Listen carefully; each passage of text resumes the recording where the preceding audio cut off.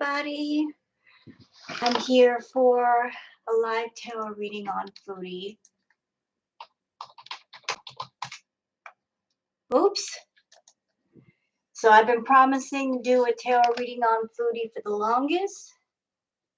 There's Booger in the background. How is everyone tonight? Let me go ahead and shuffle my cards. Actually, I need to cleanse my cards a bit, don't I? Just to get a correct reading. Oops. Here we go. Hope everyone is here. Hi, Sherry. I'm coming in a little bit. Hi, Sherry. Hi, Tangerine. I forgot to cleanse my cards. Big no-no. Hi, Jenna. I forgot to cleanse my cards, so we're going to do that real quick before we get started. I don't want them to have any energy from the last time. Hi, Taylor, Brooke, everybody. Yes, we need the tarot reading. Hello, Erie. Hi, darling. Hope you're having a good night. How everybody's having it. Ow! Touching myself. Never touch yourself with a hot stick of incense. It's going to hurt. What am I using to cleanse? An incense stick. I tend to like scents like sandalwood, amber. I don't like really flowery scents or scents that smell like things you want to eat, like vanilla. So like woodsy scents, I love those. Look at Bulger. Hi, Bulger. Hi, Boo-Boo. That's my kid. That's my baby. All right, so I'm going to go ahead and put the incense aside. It's going to make the room smell good while I'm doing this. How is everybody? It's been a minute, hasn't it? How is everyone? Welcome, everybody. We're doing a Foodie Beauty Gossip, and we just did a tarot reading for Miss Foodie. Hope you're all having a good night. A full moon cleanse, yes. Cleansing is important, especially if you're going through a stressful time. Hello, greetings to you. How are you? But I used just a stick of incense to clean my tarot cards. I probably could cleanse them with a little bit of the sage smudge, but that would mean smoking up the room, and I don't want to do that right now. No, I don't mind at all. Go for it, Erie. TRC, hi. Hello, darling. Hello. It's been a while, sir. How are you? Hope you're doing well. Good evening, Rocky. Is it Rocky Go-Abouts? I see you on Twitter. So we're doing Foodie Beauty Gossip and a tarot reading. It has been a hot minute. Everybody's been busy, you know. Listen, I've been keeping an eye on Foodie. Before we even get into the tarot reading, I did a couple of private readings for myself because I'm like, what is going on here with Foodie and Salah? And just something kept whispering to me, money changing hands. Those are the words that popped into my head, money changing hands. And when I watched Foodie's little vlog with Salah in it, I got escort vibes, like acquaintance. This is a professional transaction. This is business. His body language. He wasn't even close to her. He was standing far back away from her. When he would face her, he would always give her the shoulder. And that body language is when somebody's not facing you and they're facing away, they're kind of like protecting their personal space. You know, everything just says he's not into her. You know, watch the video, watch the body language. And he kept winking at the camera like, you know, like he's trying to let everybody in on the joke. Yet no chemistry. That's okay. If they're supposed to be married, wouldn't you, if you're married, you can be close to your wife, okay? You can at least stand next to them. You know, like why did y'all notice in the video that they weren't saying this is my wife or this is my husband and talking about the marriage? In the newest video she just put out, she was talking about traveling as a bigger person, but there was no talk about Salah.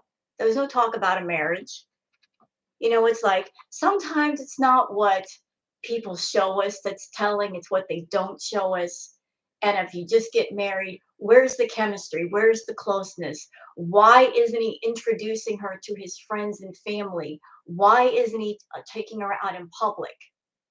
You know, why is he taking her out in the middle of the desert seeing power lines? I mean, all this stuff. Yeah, they went on a drive. There was no one around. Do I think Salah wants to live in Canada? I don't know. I can't say, but it feels like a professional transaction. It feels like he's a player. I mean, this guy's a smooth talker. Like he could walk into a penthouse party dressed up nice and nobody would question him. Foodie, not so much.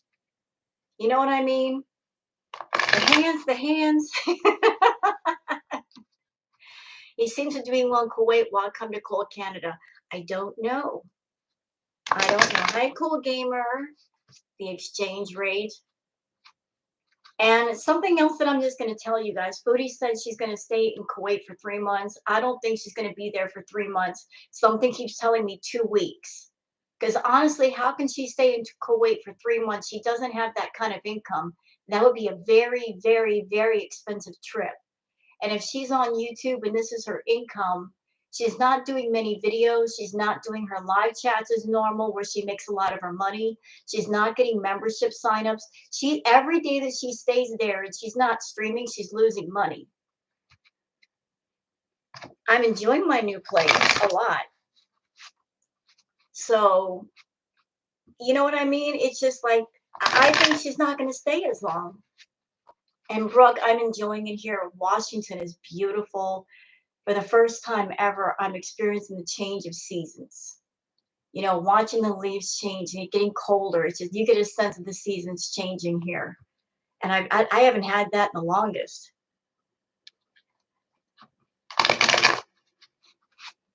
His language of various knowledge of various languages is sus to me. Yeah, he's a very.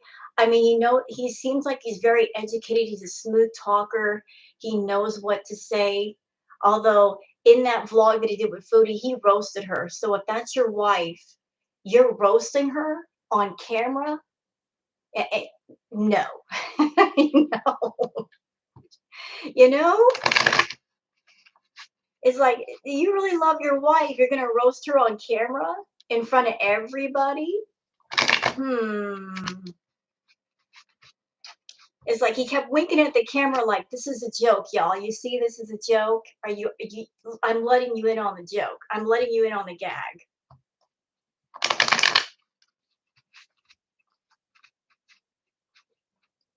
Hi, Muta. So before we get into Foodie, question for people in my chat. So you guys know I play video games, and I was going to show you guys some World of Warcraft content, but I'm getting more into Stardew Valley. Would you guys be interested in Stardew Valley content? I want to move out of Florida. Florida's a beautiful place, though. Florida's got some nice places. Although I don't envy you because I remember all the hurricanes coming through. Every year having to deal with that. Mortal Kombat, nice. Next Wednesday. So where are you going? If you're not going to be in Florida, where are you going to be? I recommend Washington. I've lived in Florida. I've lived in Cali. I live in Washington. There are some not nice areas in Washington, but there's some great areas. So try to find a great area. There's a lot of quiet towns here. It's worth it. I do dig it, Moda. I'm just like, this feels definitely more me. You know, that this big city is just not for me. I don't like the big city. I don't like the big city attitudes. No.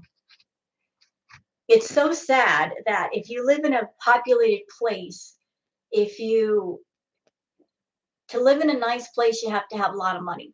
It's crazy. Everybody wants to live in a nice place, but anymore, if you want to live in a nice place, you have to have a lot of money. If you don't have three, four, $5,000, you can throw down on rent. You're gonna live in a not nice area. You know, it's expensive to live a good life. No, no more box fans, thank God. No more box fans, no more space heaters, yay me. That was a lot. I remember doing the live streams and I had to turn off the box fans because then you guys couldn't hear me. In Tacoma, nice. So what do you guys think the cards are going to say about Miss Foodie? I've already done a couple of private readings and they did not have nice things to say. Not at all. Not at all.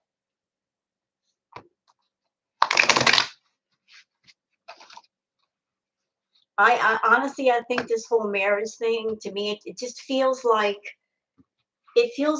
she's a marriage tourist. Does that make sense? Like she desperately wants to be married and she knows she can't get the real thing. So she just wants to role play at being married to kind of get like the feeling of it in her mouth before it disappears. She's a marriage tourist, like, let me just put on the ring and let me just role play with this hot guy for a while and that's the closest I'll get to marriage. Kind of like a marriage tourist, you know? That's what it feels like. It's like like her dream. This is her dream guy. He's young. He's hot. He's Arabic, and she's just like, let me just close my eyes and just live this fantasy for a minute because I really really want it, and I'm just gonna enjoy this experience as long as I can. Will she lose weight? Probably not. Hello, Cynthia. Why do I say your name like that? Cynthia. Thank God it. I love you, man. All right. Well, I think Foodie's like if a guy even looks at her 5 minutes, she falls in love. So what do you think's happening with Salah? If this is just a business transaction, which I think when she and Nader got together, it started out as a business transaction, and then she just fell hard, and she wanted to be real, and then everything went sideways. So this guy Salah he's more good looking than Nader. So she's already thinking, well, what if I could just seduce him with money and everything, and she's gonna be sadly mistaken. She does. She makes an easy target. She makes herself an easy target. She does. And she knows it. Had this marriage wrong sooner than later. Well, it's not a real marriage. It's a transaction of some sort. And people keep saying that Salah is scamming her. He might be, but on the other hand, it might not be a scam because if it's a business transaction, she knows the deal, he knows the deal. She knows that she is not something that a younger hot guy would go for, and she's just like, I'm just gonna roll with it. Thank you, Muta. It's a mutual transaction. It could be very well that. It's just that think she needs content. So let's just play it up for the camera. Hello, Blondie. So let me just focus here, y'all, because I really want to get started with this reading. I know y'all are waiting on that. You guys have been like saying, I want another reading. Bro, we're doing the reading. We're doing it. We're doing the damn thing, okay? We're doing it. Let's just do this thing. Hi, Corey. I just wanted to talk a bit so everybody can get in here. All right, so what do the cards have to say about Miss Foodie? What's going on with her and Salah? Let me just focus, y'all.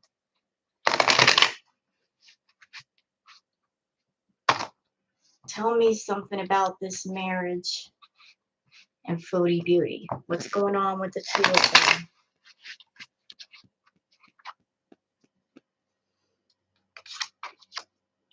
Ooh, interesting. So the first card is the High Priestess.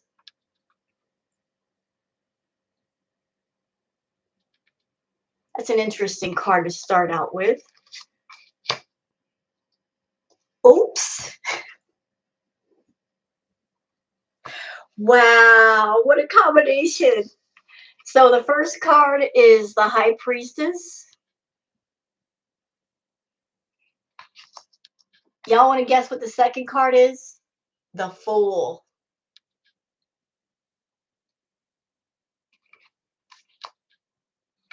I don't think I have to explain that one.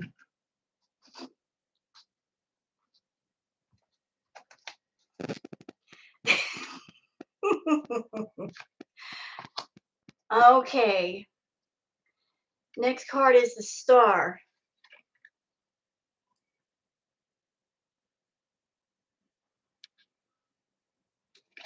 All right, let me just put my cards down because I'm getting feelings off these cards. So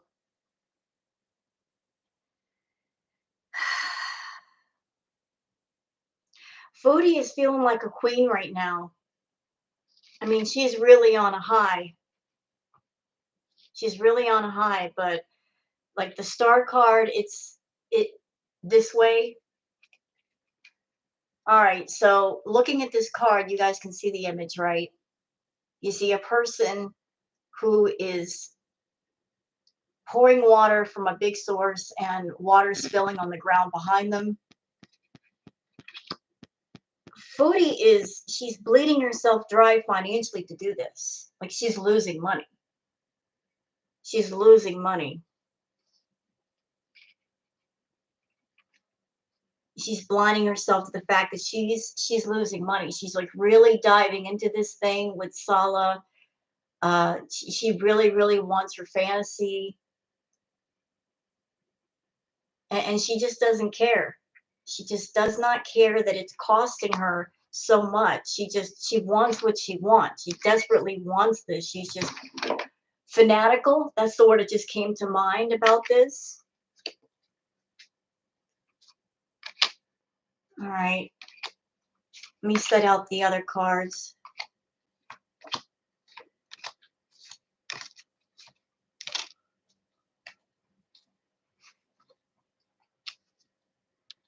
Let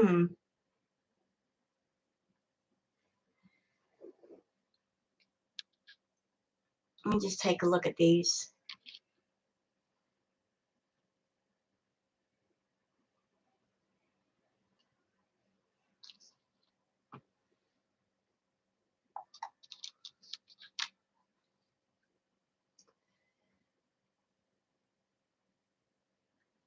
Interesting array of cards here.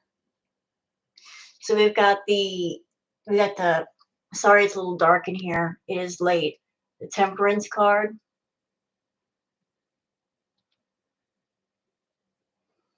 When I look at that, I just see, robbing Peter to pay Paul. Like her just trying to, transfer money around just to keep everything going. I mean, that's the feeling I got off that card.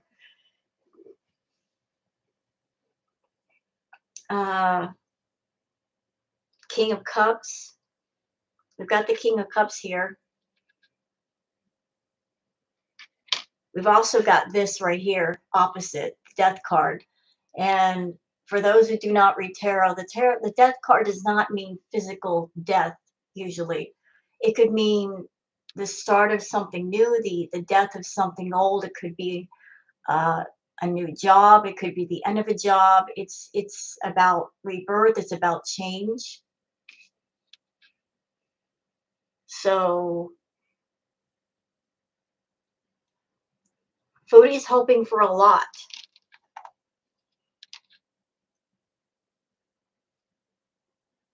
And she thinks that this whole thing with Salah She's walking away from old money, like her way of usually making money.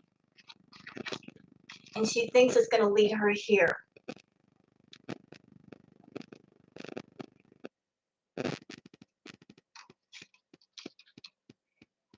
I think Foodie has realized that with her content the way it was, she couldn't go on anymore. Like she hit the ceiling with, like, she did every extreme thing she could do on YouTube, and she ran out of ideas. So like, now where do you go from here?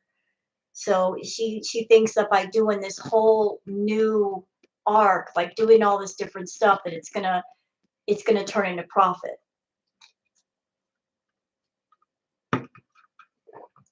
Yeah, his influence on her.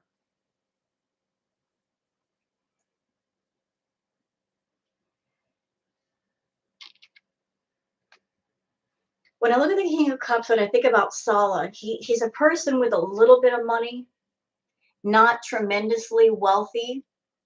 He's got a little bit of money, but not that much.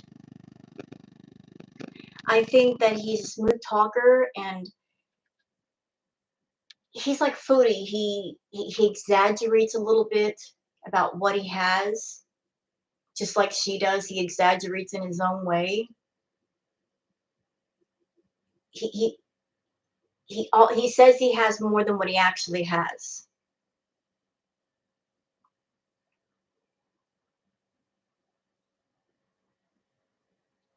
So they're both kind of lying to each other.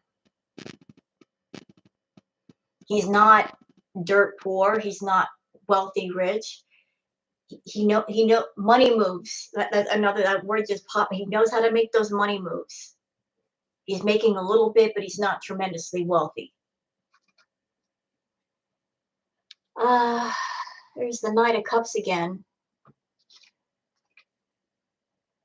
Then we have this.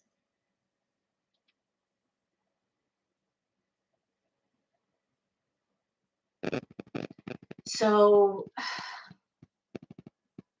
restricted. That's the word that came to mind, restricted. She feels very restricted right now. Like she can't be herself. She has watch her step. She has to watch her step. She has to watch what she says. She has to watch what she does. She can't do what she normally does. She doesn't have the freedoms that she's used to.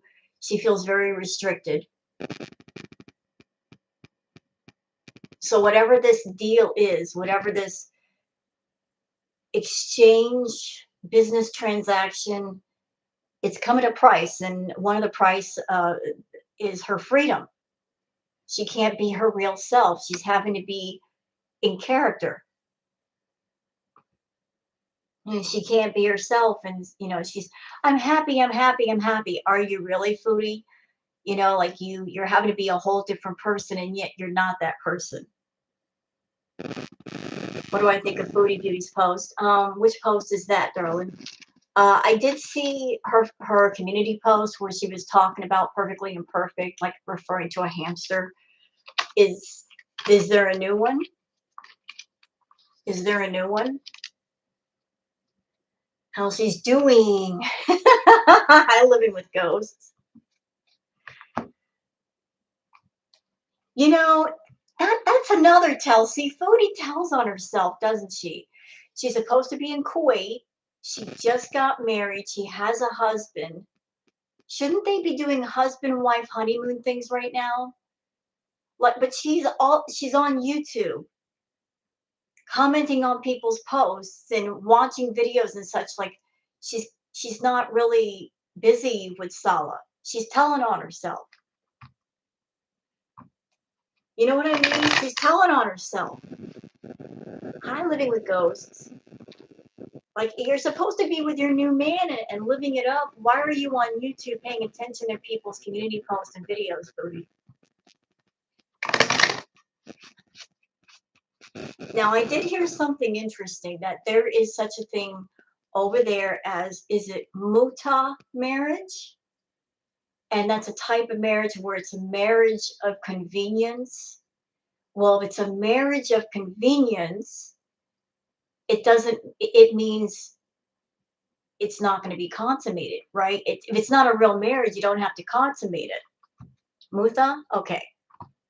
So if you have a temporary marriage, there could be stipulations within that marriage, agreements. It means you don't have to consummate it.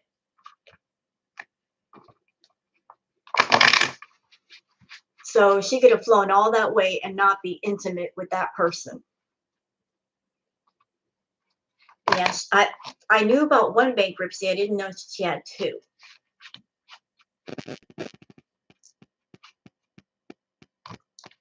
So if she was planning on sponsoring Salah, let's put the bankruptcies aside for a second.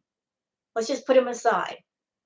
You go to sponsor somebody, you're gonna have to prove your income. And if she's over in Kuwait and she's gonna be there for 3 months, like I said, every day that she's there, she's losing income because she's not doing live streams, she's not doing membership. So if her income continues to go down every day, every week that she's there, by the time she gets back, it's going to take her a while to recover. Oh, damn, listen, Mr. Bot. No, no, no, no, no, no. Nope, nope, nope. I got rid of the bot. Go away. No sex bots in here. Go away. I hate those idiots.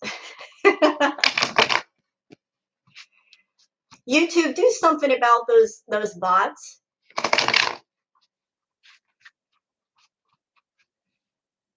Anyway, what was I saying? Yeah, putting the bankruptcies aside, if Foodie Beauty, she's got to have steady income. And if she's changing up the material on her channel, people may or may not respond positively to it, and she may not get as much money, which means her income's going to go down. I wonder if he has another wife. Something that I noticed, maybe it's just a little thing, maybe it means nothing. I noticed that their wedding bands did not match. His looked different than hers. And I don't know if that's personal taste. Like he preferred his band look one way and hers another, but his wedding band looked different than hers. Like they were married to different people. They didn't match. Like his looked more understated and hers was a total pick me. I want you to notice the ring.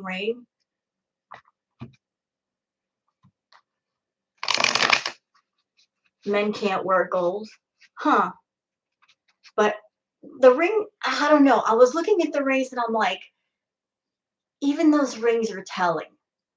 Her ring is big, it's gaudy, it's in your face, it's gaudy. That's the word I'm looking for, gaudy. That ring is gaudy and it's too small, which is weird. If you're getting married, why would your ring be 3 sizes too small? That's something you wear all the time. Unless you bought it for yourself and you didn't buy the correct size.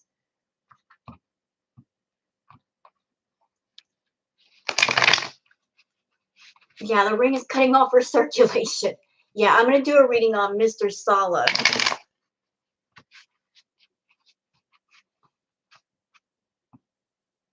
And if you guys, I know you guys saw that picture of them, I guess on our Instagram or our community post of like, they had their showing both their hands. You know what I did?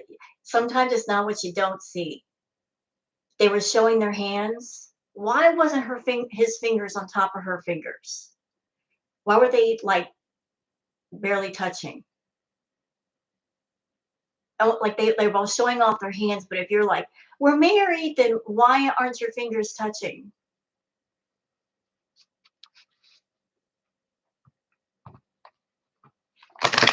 It just, you watch the video, there's no chemistry at all. You see the hand picture, their fingers aren't touching. And like I said in my react video, did y'all notice that when they were in the car, they were barely speaking? There was a lot of awkward silence. There was a lot of awkward silence, like he really wasn't talking to her. I saw more synergy between her and S-Jam than I did between her and Salah.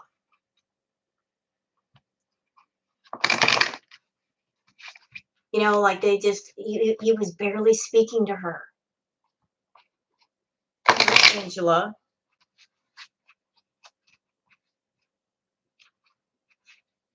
And to be returned. I don't know, Rocky. Just, hey, Saren. Yeah, he didn't seem excited.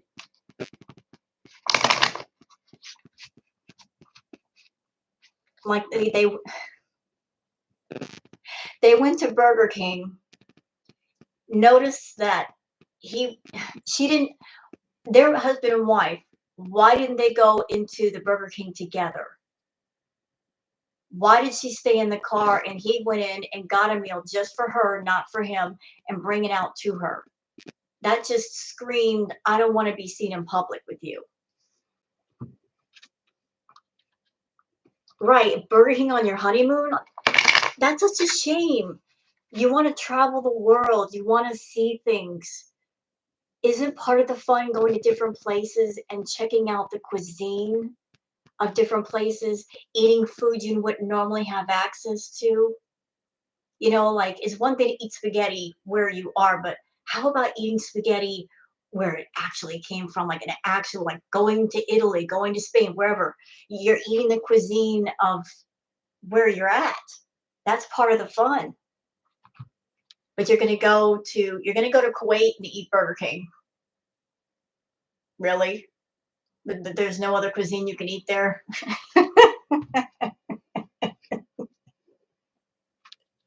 You can't eat that back in Canada? Pete needs to get his crap together. You know, I got thoughts. I said it in my react.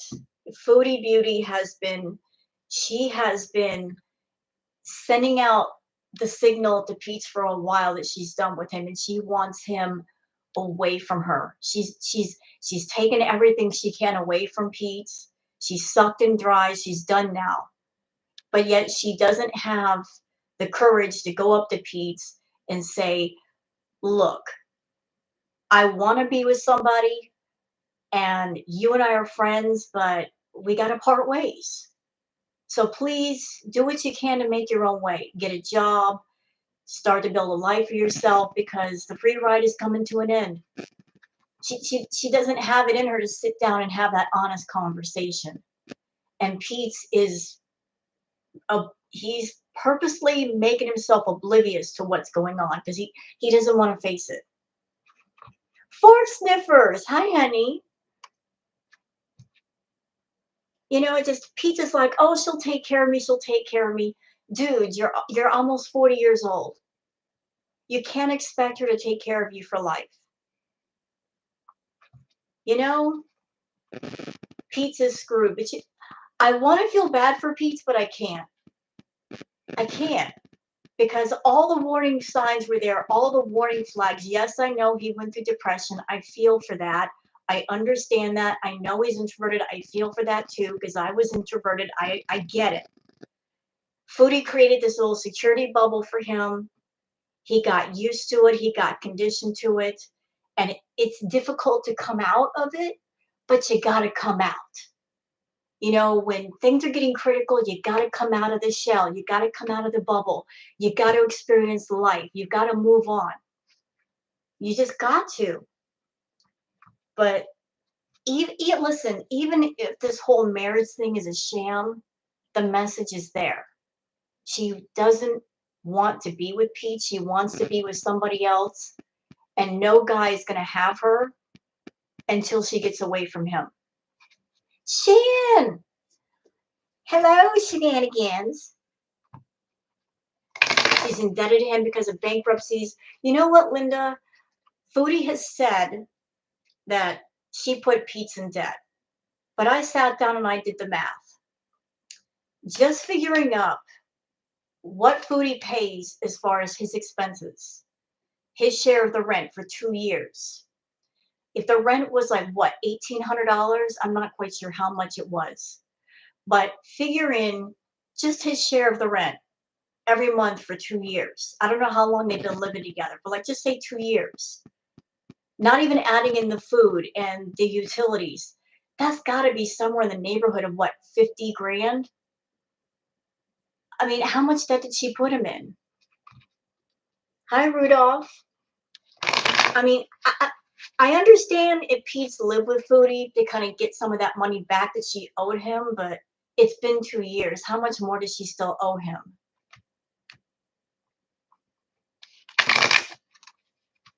If they're, hi, try digital Southpaw, welcome. He's going out to the movie. He has $10 to his name. You know what?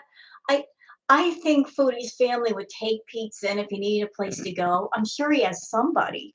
Somebody could let him couch surf for a while until he got it together. He's got to know somebody. Somebody can help him. 4 sniffers. Oh my God. Wow. That's the biggest super chat I ever got in my life. I love you, man. Booger. I know. Thank you, 4 sniffers. Booger thanks you too. She would say thank you, but she's sleeping right now. Her aunt might. Somebody can help Pete. Somebody will help Pete. The thing is, he's just Grandpa. I've been trying to call you, Grandpa. You're not picking up your phone, so fuck you. I love you, Grandpa. Hi, Mr. Person who doesn't pick up their phone. Anyway, me and Jim know each other. He's my buddy. We can give each other shit. What was I saying? Yep, he's got it. He's got it all figured out. Hi, Winfred. He's got it all figured out. You know, again, it's not what you see that you don't see that's telling. Why would Pete be so calm? He doesn't seem to be stressed out that she's going to be out for 3 months. It's like he knows she's coming home sooner. You know, it's like you got to you got to look at all the details, what you see and what you don't see. Sometimes things hide in plain sight. So let's talk about Mr. Salah. Let's talk about Mr. Salah. Right. I think so too, Rocky. I think so too. Like he knows everything's cool. Everything's cool. That's why I'm like, this man, just like with Foodie and her supposed move, when she's sitting there, she's not packing, she's not cleaning, and yet she was calm as an ice cube. I'm like,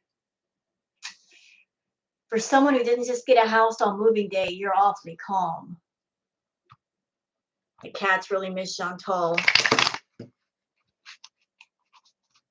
With the grandkids. All right, you're forgiven.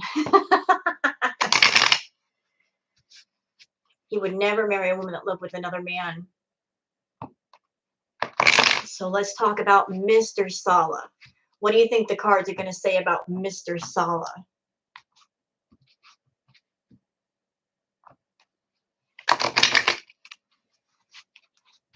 He was actually weirdly comfortable. You know what, Saren? Escort. This guy feels like I'm getting escort vibes.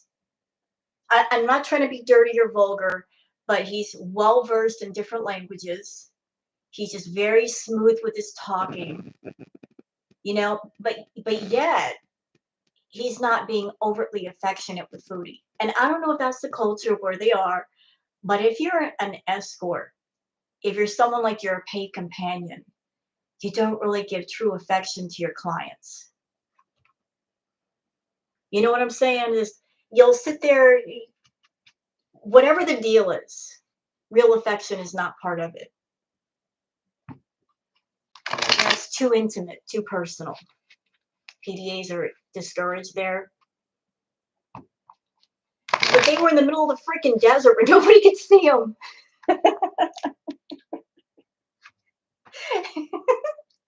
He took her in the middle of the desert. And then the side of a road, it's like, you're supposed to be married, and where does your husband take you? To the desert, near the power lines, and that long bridge. That's like the Kuwait version of the long road. He's taking you out in the middle of nowhere. Don't want nobody to see you.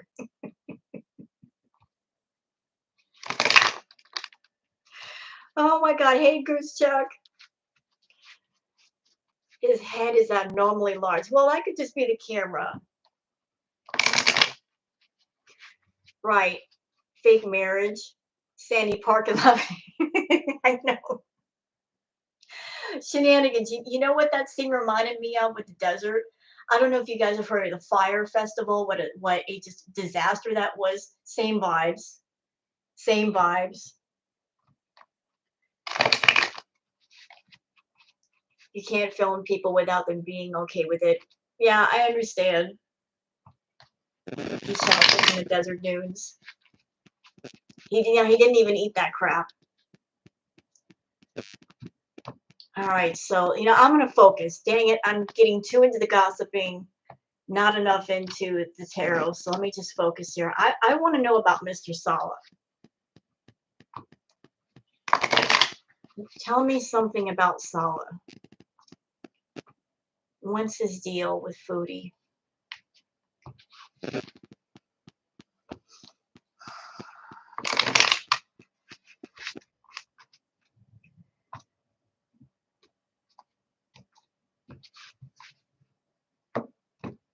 I want to know about this dude. What's his damage?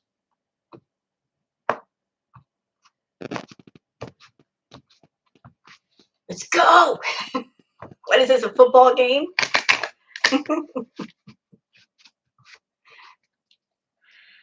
Okay, y'all ready?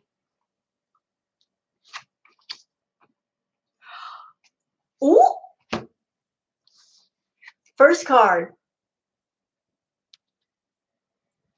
Told you he was a player. Told you. This guy's making money moves. Didn't I say that earlier? Money moves. Money moves. He is just like, what can I do to make money? And he's got several targets. Look. 1, 2, 3, 4, 5, 6, 7. This boy's working. Working. Working. He's got several irons in the fire. He's looking to make some money moves. Told you. All right, what else we got? Ooh! Followed by Salah, are you juggling more than one woman at once? What are you doing? I'm money moves.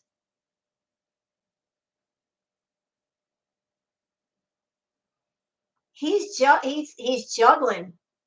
He's juggling. Oh. All right. Wait a second. I got to put that down for a second.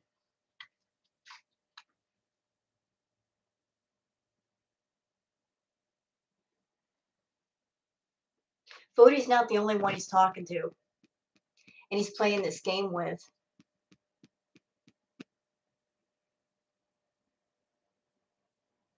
He's not the only one.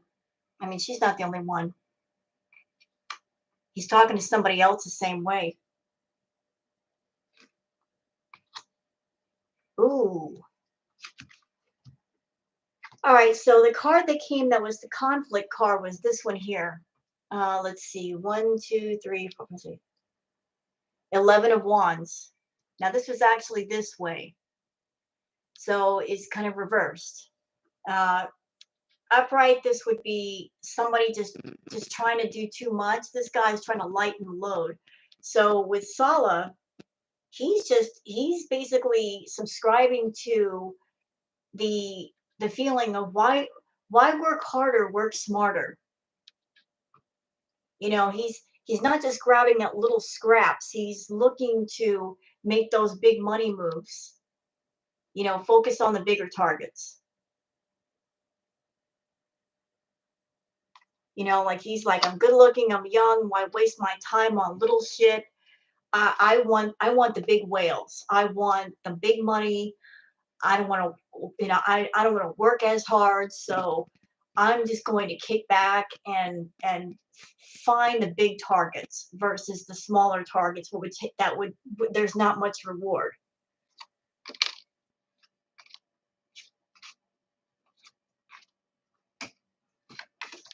All right, so let me just put these down. Ooh.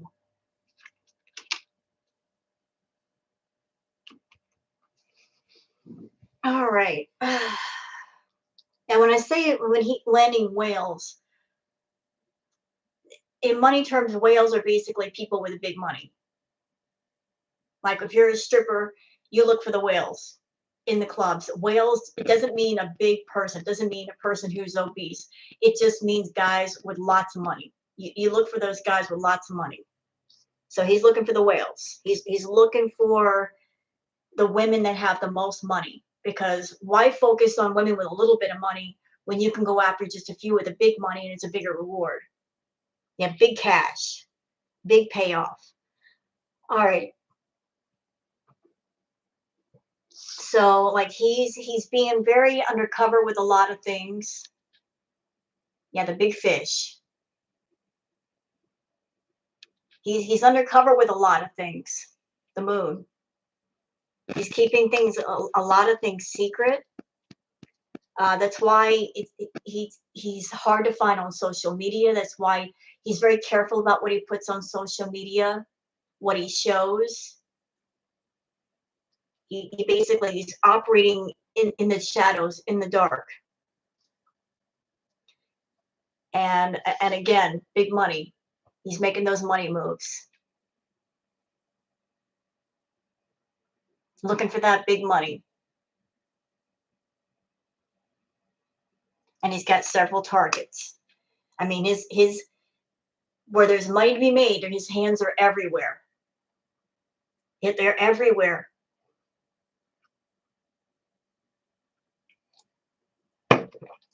You know what, Brooke, I'll do another reading on that after I'm done with this one. Um, that's interesting. Let's see. We got the Knight of Pentacles and the Lover's card.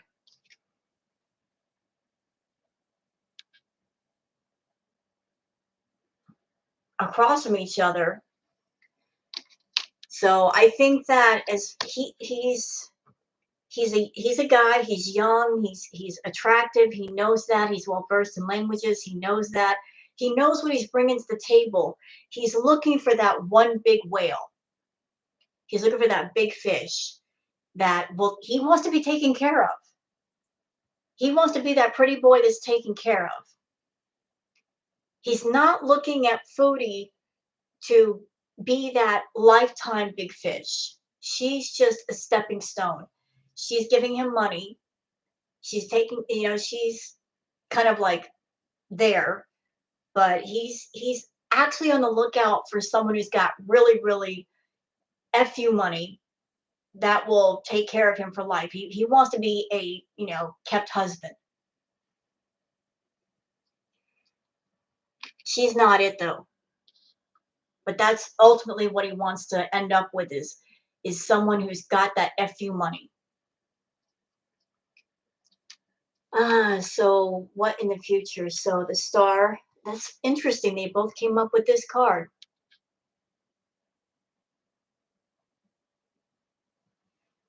So like notice this is, you guys saw that I shuffled. This came up in her reading, but his meaning is different. Like her income she's giving to him. So it's like he's taking from her pool and adding to his. You know, it's her. His meaning is different. Like, here, give me what you have, and I'll add it to what I have. And she's draining her small puddle to put into his big pond. The Hanged Man, the Wheel of Fortune. What's the last card?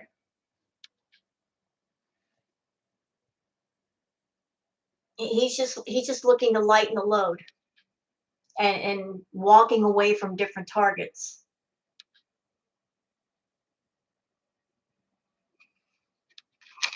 So he's in the mindset of, he's just decided, like, why work harder? Just work smarter. Don't go for the little fish. Don't go for the minnows. Go for the big catfish with the big money. Because I'm young, I'm hot, I'm educated. Why I can just, these women that want me, and I think him agreeing to be on Foodie's channel, that's just simply opening the channel for him to find those big targets. He's looking for those big fish. Hi, Irene. Giving him exposure, he'll ride this whale until he catches the attention of bigger whales and then leave her high and dry. Exactly. I think that was the plan, Shenanigans. That he's just going to entertain Foodie for as long as she's over there. He'll play the game. He'll role play, which is exactly what this is. He's role playing. He's not really giving her real affection, real attention. He'll just play in front of the camera. Maybe that's part of the agreement. Didn't Foodie say, all he has to do is fake love me and I will give him the world? She said that about Natter. So here's Salah saying, fake love you, huh? That means I don't have to really love you. I can just stand next to you in the camera and get the big money. Okay, I can roll with that. And so he is. And so he is.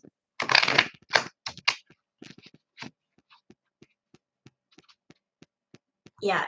You know what? It is Natter, but yet it's not, Angela. Because Salah is a bit different. He's much smoother, much more suave about it. He's not being rude to Foodie. He's not being abusive to Foodie. He's just playing the game quietly. He knows to keep his mouth shut. She's giving him the money. He'll play the game as long as he's getting paid. Exactly, a smooth operator. That's exactly what he is. Salah's much smarter. He's much smarter. He's like, I can benefit from this. Called her baby. That felt so forced. It looks like he bought 2,000 video games for her. That's love. She ain't got time to play 2,000 video games. And let me tell you something. If you just got married, if you just got married and you got a hot husband, you don't want to play those video games. You're too busy in the bedroom. Get busy. What you need for 2,000 video games for? You hear me? That's the only game you want to play for 6 months. Hey, puppy breath. Am I right or am I right? Listen, you get married, 3 or 4 months you're on your honeymoon, you're in the bedroom all day. You don't want to know nothing from nothing. You walking funny for 2 weeks. Who cares? With a smile on your face. I hate to get crude, but that's what it is. You're sore. Okay, you got bruises. How did I get that bruise? I don't even care. I'm happy. Who gives a shit? I'm married. I'm on my honeymoon. Don't bother me. Don't call. Don't leave voicemails. I won't return them. Hey, go away.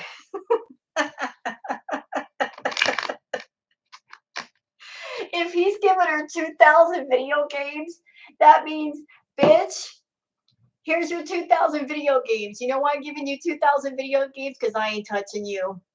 Here's 2,000 games. Keep yourself busy.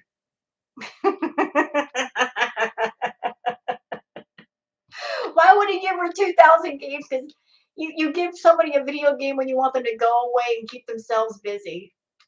You don't give your wife 2,000 video games if you want to be busy with her. That was his way of saying, go away, play those games, go in the other room with the console, leave me alone. Have I been married before? Yes, I have, twice. You picked the perfect gift for a honeymoon. I've been married before, and I've been saying my reaction, you know what? Listen, marriage is a beautiful thing when it's between two people who honestly love each other and they are connected. When you have a true partner, it's the most wonderful thing. But even with that, a marriage is work. But people who don't know each other, they're not connected, marriage is hell. It's hell. And you shouldn't do it. You should not do it. You're in your own personal purgatory if you're with a partner who is not your partner. Hey, thank you, Lula. Hello, Outshine. I mean, you got to make sure the person you're saying I do to that you will do for the rest of your life in every way, that they are your partner. Take your time with that. Get to know them, talk to them, spend time with them, learn every side of them that you can. Don't rush that shit. Don't be in such a hurry. If they're your partner, they ain't going nowhere. You know, why are you rushing that? Don't be an idiot. Don't say I do to a stranger. You've been married. Congratulations, Angela. I think that's fabulous. I actually had a set of great grandparents. Guys, I got to tell you, I got to witness one of the most beautiful love stories I think I've ever known, and it was real. I had a great grandmother and a great grandfather. My great grandmother's name was Annie, and my great grandfather's name was Mills. And they got married back in the 1920s, 30s, something like that, back in the time of the Depression. And they were dirt poor, their grandparents.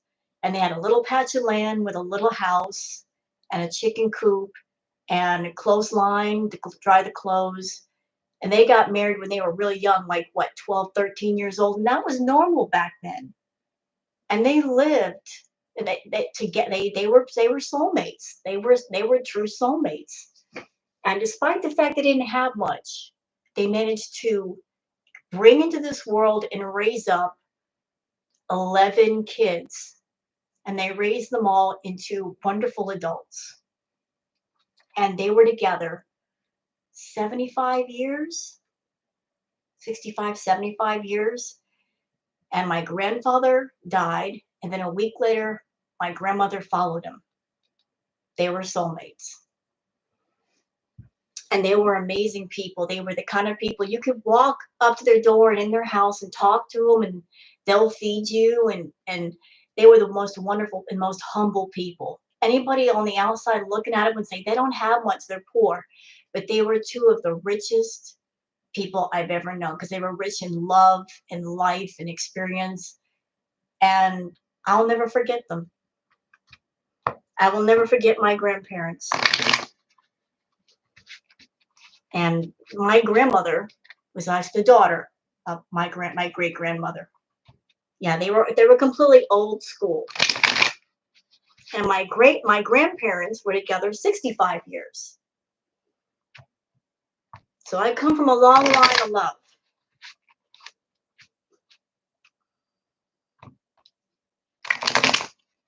Right, exactly, sweet.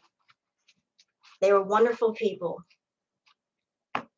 And my great grandparents were funny. Even though they were both so incredibly old, they still acted like teenagers. They chasing each other around like kids, acting like kids. That's when you know you got your soulmate. You're both just kids around each other all the time. Anyway, so are we going to do another reading on the marriage of Foodie and Salah? Marriage.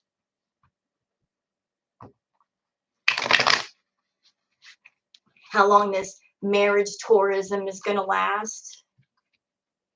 Because that's what I think it is. It's just marriage tourism. I think she's a tourist, and she wants to, she wants to kind of she wants to live her fantasy.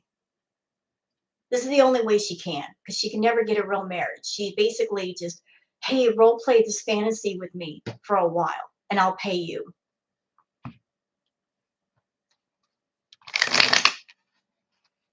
Three years. Hi, no, dude. I don't think it's going to last that. You know what? I could be wrong. I think there's some kind of agreement between them, and he's definitely in it for something. Hi, Jordan. I think he's in it for something. Foodie's getting a marriage, so y'all, let's look at it from a logical standpoint. This guy is what, 27, 29 years old. He knows different languages. He's a smooth talker. He's good looking. He's in shape. She wanted a marriage. What's he getting? If he's a smooth talker and talking to other chicks, and he normally does it in the dark where nobody knows, for him to go this public with Foodie, what is he getting? Was there a deal where he said to her, because I can't work other women and I'm working you and I'm with you and I'm public with you, you got to give me more money because you're cutting me off from my other income, from my other targets. You know, like he might have come to the table with that. Look, I'm focused on you. You got to give me more money to keep me away from them because I could be working other people besides you.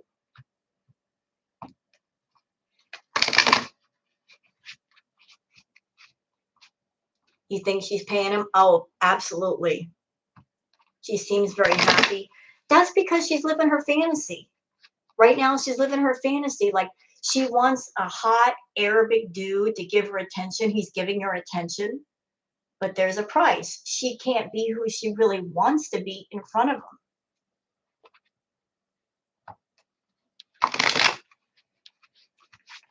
She was waving that wing like her whole underwear.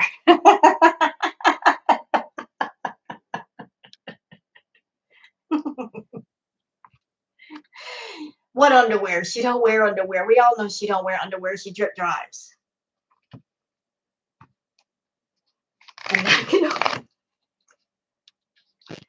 it does. Oh, Tara, you're right. It does look like a napkin holder. Maybe that's why it's too small. She found a napkin holder. That's why it's too small for her finger. Hey, Rhoda. It does look like a napkin holder. What?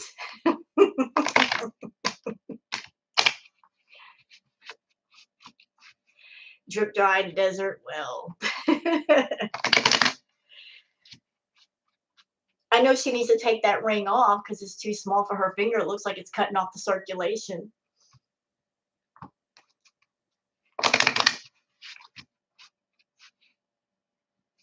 I'm sorry, Brooke. I'm sorry. I'm so sorry. All right. Burger King now. Yeah, exactly. Like, you just get married. You could go out to dinner with your husband. You could experience the cuisine of wherever you're at. Why are you going to Burger King during your honeymoon? Why?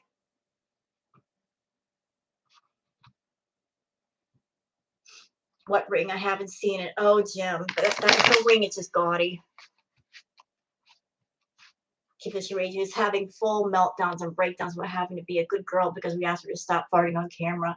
You know what, Mama? It won't take long. I think what's holding her back from a full breakdown is the fact that she's with Salah and she's doing this fantasy and she is paying for it in some fashion. And she's just like, I got to maintain appearances. I got to maintain appearances. I got to keep up this charade.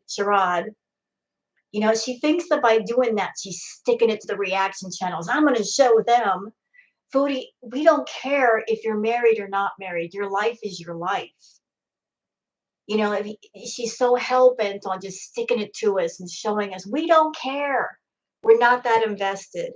Whether you're married or single, we don't care. We don't care. You know, be married or not, but you, marrying a stranger is just stupid. That pinky though takes her where nowhere is at. He don't want no one to see her. I know. I did love it. Speaking of the Burger King, how many of y'all caught that part in the vlog where he went inside to get the food, right? They're facing the door. Did y'all catch that when he showed himself in the car and she was eating, they were parked in a different place? He drove away from the door so she could eat. Like she normally does when she was doing her mukbangs, remember? And she would be eating in her car, she would park away from everybody. Also, like something else that came to mind. Remember when she had to go take her walks in the park? She would drive literally like out of her way to find the one park where there was nobody. And where did Salah take her to take a walk? To the desert. Exactly, and the long road. So even in Kuwait, they found a long road.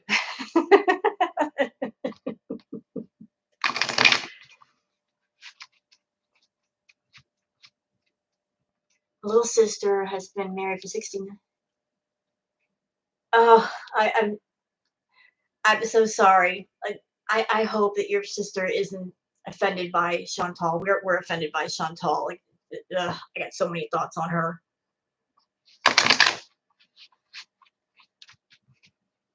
Are they allowed to hang out together in public? I don't know. I don't know. But you know another thing we haven't seen, y'all? And this just struck me as odd. Riddle me this, riddle me that. So they're married, right? Why is she staying in a hotel? If they're married, if they're a couple, why isn't she staying with him in his house? She's his wife. She can stay there. She can live there, right? Why is she staying in a hotel? What's that about? Why are they living separately if they're now married? And where were the family and friends? Has she met the family and friends? And during the vlog, why didn't they talk about being married? He never said, that's my wife. She never said, that's my husband. But if they're married, why hasn't she met the family and friends?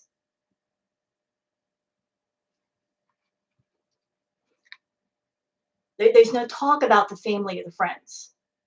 There's no mention about meeting them or, hey, he talked to his family and now we're married. None of that. Isn't that weird?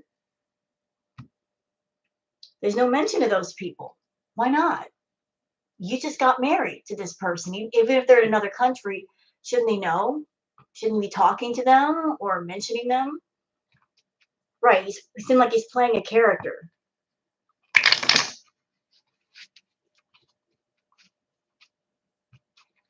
Right, exactly, Amanda. I watched that short video and she talked about being a bigger person and traveling and da da da.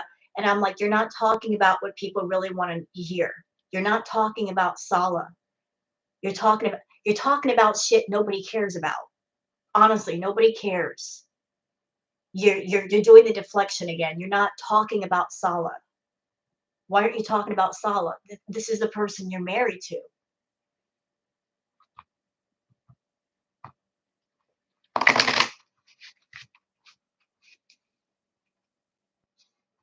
He's politically dangerous. I don't know about that. I honestly, it's to me, it just feels like a role play. He's role playing a role for her, and he's getting paid well to do it. And so she wants to live out this fantasy for this arc, and that's all it is. And I don't know how long it's going to go on. I don't know what his involvement's going to be. I don't know how deep it's going to get, but it just feels like role playing. You know, even his body language. Y'all watch the video again. That vlog they did together. Notice his body language. Notice that. Y'all remember when Nader took her to the park and they were walking around the park? Do y'all remember that Nader would walk way ahead of her or way behind her. Like he wasn't walking side by side with Foodie. He walked way ahead of her. Y'all remember that? He wasn't he was like keeping a way big distance away from Foodie. Salah was doing the same thing. I am visible. And watch the video. Salah keeps his distance away from Foodie. Like when they're outside in the car beside the highway, he's standing 2 or 3 feet back. He's not standing beside her. And when they're like the camera's on them, he's like this. I am visible. He's like this. He's always got like his shoulder to Foodie. That's body language. Like when you face someone that you want to talk to, when you want someone in your space, you get closer to them. You will move closer to them. And if there's somebody you don't want to be around, you protect your space. You give them the shoulder. That way the front of you is facing another direction. He's repulsed. Also, like you can't see his feet, but the way he was standing. If you're talking to somebody, and let's just say they're going to the door. If they've got 1 foot in front of you and 1 foot like facing another direction, that means they're wanting to leave. Like he kept shifting around. Like, I want to leave. I don't want to be here. But notice like during the video, like he was always like he was blocking her. He did not want her energy into his energy. Like he always had that kind of like sideways shoulder action going on. He would never stand directly next to her.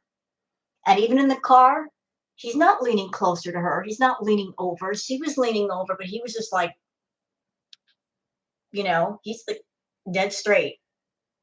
Like, don't touch me. Right, shenanigans. Not interested. Not. So I was picking up on all of that.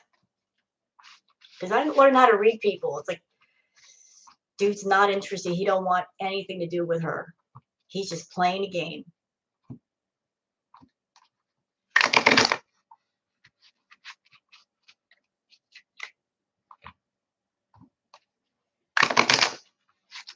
All right, so we're going to do a little reading on this marriage.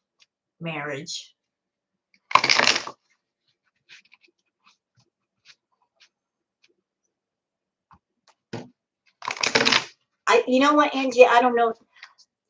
She was on YouTube making comments already. I think she's been running around YouTube to see what the reaction is, which is what she normally does. She will sit there. Thank you, Janet, for the super sticker. Mwah, thank you. For Foodie being newly married, she's got an awful lot of time on her hands to run around YouTube and check people's comments. It's like you're just newly married and you're not getting he's not breaking your back. What are you doing? What are you doing on YouTube? You got a new husband. You're checking on everybody, you narcissist. Go get your back broke. Jesus. Go get your back broke. You should be in bed, getting happy, wearing out your starfish.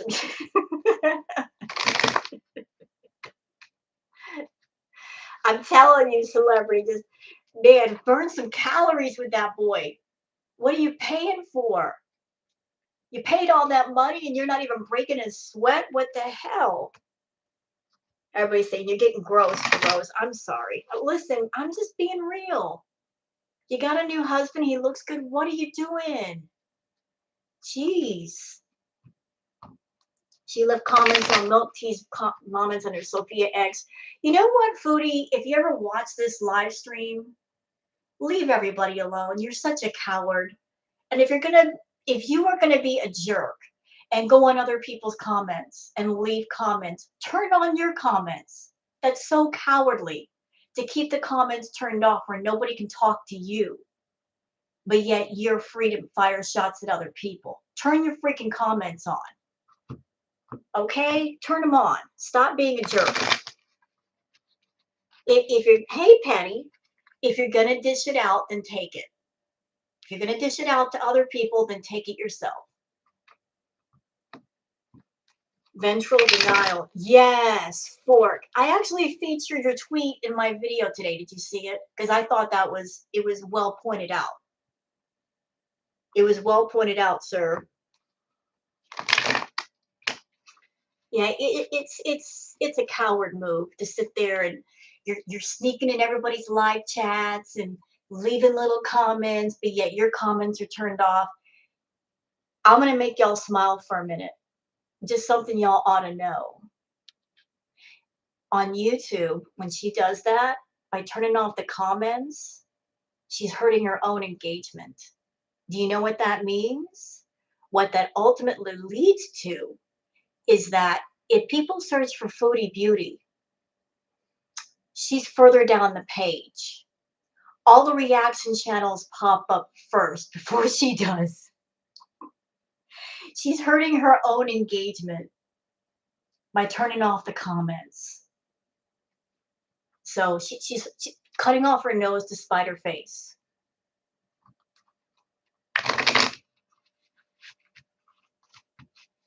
Seriously, she's hurting her own engagement. So keep on keeping on, Foodie. Do it. It's okay. Hurts your own engagement. Don't go live. Don't rage. Don't get those super chats, girl. In 3 months, your ass is going to be broke in Kuwait. You're going to be coming home with no paycheck. Got to wait 2 months to get another paycheck. Enjoy. Enjoy that lack of money. All right. She's trying to get a new audience. Well, listen, if she's trying to get a new audience, that's okay. If she has reached a point in her life where she's like, I'm tired of mukbanging, I'm tired of coming on camera on drugs, drinking, acting the fool, that's okay. That's okay to want a new audience. But here's the thing. If you're trying to build a new audience, that takes time. It takes some experimenting. And the wisest thing to do is to build it slowly. Experiment to see what works. Don't just jump from one pool into another and expect success in the other pool.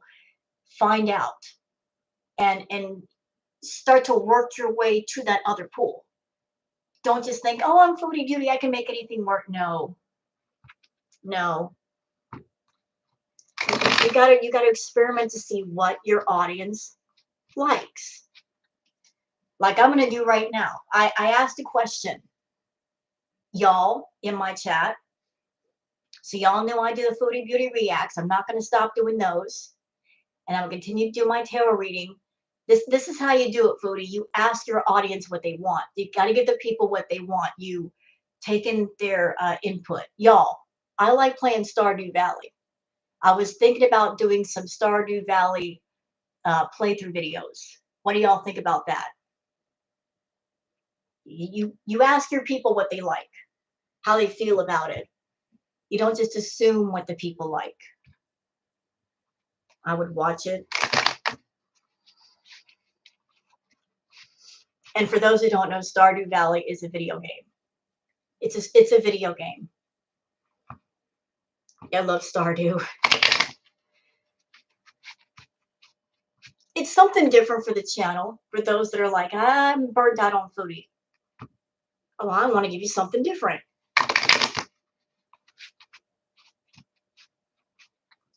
It's bullshit in the background. No video games.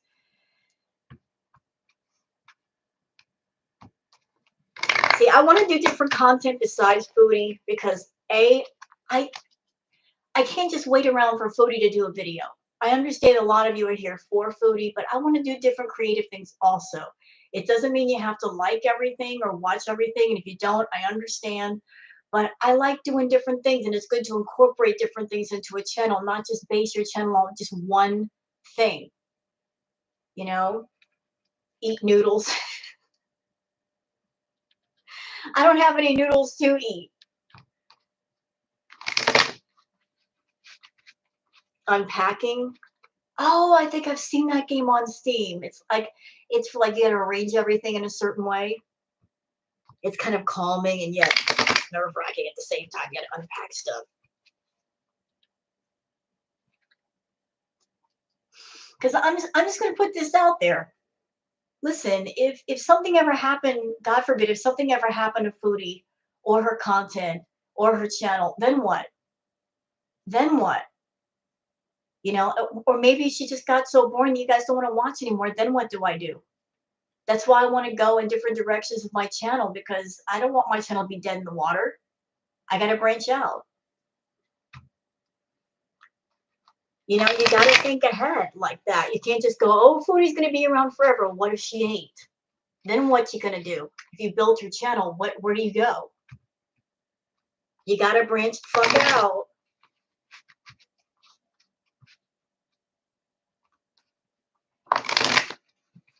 Do I still dumpster dive? No. Get a ukulele.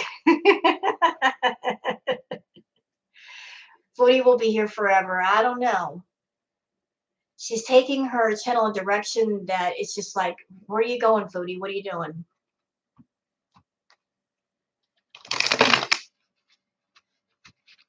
All right, so we're going to do one. She's a damn cockroach. She's a fruit fly.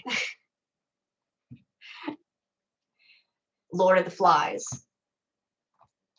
She's lurking in here right now. You know what? I don't doubt that. I don't doubt that. You know what? Hold on a second. Let me just look. I'm nosy. Give me a second. I don't think she's in here. My room's not that big. She's not interested in me. True crime. I've heard that true crime channels are having a harder time getting monetized just because YouTube is slapping them left and right with restrictions. You know, they're having a hard time monetizing their stuff.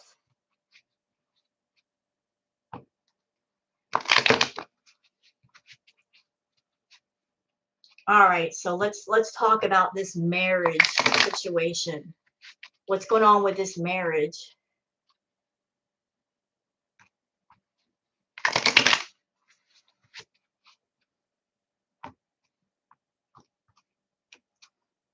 And if Foodie is in here, Foodie, I'm sorry, you're a freaking idiot for marrying somebody you don't know. And if you're role playing, this is just stupid. This arc is stupid. Listen, if you want to play out this fantasy in private, you should have done that. But you want to make money with this, and you're just making a fool of yourself. I'm just saying. You endanger girl.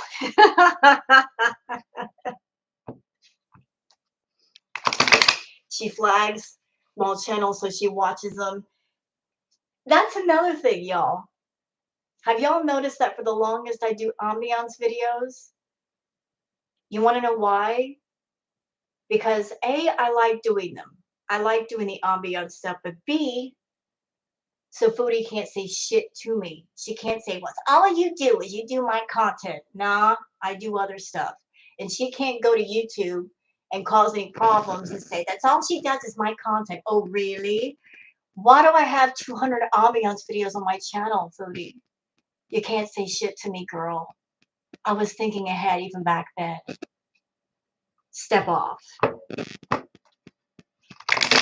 By diversifying your content, she can't say nothing to you.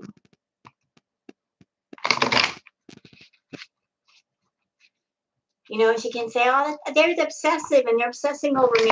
No, I'm not. Hi, Bex.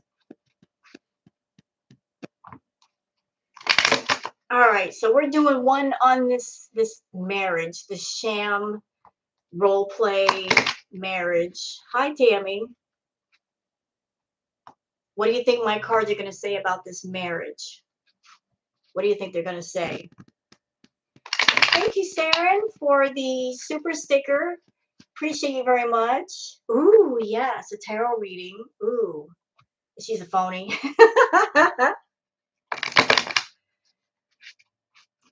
Well, we all know that. Fool card off the top.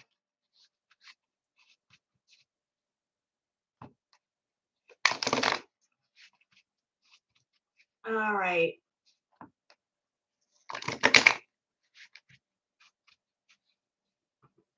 Yeah, you know what? I was wanting to do the tarot card reading earlier, but a lot of people were going live covering the video, and I'm like, I'll wait.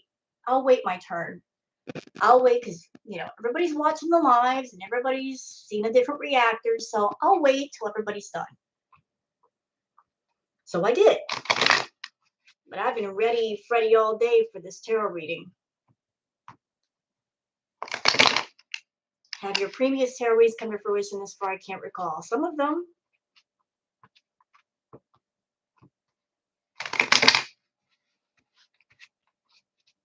All right.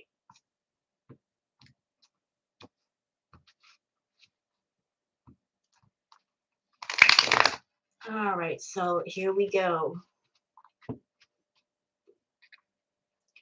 Luma, if you want to learn about tarot, there's lots of different YouTube videos. You could just learn. You can just do a search under tarot readings. Learn how to do tarot readings. Learn about the tarot, and there's lots of videos that will come up that will help you.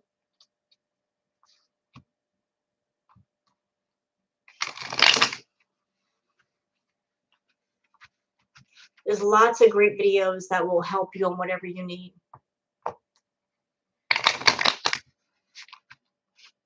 All right, let's do this. Ooh.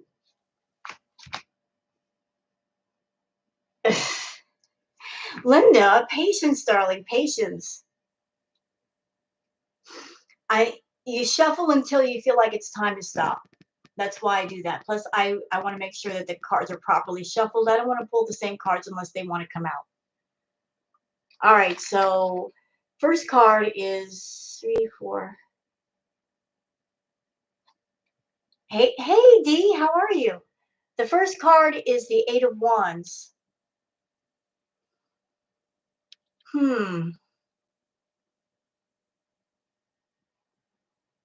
Everything's up in the air. I need another card to go with that one.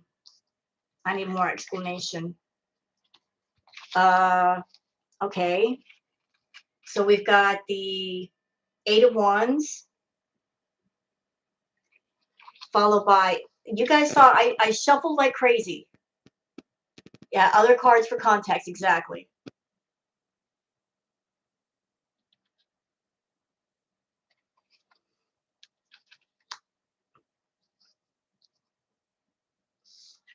So let's see. Let me just look at these. Just look at these two for a minute. It looks like Foodie is she's juggling money, just trying to make sure everything's covered. This marriage is gonna be about trying to. Her income is going to suffer at the cost of trying to promote Salah. She's funneling money that would normally go to her in his direction, if that makes sense. It's like, for her to help Salah, she's got to sacrifice part of what she has. And whatever they've got planned, like whatever is in the works, it's going to be a harvest that doesn't bear much fruit.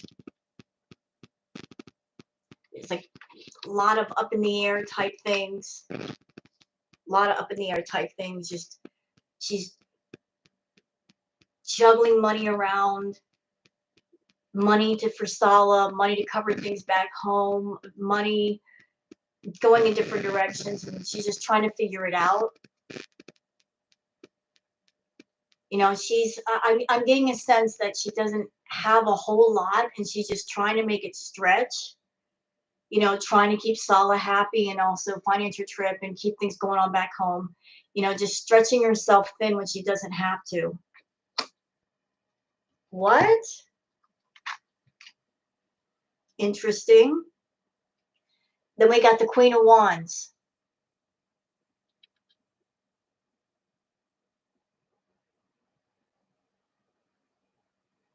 So who's this woman? Is that her mother? There's a female figure here. Is she going to somebody for money? Who is this? I need the rest of the cards.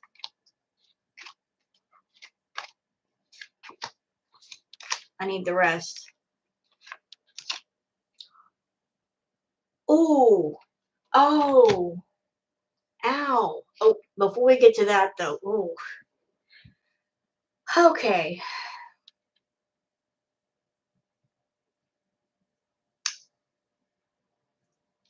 Okay, this was the last card.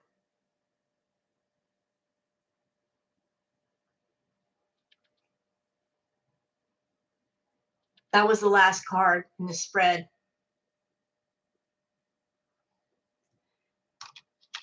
But before we get to that, oof, let's go over the other cards that were closest to her card. Let's see. So you guys saw I shuffled the cards, the point where I just annoyed some people. What do we get again? We got these with his reading, right? And I shuffled the crap out of them. They're coming up again. So there's Mr. Salah making his money moves.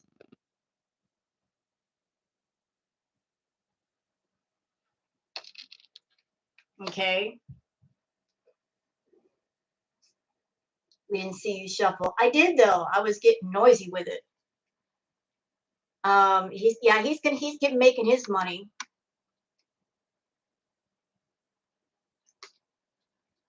And Chantal is just basically draining her own pocket, keeping him happy.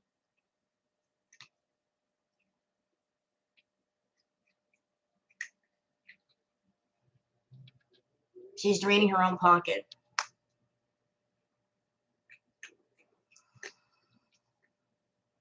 Chantal, what are you doing? You're making yourself broke over this dude. Stupid idiot.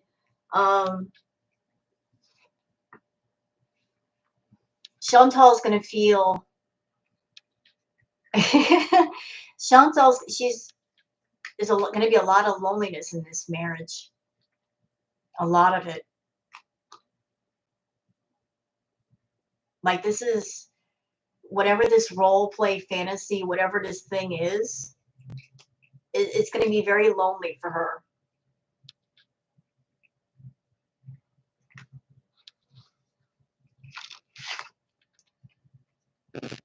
And Salah, he's basically he's the boss. He's Iron Fist. That just came to mind. Iron Fist. Like if they're really married, or if this just isn't role play, like he's gonna exert authority over her now, and he's isolating her,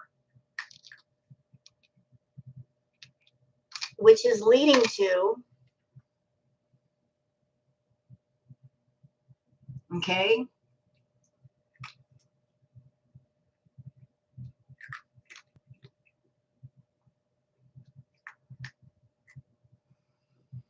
A great deal of sorrow. Just it's loneliness, isolation, just cut off from everything she knew, from everything she was, that she was familiar and comfortable with.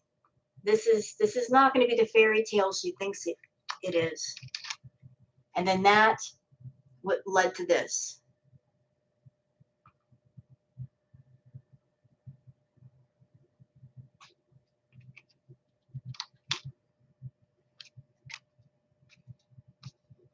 So Salah, he's putting himself, he is jockeyed for position.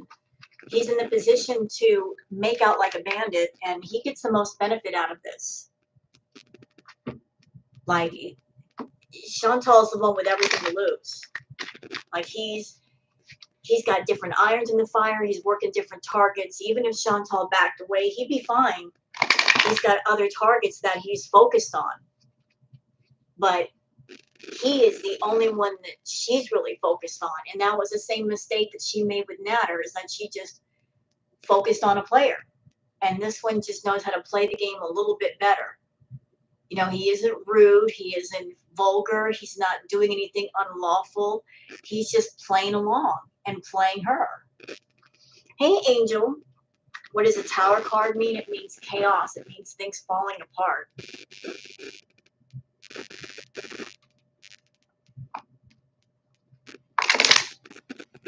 You know, like this partnership is going to go bust. Hey, PJ. There's somebody else I want to do a tarot or reading on. I think you know who it is. Pete's. Hello, PJ. What's going to happen with Pete's? Hi, Jen.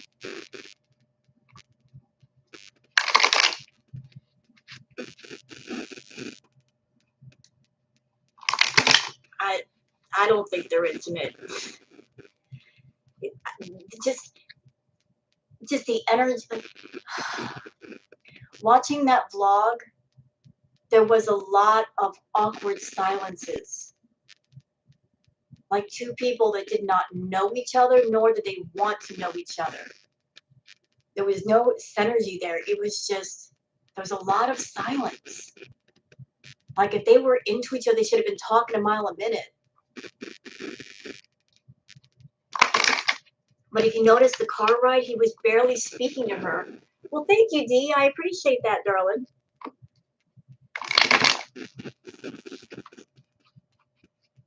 If there's not, it wouldn't that worry Chantal. That might have been part of the agreement. Hey, I'll play along with this charade. I just don't have to sleep with you. So that might be part of the agreement. Hey, I'll play along with this game just as long as there's no intimacy. And she was so enthralled with Salah, she just said, okay. Why is she doing this? Because she wants, she's so desperate to have somebody claim her. She's so desperate to say that I'm married that she will go to whatever length she has to go to just to say I'm married. I mean, she's been desperate for a while for someone to claim her, but she wants to be able to say I'm married. I'm married now. I'm a married woman, and all you single women, you just wish you were me. Foodie, I've been married twice. And like I said, marriage is your own personal private hell if the love ain't real. You have no idea of the purgatory you've signed up for. If there's not role playing, you have no idea of the 7 layers of hell you just walked into. You don't even know. You're going to find out. You're going to find out. The loneliness, the isolation, the emptiness. Oh, girl, you're going to feel it. You're going to feel it.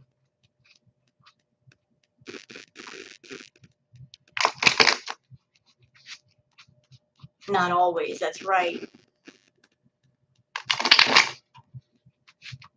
You know what I wish Pete would do? I wish he would. The smartest thing for Pete to do while Foodie's gone, sit down at his computer and do a series of tell-all tea videos.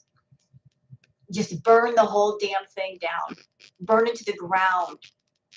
Just light a torch and set it all on fire.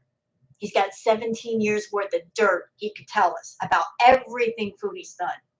Just set it all on fire. Make a bunch of tea videos. Tell us the truth.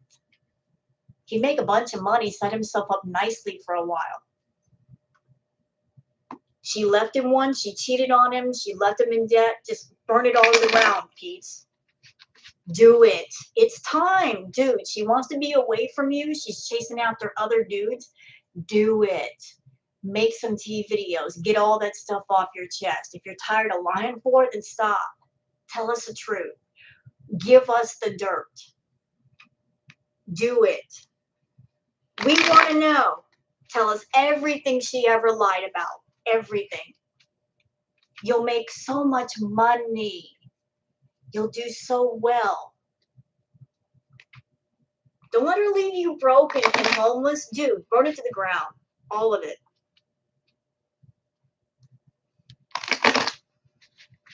Burn it.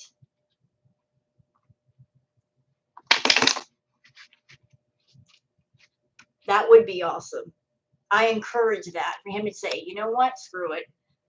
She wants to go run off with some other dude. She's about to leave me. Let's do this. I got 3 months. How many videos can I make in 3 months?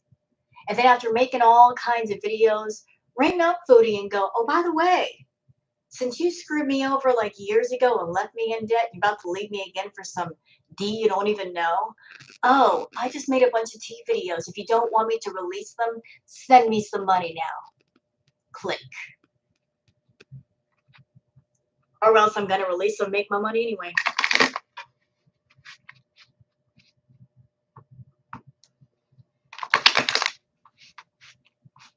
She's planning on staying there for 3 months. That's what she says.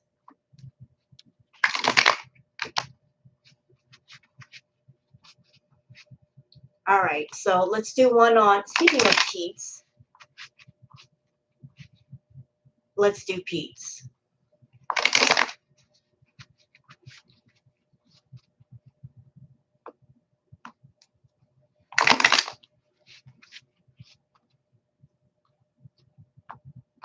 Not everything is about money. No. But you know what? Pete had a job and he had money when he moved in with Foodie, and she was like, oh, just quit your job. Quit your job and do YouTube with me. So she created that bubble that he got used to living in. She created that. And then once she took everything she could from Pete, she ruined his credit, all that. Then she just started, you know, moving on with other dudes. And to be fair, Foodie's not his mother. He's a grown man. He should take care of himself. But she did create that bubble. She did create that system of codependency. And now she's about to run off with some other dude. So, you know, I hope that Pete finds his own way. I think he'd be much healthier and happier without Foodie. I understand he's introverted. And once you get in that, once you create a safe space that you're used to moving in, living in, it's hard to break out of it. But you got to break out of it because it's so restrictive. But once you break out of it, you experience freedom like nothing else. But she created that space. And she took advantage of him being in that space. And the fact that he's awkward, he doesn't know how to talk to people. She liked having him there to wait hand and foot on her, do things for her. And now that she's used him within an inch of his life, she's going to throw him out. Yeah, burn it to the ground, Pete. Burn it.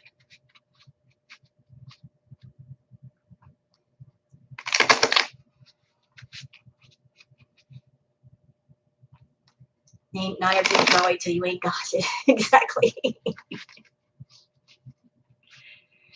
Okay, so we're gonna do one on Mr. Pete's.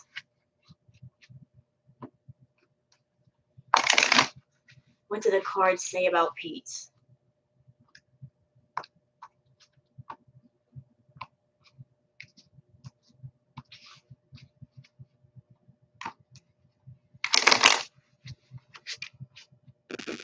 I want to know about Pete's.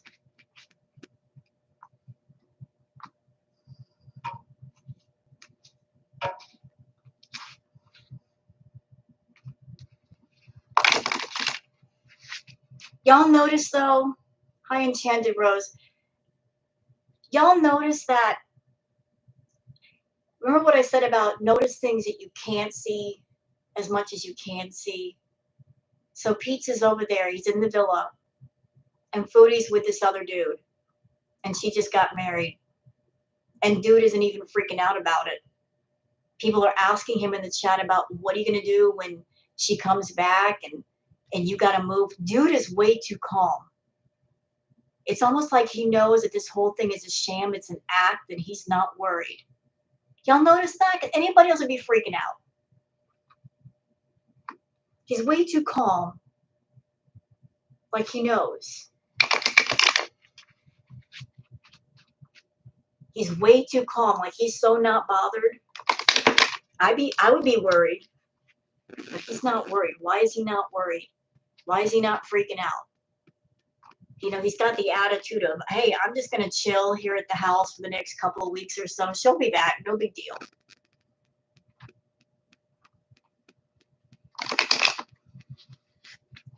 So either A, it is all an act, or B, she's got him so in the dark that he's not even thinking.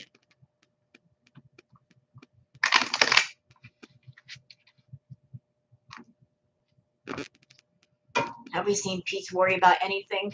No, because he's always relying on Chantal. He always like, hey, you know, she'll pay for everything. Everything will be okay. Until they're not. See, that's a scary thing. Until it's not okay.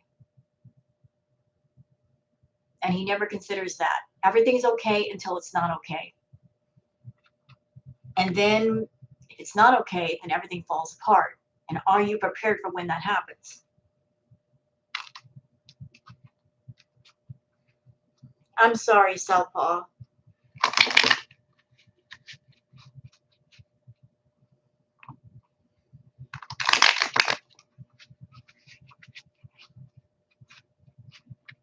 All right, let's do this. Let's talk about Mr. Pete's.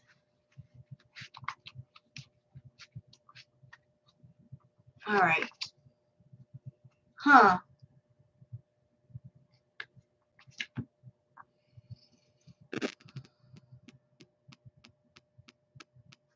I need more context.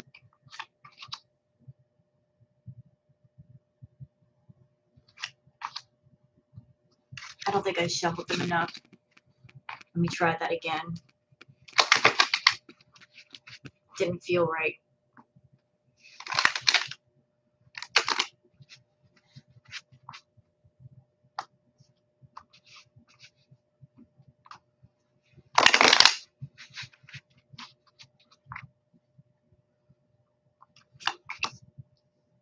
Okay, that's better.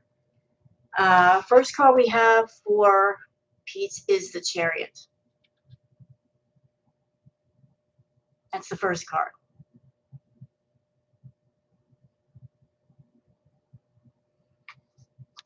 Let me put down the other cards for context. Knight of Pentacles.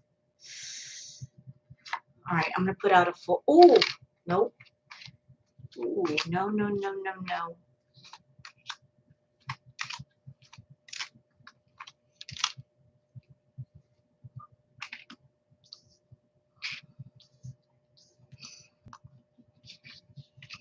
All right.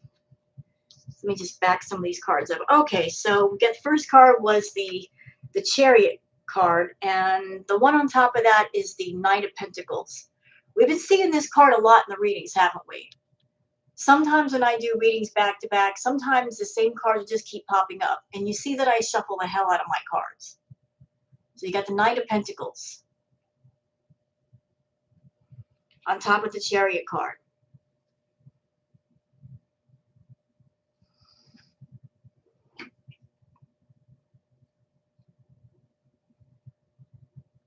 What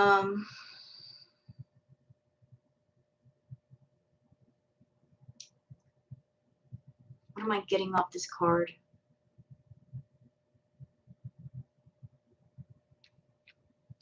The word that comes to mind is takeover. As in, Salah's entering the picture and getting more influence over Chantal. Like everything is shifting around. Salah's getting more of a hold on Chantal.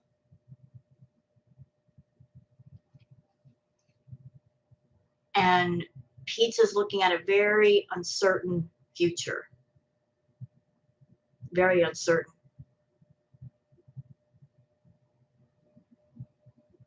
You know, Salah has a much more powerful presence than Pete's. If that makes sense, he's got more of a powerful magnetic energy. And that's why Chantal is drawn to him on top of his looks. And Pete's has kind of a not as powerful presence. You know, like he's faded back into the shadows with Chantal. He's now part of the shadows, and she's just trying to leave the shadows behind. You know, she's gravitating towards, which she's being pulled towards Salah. But Salah has gained much more presence with Chantal, much more influence, and so Pete's is being pushed out. Let's see, what else do we have here?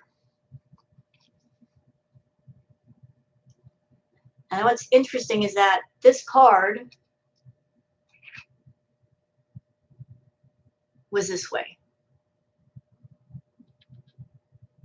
So this would normally be a card of like hard times involving money, but it was sideways. So that kind of reversed. So it looks like Salah and Chantal, they're gonna basically like he's gonna connect himself with her and her with him, and again, Pizza's being pushed out. You know, this is not a triangle. This is not a triad. This is, you know, like the two of us are going to join forces and form a strength of some sort and pushing Pete out because he's just push out the weak link because he's not really contributing anything to what's going on. Right now, the focus is money. So, you know, like Chantal and Natter are not Natter. Chantal and Salah are just they're focused on money. Like, what can make us money? They're both narcissists and they both like attention. And Pete is nothing like that. He doesn't fit into the equation at all. She's gonna yeet the Pete. She already has, in a way. She's already like she's pushing him out. She doesn't even want him around her anymore. You know, they're not close like they used to be. Their friendship has been eroding for a while. Now it's just like she just wants him to leave. She doesn't want to be around him. It's like she's in her own way moved on and he's still there and she can't force him to leave. So he's just, you know, she's stuck with him for now. And she's trying to send this message of, dude, I'm done here. Please just go your own way. Let's see. So you got the Ace of Pentacles and you got the Death card. And the Death card does not mean physical death. Like I said, it's the Death card means change. It means rebirth. It means the letting go of something old and picking up something new. So everything is shifting over there right now. There's a shifting of energy, shifting of ideas, shifting of friendships, and everything is just moving around. Oh, I know it's his apartment. And she can't kick him out just because his name is on the lease. He put his name on the lease to get them in there, so she can't push him out. But since she cannot physically push him out, she has kind of pushed him out of her life as much as possible, if that makes sense. Like distancing herself. That's a good word, distance. She's distancing herself. She's like, go away, you know. So he's the Fool card. You know, he's still trying to maintain that everything's going to be okay, everything's going to be fine, living in a dream world, just dancing in the light kind of attitude. He honestly thinks everything's going to be okay. But he's right now he's trying to make he keeps going back and forth between everything's going to be okay, everything's going to be okay, and on the inside he's plagued with worry. He's very worried. He's very stressed right now because he's wondering, is this real? Is this real? Like he's carrying a lot inside. You know, because he doesn't know. Like, is she lying to me? Is this real? Who is this guy? What does this mean for me? And she's keeping him in the dark. She's keeping him in the dark so he won't freak out because she still needs him to take care of the cats. You know, he's still got to use to take care of the house and the cats while she's gone. So since he still has a use, she's not cutting him completely loose. Hi, Slime Art. She went to Kuwait. He won't let the truth sink in. No, he's got that wall up. He just doesn't want to let it in. That the free ride is over. That everything is shifting. Everything is changing. When you're very introverted, change and change of environment can be frightening. Your mind, like, you become like a frightened child. You're like, what do I do? Where do I go? Like, you don't have a plan. It's terrifying. He doesn't want to let it in. But I think maybe she gave him the time away from her to kind of get used to being alone, doing things alone, make him start doing things alone, to condition him to do things for himself. And he goes into panic mode. Let's see. So we got the Knight of Cups and we got the King of Swords. Lord, have mercy. So we've got the Knight and the King. So Pete's Salah. Salah's gonna win this one, hands down. No competition. Pizza's influence in Foodie's life has grown weaker and weaker over time, and he has no power over her, no influence over her, but Salah does, and Salah can do and say what he likes, and Foodie will allow it. The last two cards, these are interesting. Pete should get a job for a booty renter and stay at the villa. It's probably going to cost him just as much as I don't know if we can legally throw her out because her stuff is there. I don't think that's allowed. Honestly, you can't just, even if somebody is owing in rent, you can't just throw somebody out.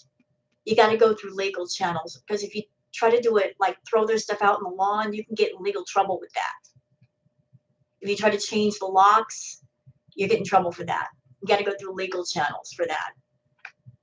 But what he can do is sit down and make those tea videos and make some money while she's gone. You know, make a whole shit ton of money while she's away. Just say, look, I'm tired of lying for her.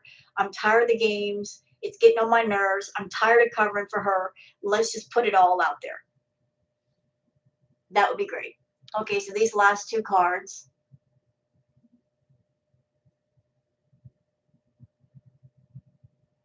So he's going to go through a period of depression.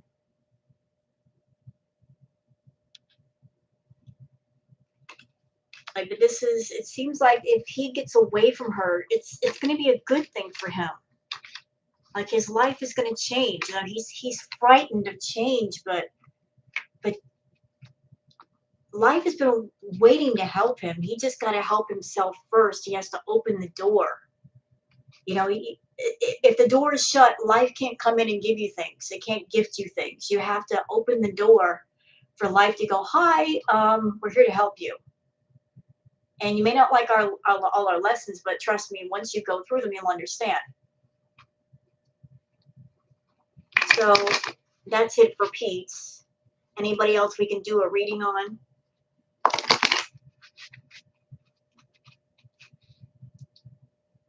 She had to prove she paid. She needs humbled. You know what, Enchanted Rose? I think this whole experience of her being in Kuwait will humble her. Because if she's got any ideas in her head of being married, this is going to get this right out of her head. Dee Dee and Natter, but they've been out of the picture for the longest. Dee Dee and Natter have been away for a long time. They're not even part of the Foodie Beauty story anymore. What about Chantal's family? S-Jam, when he quit drinking. Ooh. S-Jam.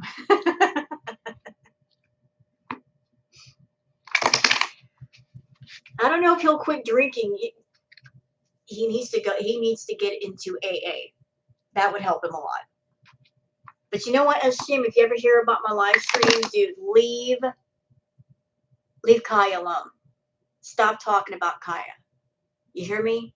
Leave her alone. You ain't got no business talking about what she's been through. leave her alone. Hear me? You got no right.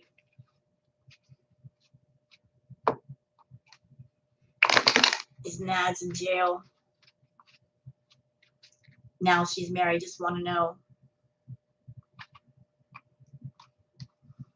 Considering you know what?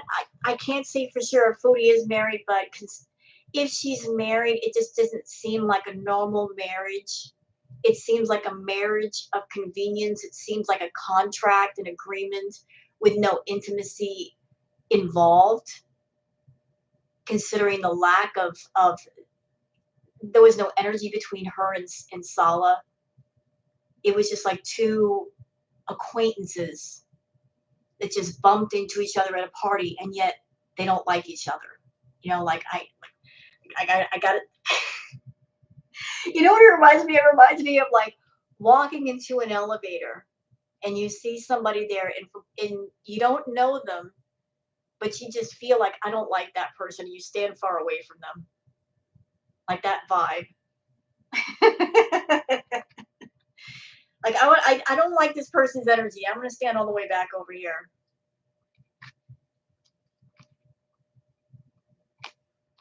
That, you know, like, let me just give you all the space you want in the elevator kind of vibe.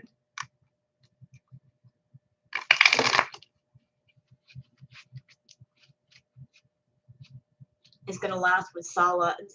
You know, I just had thought the other day, like, how long is this going to last? And something just said 2 or 3 weeks. She's not going to stay for 3 months. Logically, does she have the money to stay for 3 months? Does she have that kind of money she can stay there for 3 months? Let's really think about that. Does Foodie have the money to stay there for 3 months? Because every day that she's there, she's losing money. Because she can't do her live streams as normal like she does in her room, which means no membership signups, right? No super chats. She's just doing the short videos. I don't know what the views look like, but she's not getting that extra money like she's used to getting. And the longer she stays there, the more money she's losing. So how long can she go losing money before she has to come home? Hi, Susan. Thank you, Tradigital. I mean, scenario. Let's just say she stays there for 3 months, and for 3 months she's losing income, right? How many visas is she going to lose in 3 months while she's gone and she's not doing live streams? A lot. And then after she comes back, how long will it be before she's back on track again if she does get back on track? Kaya don't bother no one. No, I love Kaya.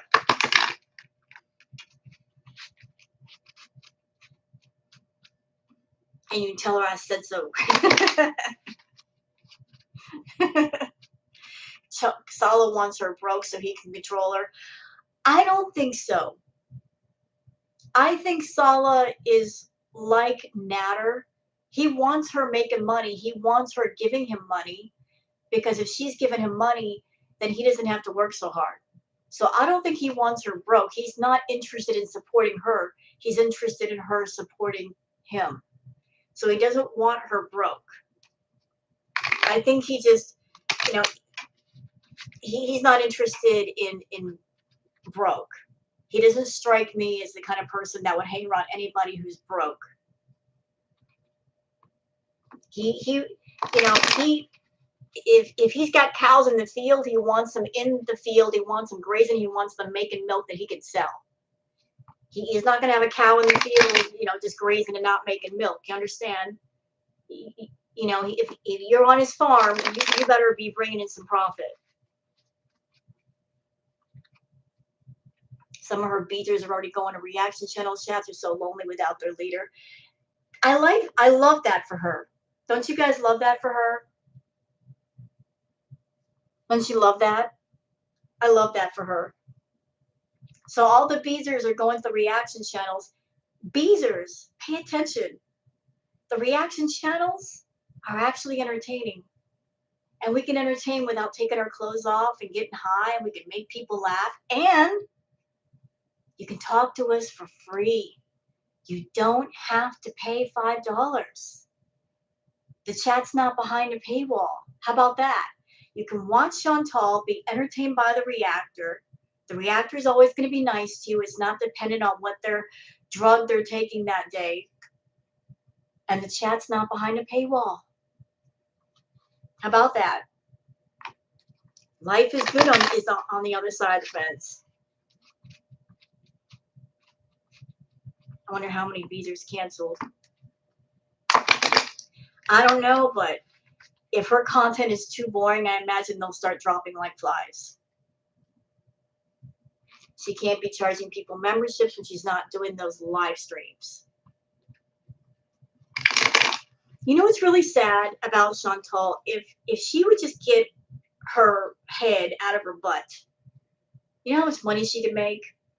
If she were really just working it, she could have YouTube working for her, Twitch, OnlyFans, whatever. She could do like several platforms, make content for every single one of them, and be fucking bankrolling. Because she's so lazy and so stupid and so focused on the D, she's costing herself big money. You know, and I think that's why people get the most mad at Chantal. It's not just her content and how toxic it is. It's the fact that there's so many people in the world that they work hard. They go out every day. They work 9-to-5 jobs. They work really hard just for a little bit of money. And they're deadlocked into a schedule. And if they want to take a sick day, they have to ask the boss, can I take a sick day? She's got a job where she can make her own hours, do her own thing, make lots of money. All she has to do is just make videos. And she's making ridiculous money. That she can just turn around and make her life better. And instead, she's making her life worse. Any of us would love to make that kind of money. And we could do so much good with it. But she's taking that money and doing bad with it. And that's what drives everybody crazy. It's like, you're making $8,000 to $10,000 a month, but what are you doing with that money? You can't even come back to us and say, okay, I lied, I bullshitted, I was inappropriate, and this is why. I have a beautiful house. And this is why I've got a beautiful car. And this is why I've got money in the bank. And this is why I'm going to get some operations to improve myself. She can't even justify the foolishness. You know?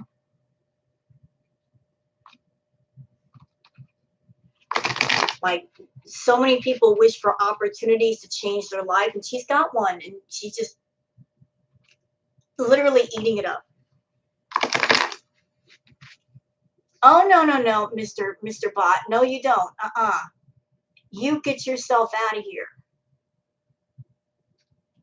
No, no, I don't think so. No. No. No, Mr. Sexbot, you're not allowed in my chat room. Go to Foodie's chat room when she comes back. Go to Foodie's chat room when she comes back. She'd like that sort of thing. You get yourself out of here. Yeah, it was a bot. YouTube is just overrun with those stupid things. I'm sorry. I mean, I mod for Gary Unfiltered. I immediately went into mod mode. No, you get yourself out of here.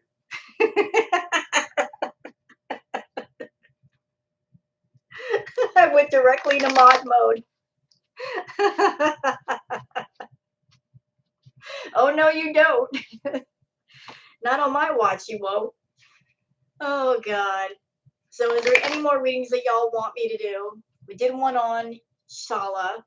We did one on Chantal. We did one on Pete. We did one on the marriage. What else is there to do? Hi, Irene. Natter. But he's been gone for a minute. Do we still care about him? Is he still even a thing? Do we still care about Natter? Or y'all just like nosy, you want to find out what happened to him? Y'all nosy people in here. Y'all nosy. I love you, but you're nosy.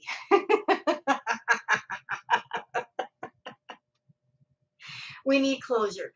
Okay, I understand that and I accept that. Roman, oh Roman, that clout chasing fool, thinking he has the tea on Foodie. Sit down, Roman. Seriously, sit down. Oh God. Okay, so I got several people giving me suggestions. So Chantal's family or aunt, and we've got Natter. All right, let me just hold on a second. Let me just do something. I'm not backing out of these readings. Just, what the hell? Roman can stuff it. How do they feel? Give me a second. I got to do something.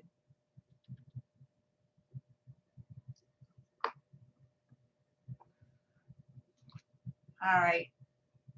We've done a few readings. So let me just clean the cards.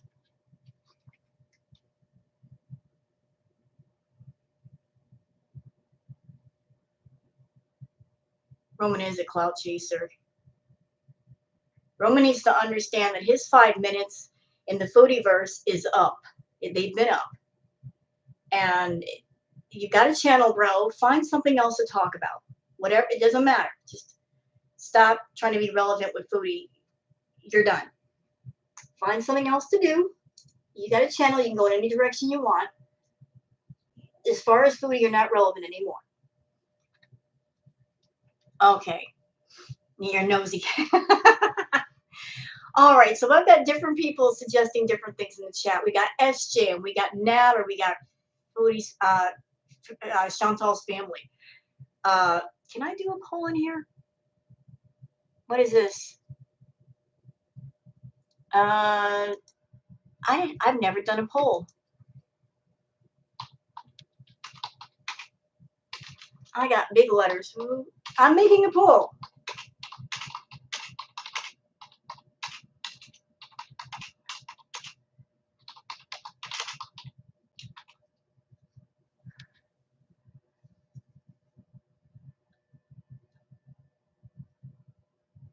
Wait, there's no options. Urgh.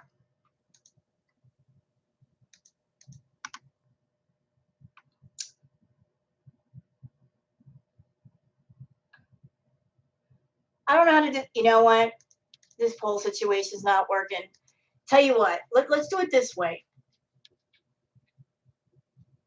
What's blowing in my mic? I don't know. It must have been me. Sorry about that. All right. So here's how we're going to do it. Those who want me to do a reading on Natter, just listen carefully before you start typing numbers. Put a 1 in the chat. If you want Chantal's family, put a 2 in the chat. If you want SJM, put a 3.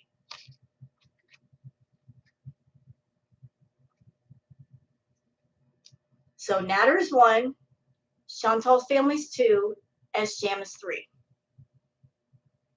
Look at all the ones. Look at all the ones. We want Natter. Natter.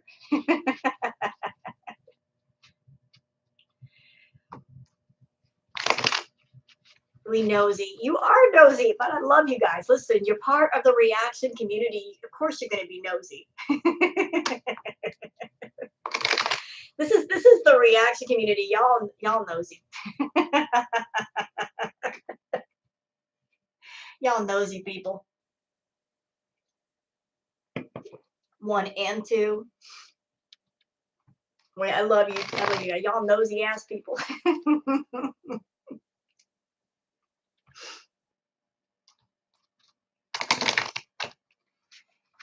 I know it unites us.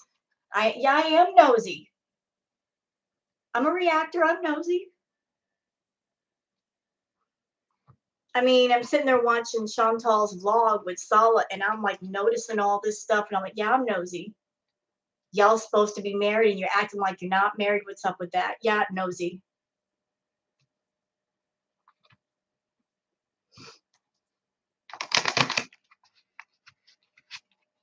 We all are. Everybody's nosy. Everybody's curious. We're all curious people.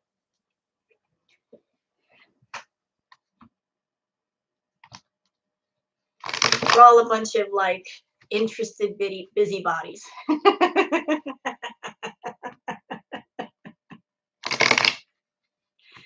We're all interested busybodies in here. You know, and you know what? That's what Chantal hates. Because if the reaction community is about anything, it's about attention to detail. She hates that about the reaction community and the reactors. And do you know why she hates the reaction channels? Do you know why she hates the reaction community? Let me just put it in perspective. Hi, Sniffs. Chantal doesn't like mirrors. I'm not just talking about physical mirrors like the kind you see in a department store in your bathroom. No, it goes beyond that. She doesn't like anything that shows her reality. That's why she's always using the filters on her phone. That's why she hates the reaction channels, because they are all mirrors for her. Every single one of us, we are all her mirrors. And we reflect her bullshit back at her. And we don't let her get away with it. She's trying to play this bullshit narrative and these lies. And, oh, I never said that. I never did that. I never wore that. And every time that a video is put out or a live stream is done, there's her reality. So the reaction community, it's her hall of mirrors that she can't get away from. And I love that for her. I really do. I love the fact that this multi-level liar is surrounded by a hall of mirrors that she can't get away from. And the problem with her is that she lies so damn much. When you lie to the level that Chantal does, you can't cover up every detail. And if you're surrounded by a hall of mirrors, we're going to catch some shit. You can't cover up everything, not all the time. Some stuff is going to slip. Some little detail that you forgot about or that you're not paying attention to, we're going to see and we're going to point it out. And then it's too late. You can't cover it up because it's on video. So that's why she doesn't like the reactors. That's why she doesn't like the reaction channels. That's why she hates the reaction community. Because it's not just because she says they're stealing her content. Girl, your content's like a plain boiled potato. There ain't no flavor to it. We take that potato, we put some bacon and butter and sour cream on it, we make it tasty. No, it ain't about that. It's about the fact that we are your hall of mirrors. We are the reality that you run so hard to get away from. That you're always trying to escape from. But you can't escape from reality. It's right there in your face. In the reaction channels. That's why people like the reaction channels. Because that's where the truth of you is. Staring back at you. Anyway. Rant over. Let's talk about Mr. Nutter. Let's talk about Nutter. Sometimes the filter needs a breather. You know, if someone who lies and lives in fantasy, for every one side, there's always the other side. For the lies, there's the truth. There's always got to be a balance to things. Life always finds there's got to be a counterbalance.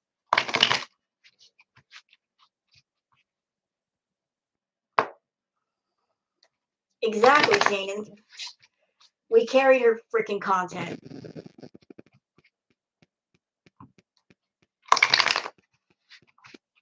All right, so we're doing Natter. Let me focus on Natter.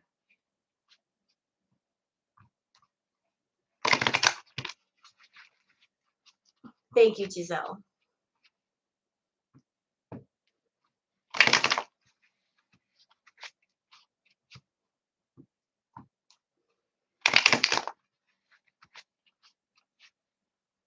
If you live in the truth, you're not offended by the truth. And if you live in your truth, and the reflection of you will never be offensive. It's only offensive when you don't live in your truth.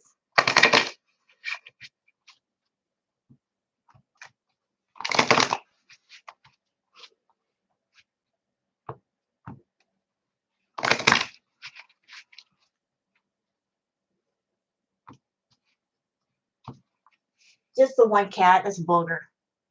That's Booger Cat.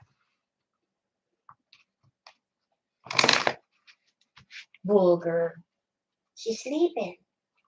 Booger. Hi, honey.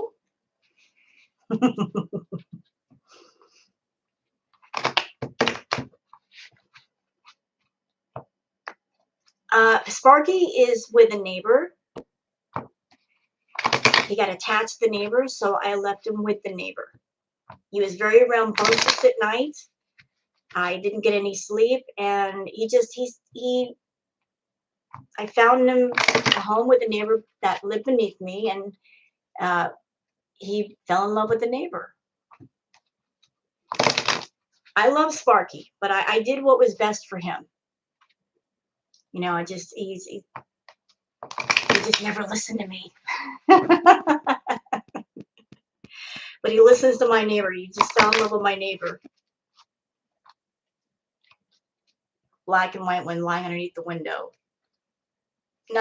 She's gray and white.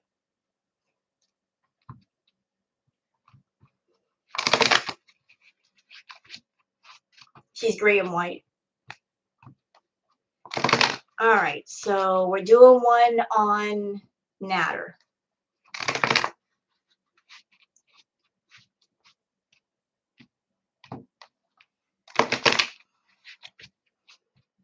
What do you think the cards are going to say? Natter's been away for a minute. Everybody's saying it's because of his legal trouble. And I have to agree. I think maybe legally his lawyer said, hey, just please shut up. You're hurting your case. I miss Sparky too. He was my boy. But I did what was right for him. You know? What? Oh, my clothes over there. This is my hoodie.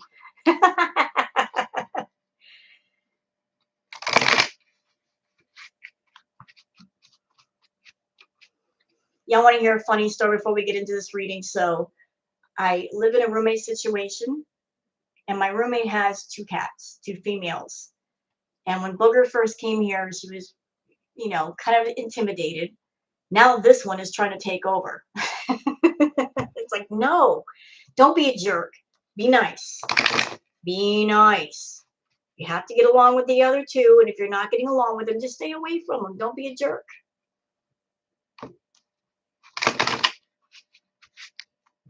Respect their space, and they'll respect your space too. You have to share the space now. You can't be a hog.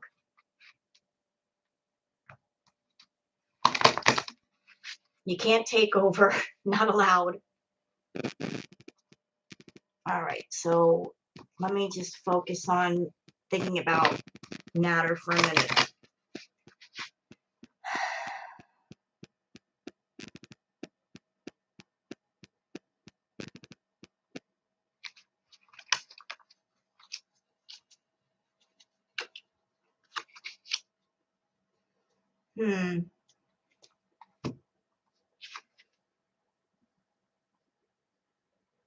That's interesting.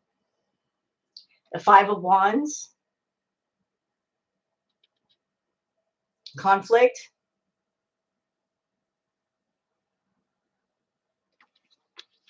So he's in the middle of a battle.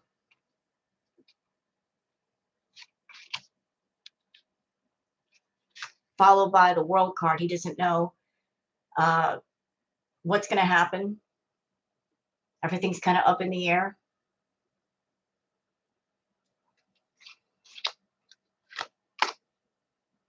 Ooh.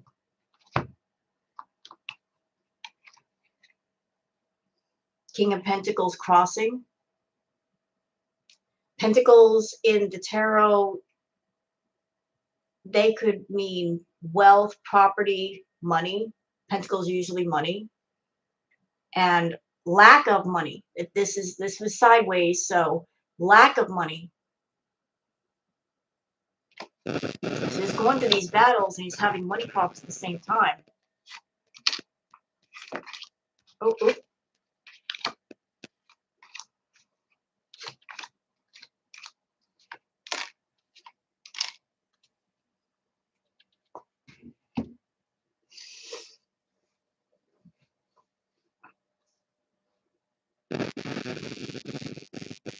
Yeah, as far as the YouTube thing, like he knows he's missing out on money on YouTube, but he just has to walk away.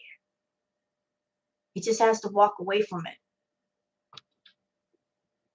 It wasn't really by his choice. It was just something he had to do.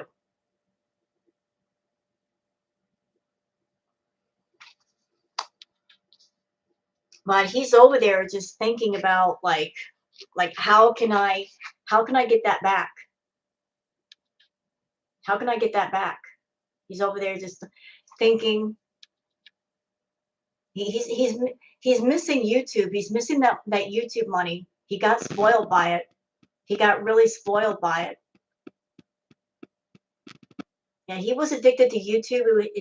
The attention, the money, because it was just basically easy money. He's missing it badly right now. He's missing it. Uh, he's he's going through a period of nostalgia. Like, I remember being on YouTube making all this money and being king shit. Hi, Veer. So he's hating it. He's hating being off of YouTube and missing all that easy money. He's hating it. Hating it.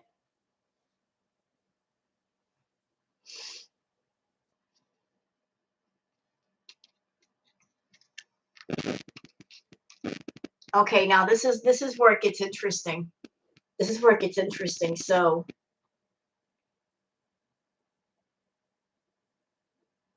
like he's my cards are telling me something. He's like I said, he's missing the good life.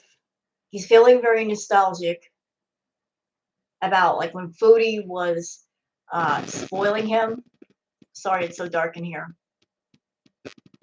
Missing all that easy money on YouTube. And thank you, Giselle. Missing all that easy YouTube money.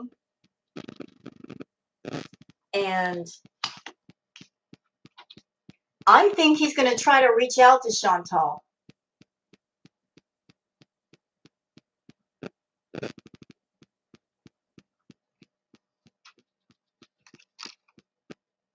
But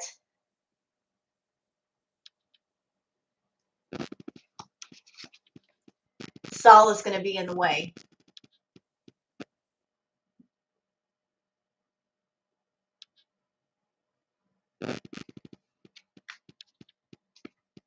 I think in the future, Nader is going to try to reach out to Chantal, and Salah is going to be in the way. Salah's going to be like, nope, nah, I don't think so. Move along, go away. But he's missing that YouTube money, and he's going to try. He's going to try to reach out to Chantal, but it's too late, Nader. It's too late, dude. You've been replaced. She upgraded. You know, she was driving a bucket. Now she's driving a Lamborghini. You think she's going to go back to a bucket? No. No. But he's going to try it.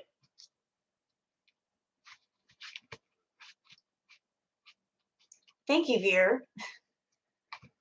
Like she's and she was eating that hamburger helper, and now she's eating steak. You think she's going to go back to hamburger helper? He does. So, but Nader is going to try, and that's a little bit further down the road. I guess when she comes back, he's going to try it. Yeah, Nader's season is up. He doesn't know it yet. He right now he knows he's missing the money. He can't come back on YouTube for now, but he thinks when he comes back, the Foodie's going to help him again. No, no, no. No, no, no, no, no, no.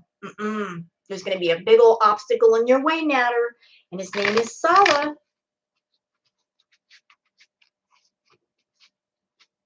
Dee Dee's not going to like that the most. Well, she ain't got nothing to worry about, though, because she's with Nader. So if Chantal's like, I don't care, take him. Take him. You know, take him and go. You know, Barry Nads. He already has, in a way. You know, like he Natter thinks highly of himself. Salah is more of the smooth operator, suave, good-looking young player that Natter wish he could be.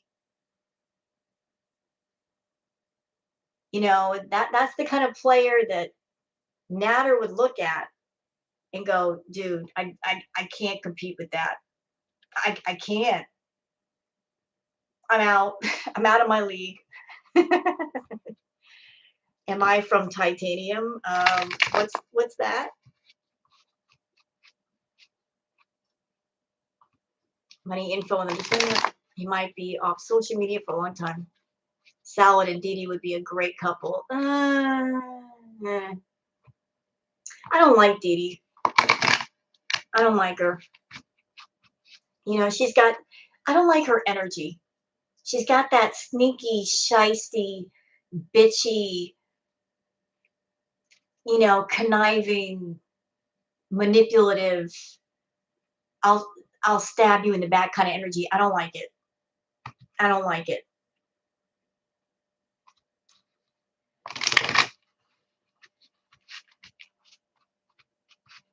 You know, she's got that front of me energy. I don't like it. She's got front of me energy. Like she'll be nice to your face and then be talking shit behind your back the moment you're out of the room. I don't live in Oregon. I live in Washington.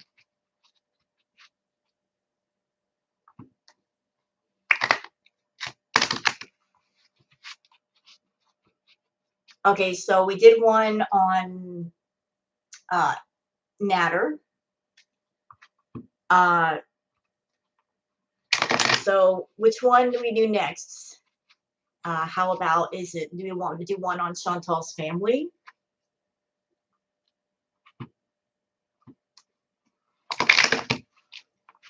Should we do her family next?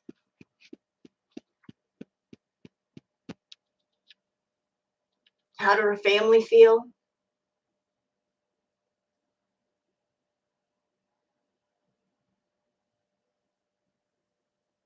Okay, let me just putting my cards in the smoke for just a second.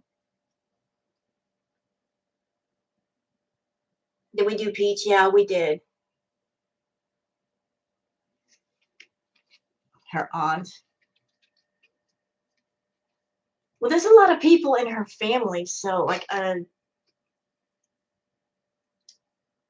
I doing like a collective reading for all of them or just one of them? Her family thinks she's nuts for doing this. Well, they should be used to her behavior. She's very impulsive, our girl. She doesn't think things through.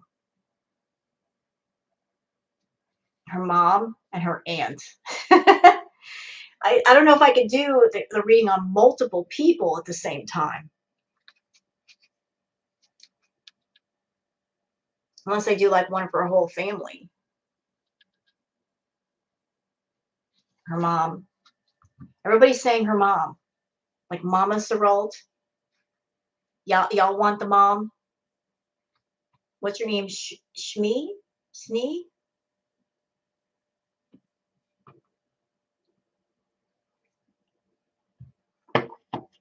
Aunt sold everything and went to Ghana for 6 months. Aunt is okay with it.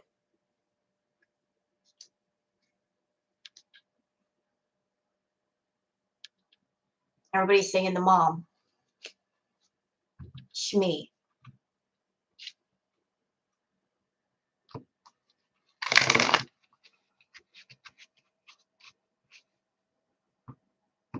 Ahmed. I don't know who Ahmed is.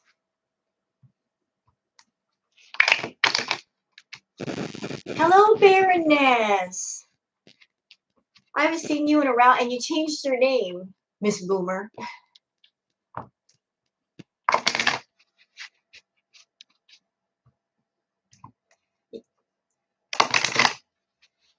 A Salah reading. I did a Salah reading earlier. I did a reading on Salah, and I know this live's been going on for a minute, so I'll just tell you what the card said. I'll basically just give you a brief rundown. What my cards told me is that this guy, Salah, he's making the money moves. He's working more than one target, and basically he's in the mindset of I'm young, I'm good looking. Why am I going to waste my time on little targets? I'm going to focus on the big targets with the big money. And he's got more than one target going right now. Foodie is not his only target. He's focused on not just Chantal, but there's another big money whale that he's focused on. He's juggling them both. Okay. You know, he's focused on multiple targets because he's making those money moves.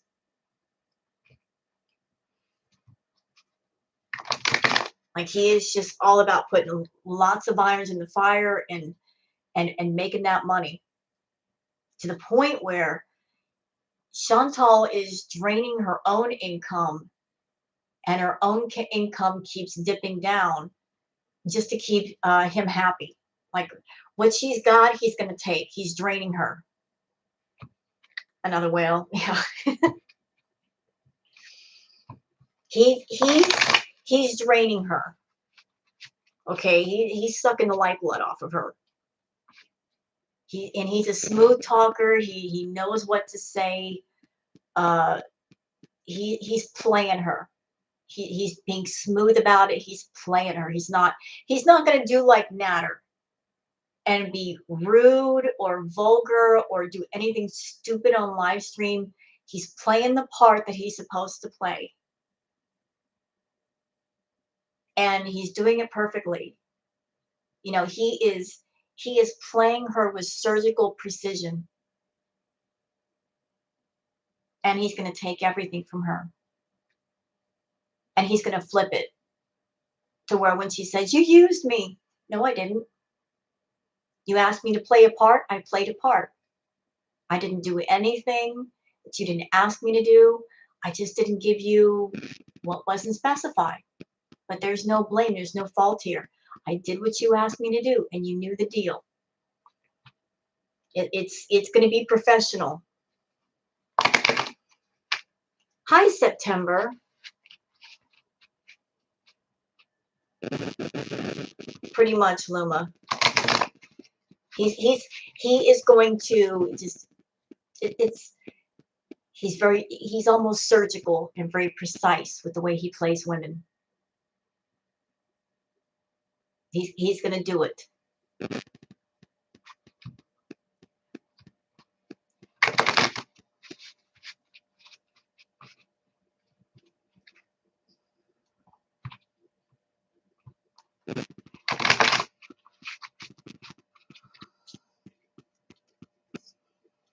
I'll say one thing to you, Foodie. I hope that salad really filled you up because it's a very expensive salad you're eating. Girl, it better be top shelf.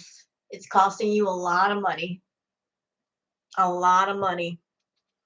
I hope it's a really good salad you're eating and it really did fill you up. Because after you're done eating it, your wallet's going to be a lot lighter. A lot.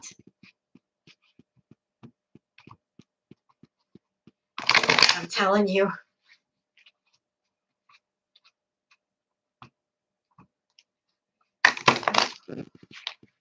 You thought that lobster mac and cheese is expensive? You thought so.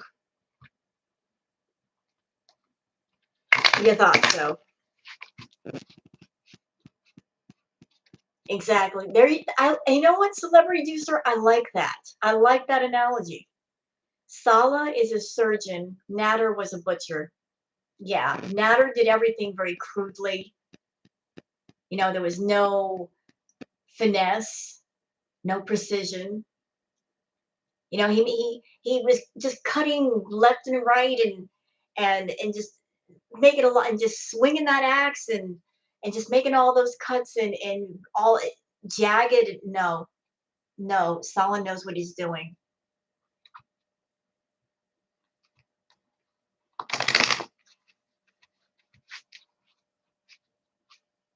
Am I doing chat questions tonight? I could while I'm doing my tarot readings.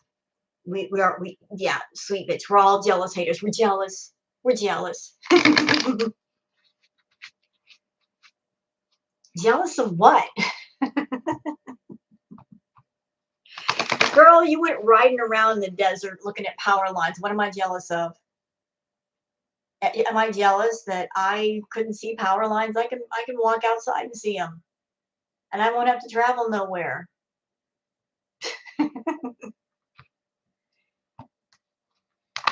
What am I jealous of? She hasn't showed us anything about Kuwait that would make us jealous. Where is she gone? She went across a long bridge. They did go to a pretty beach at night, but not during the day. And they went out to this long desert. And that's all we've seen so far.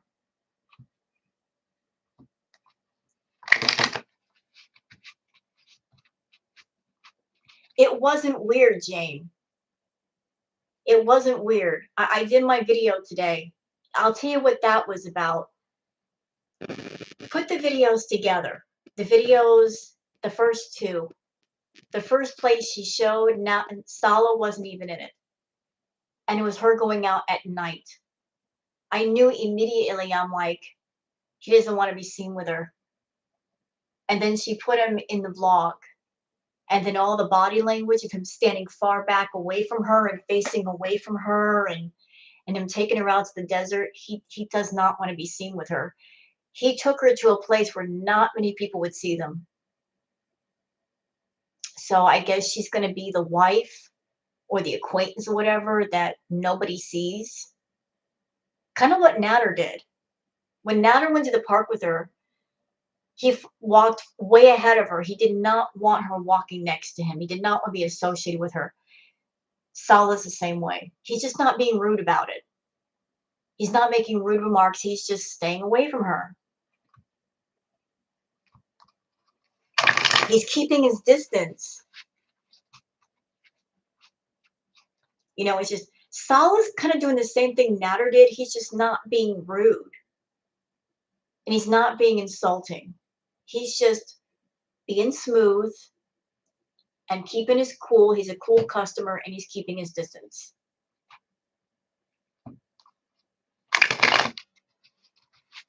He's embarrassed of her. If anybody else would be.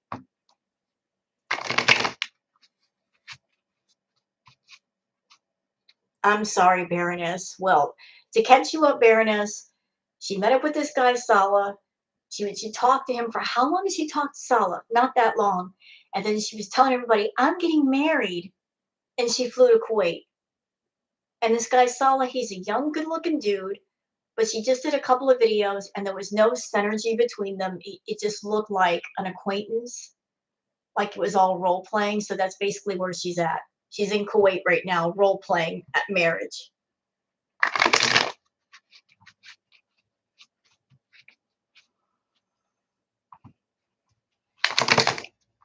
So she's a marriage tourist. I want to know what it's like to be married. So let me just pretend to be married. Let me just put on these rings and tell this guy, hey, be my husband and I'll pay you. And he keeps winking at the camera like this is a joke. You know, like he's like, you know, winking at the camera like this is a joke, y'all. This is a scam. This is a gag. Letting us in on the joke.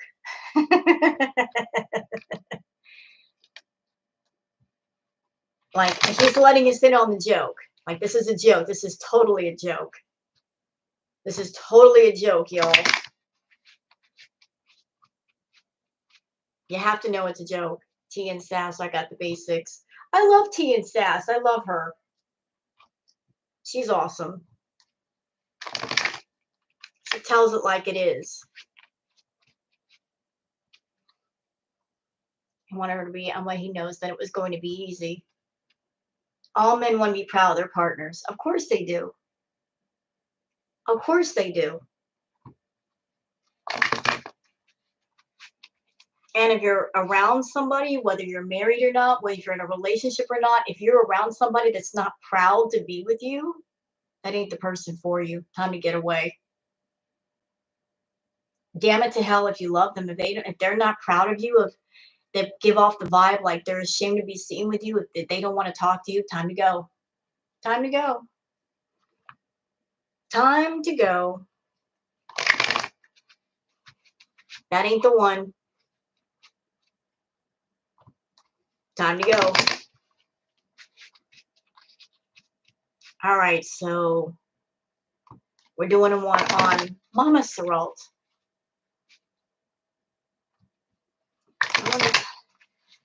What's her name? Oh, God, I know it's Shmi. What's her other name?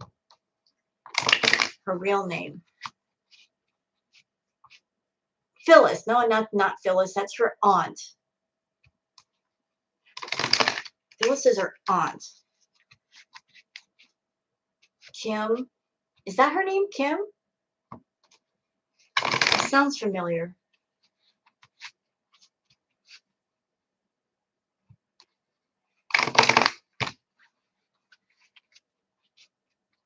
So show me Chantal.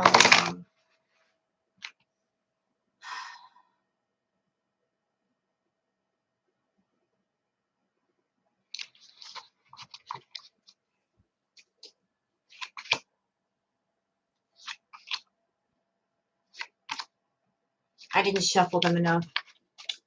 Same cards are coming up. Let me try it again.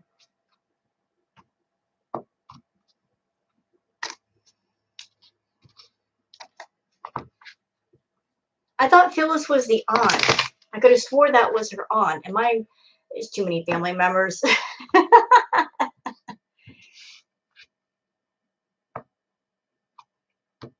I can't keep track of them all.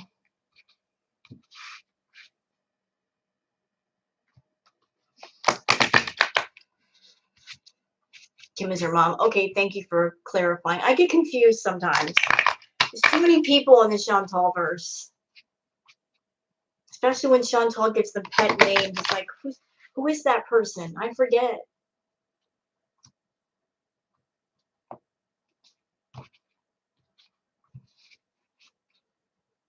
He was winking at you. Well, as long as you don't get a rose, Linda, you'll be okay.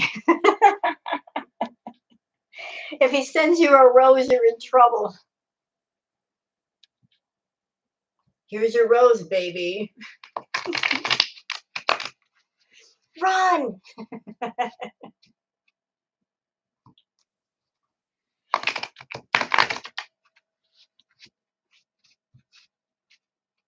Run if you get a rose from Salah. You know what song is playing in my head right now, thinking of Salah?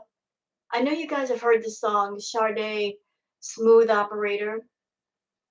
I don't know. It's in there.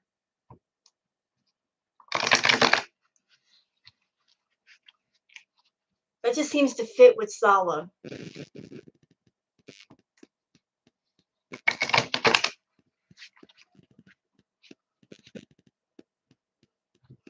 It's so Salah. Smooth Operator. I love Sade, by the way. Love her voice. Rather have a rose than an ugly ring.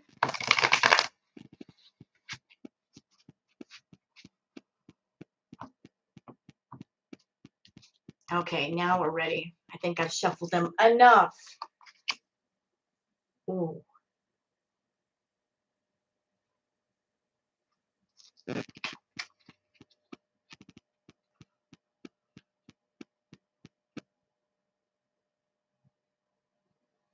First card.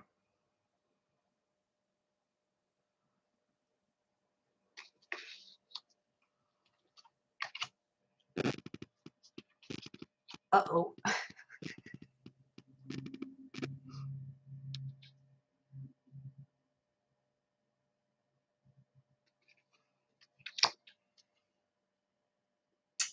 Family don't like it. Family don't like it at all. They're not comfortable with it. No, that's the Emperor. First there was a Judgment card, then there was the Emperor.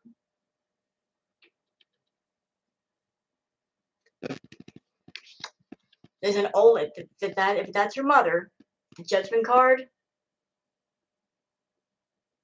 There's an older gentleman in the family that really doesn't like it. Not happy. Not happy. Oh, this was this way.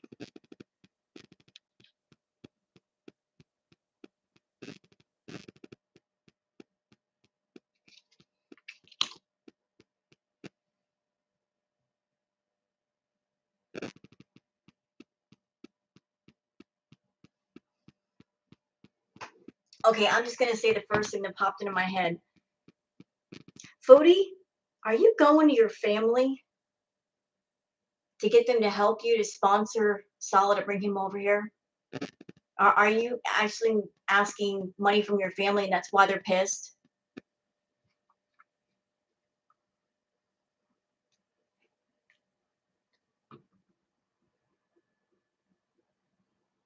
Because it seems like that might be the case.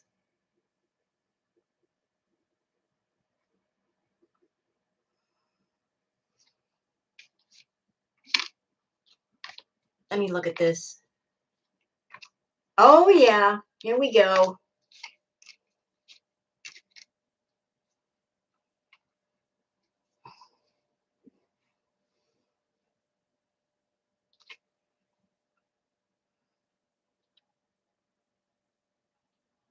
Mom, Sorrel, listen to me. Don't do what Chantal's asking you to do. Don't do it.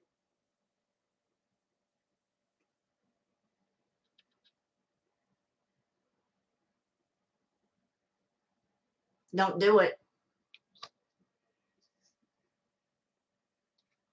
She wanted to do this. Step out. Let her learn. Let her learn.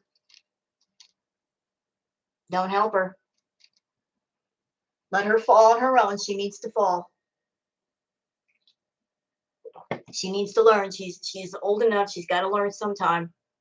Don't do it. Don't help her.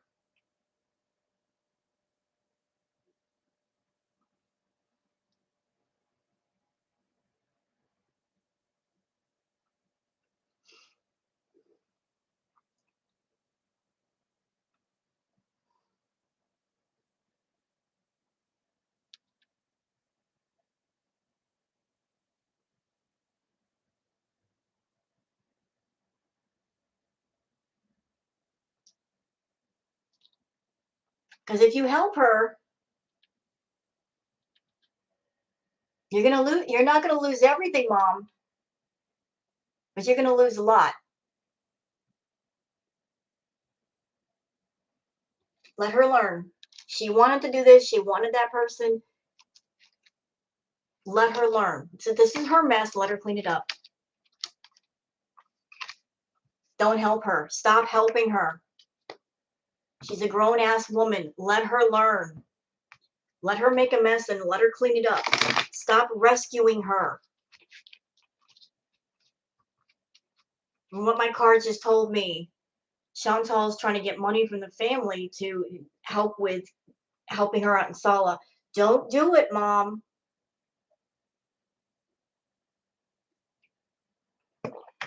Don't do it. Don't give up your money. It's not your mess. Stop rescuing your daughter. Let her learn for once. It'll be good for her. She's got to learn. Stop rescuing her. Who's going to take care of the cats?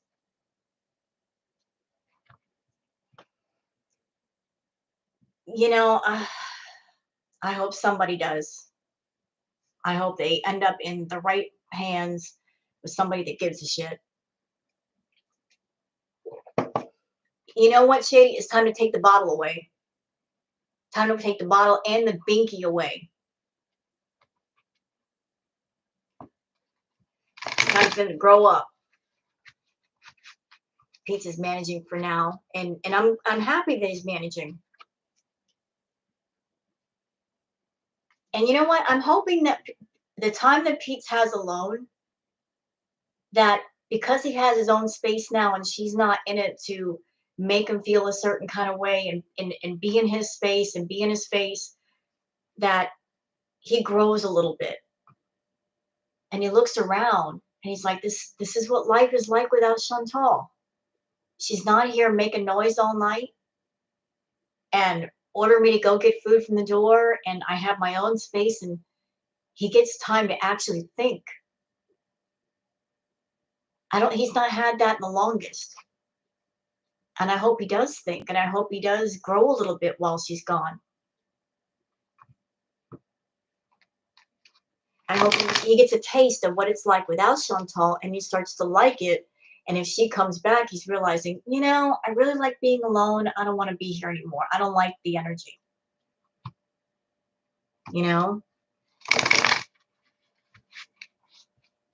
Yeah, sink or swim. I know, locale, it is. Hello, Miss T.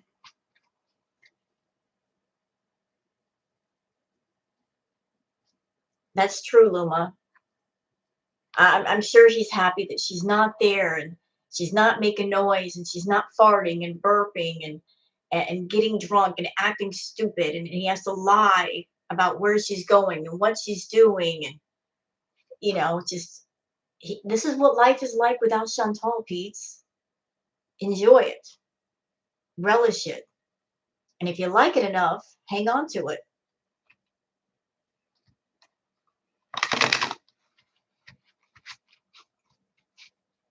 Yeah, getting some peace will do wonders for a person. So we did, was it Kim? Kim, Chantal's mother, and everybody else. Who have we not done?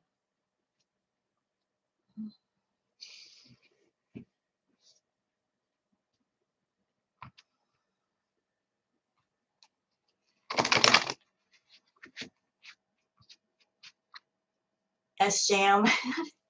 I'll be honest with you. I pretty much stay away from S Jam because I'm usually so busy with Chantal and other things that I just, he was part of the Chantal universe for a minute and then he kind of drifted into his own space.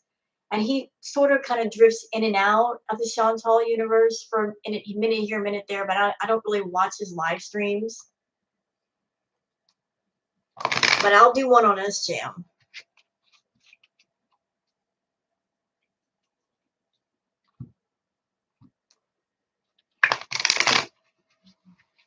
The end.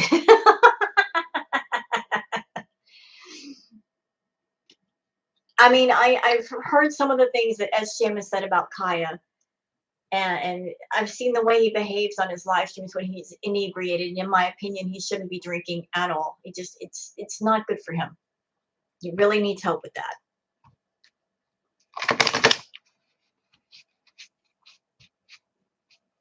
He looks lonely. I hope he's all right.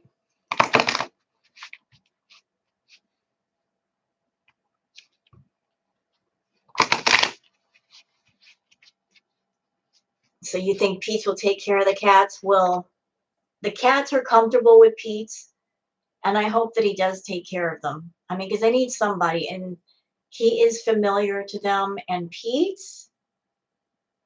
don't grab at BBJ's mouth. She's got oral problems, you idiot. Her teeth hurt. That's why her breath smells. Don't grab her face. Take care of the cats.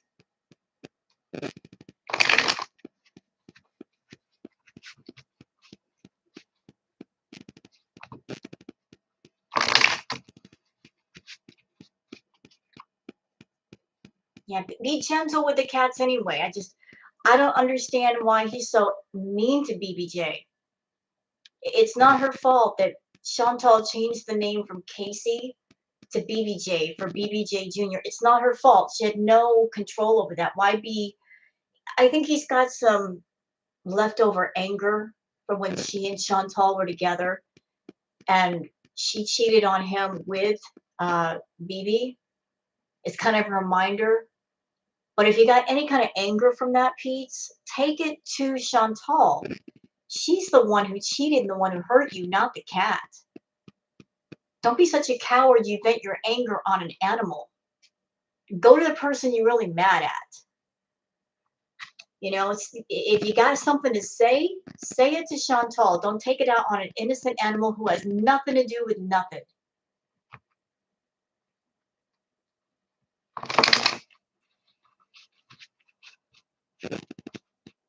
She's 20 years old. She's not done anything to anybody. Don't take your anger out on a poor innocent animal. You know, look at my baby. Come here. I do love her. Hi. Hi there. Can I say hi to you for a minute? Hello. This is my baby. This is my boy. Hi, baby. You gonna bite on me? Love bite. You like chin scratchies? You like the chin scratchies? There you go.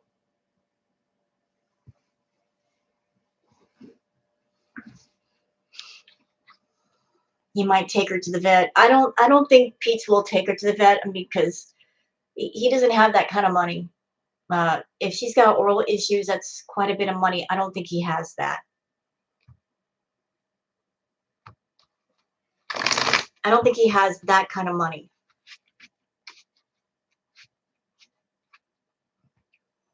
But what makes me angry is the fact that most things, as far as grooming them, and there's mobile vets, there's mobile groomers. Chantal could have people come to her house and take care of a lot of things.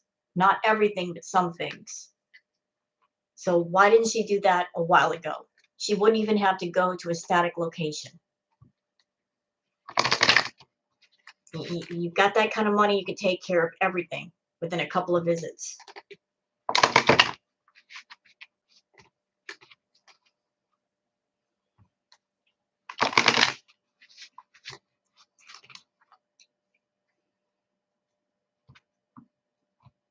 Anyway, so S-Jam.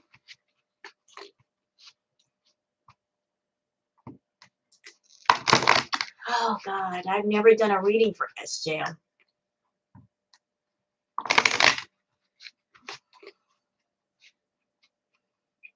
Never done a reading for S-Jam.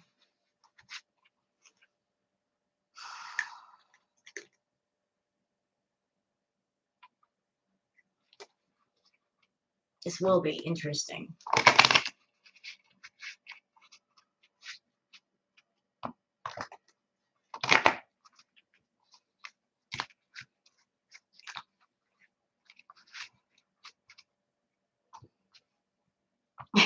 Spill his tea.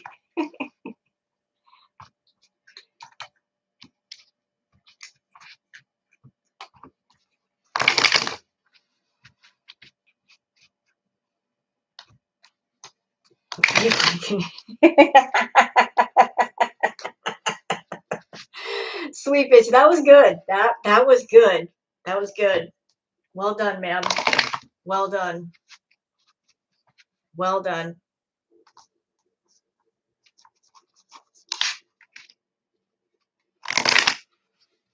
I applaud you.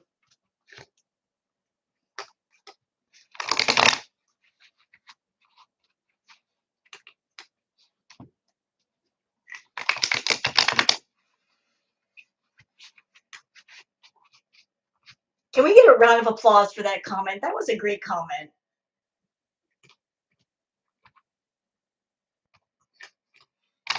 How about some applause for that comment? That was good. That was really good.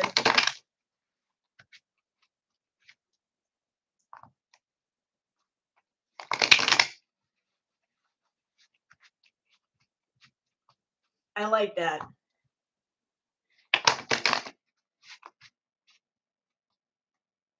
Thank you. Thank you.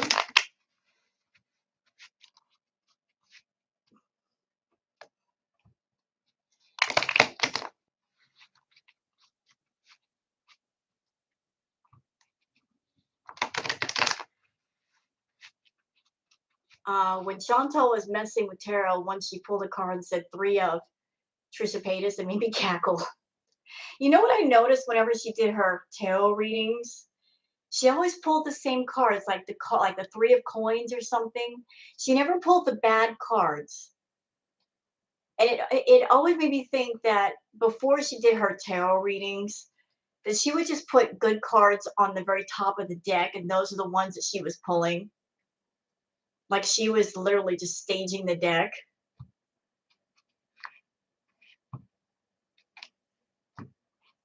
It's like she never pulled like the Tower card or anything like that, or the Hermit. It was always the good cards. And she was always doing that ridiculousness where she would take a card and press it to her chest, and she's just like trying to use the cards to manifest things. I'm like, that's not how they work.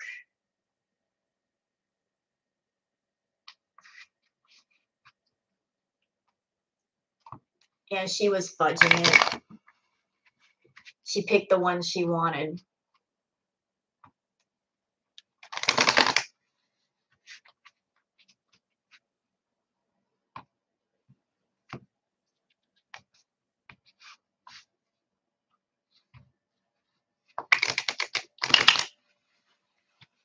Booger. Now it's off the rails the other way.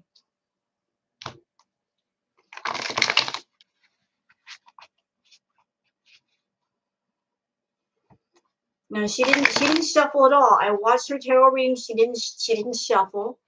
She didn't clean her cards. She didn't do anything. Nothing. She would just pick a card and press it to her chest, and I'm like, I just want a guy. I'm like, you don't use the cards to manifest. It's not how you do it. It's not how you do it. Who the F taught you to read tarot cards? You didn't even read the Tarot Card Readers for Dummies book, obviously. What are you doing? No, that's just my hoodie on the bed.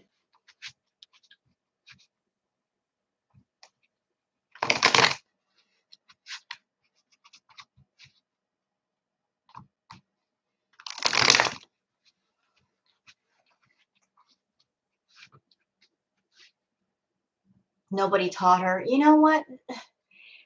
Nobody taught me, Amanda. I taught myself. The thing is, anything you want to know in life, there's always resources out there to learn. If you're just that interested, if you want to know anything. I mean, we're on YouTube right now. Anything you want to know about anything. You want to learn a language, you want to learn how to paint, how to sculpt, how to write a book, how to self-publish, how to fix a car, how to make a meal, how to be a chef. Anything you want to know is on YouTube. It's like the you know, high-tech library. Anything you want to know, learn is here. So if she wanted to learn how to do tarot readings, there's videos all over the place. She just wants to hold some cards and say, I'm a tarot reader. Not quite, because you don't know what you're reading and you don't know what you're doing. You may own a tarot deck, but you're not a tarot reader. Hey, Nessa, you know, but anything you want to know on YouTube is here. Anything at all.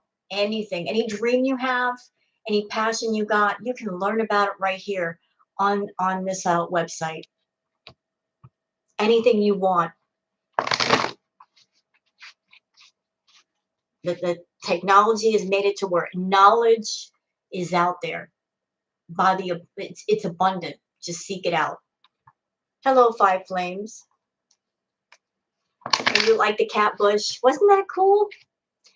You know what one I'll never forget? The beehive made out of Legos.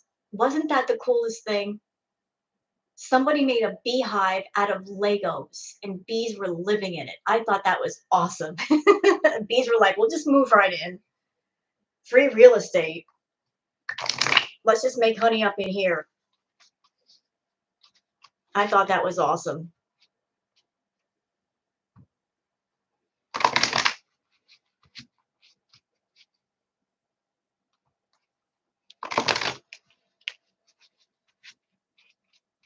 Thinking out of the box, yeah. Okay, S Jam. I gotta focus. S Jam. Let me focus on Mr. S. Jam. I've never done a reading on him before. Never really had an interest in him. I'm really not interested in S. Jam, to be honest. I mean, as far as I'm concerned, he was just in the Foodie verse for 5 minutes.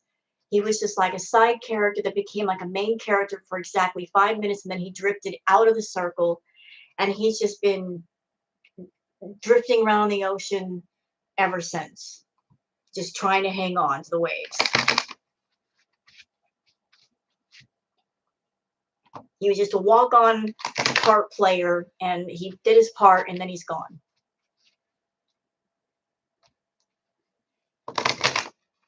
But if you guys are interested, we'll do a reading on him.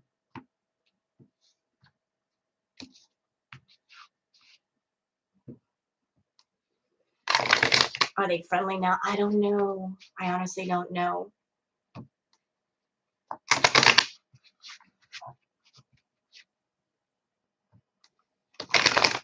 All right, S Jam.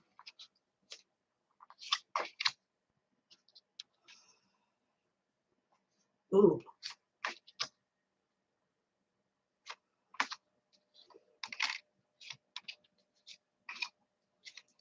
Oh.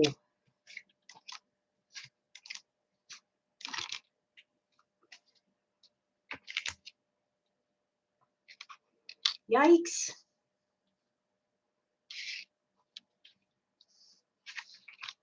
Okay. Let me just straighten some of these cards out. Damn.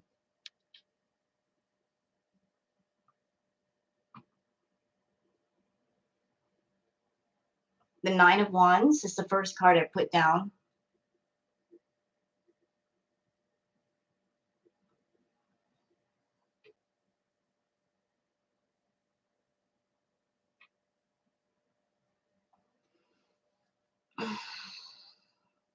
The word that comes to mind that this just popped into my head with this is bitterness. There's a lot of bitterness. He's got a lot of bitterness inside. Like he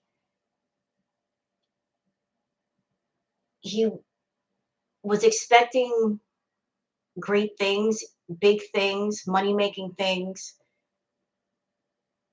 maybe by knowing Foodie or doing other things, and those things never really came to fruition. There's a lot of bitterness. He's very bitter.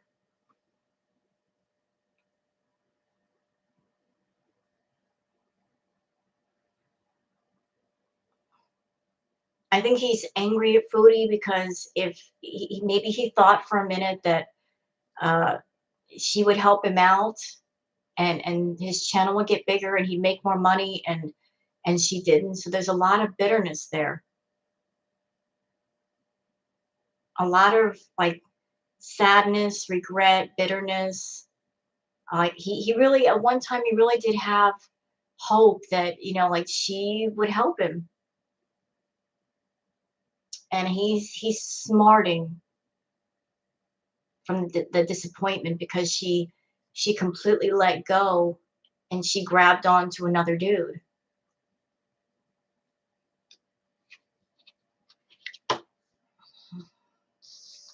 Let's see.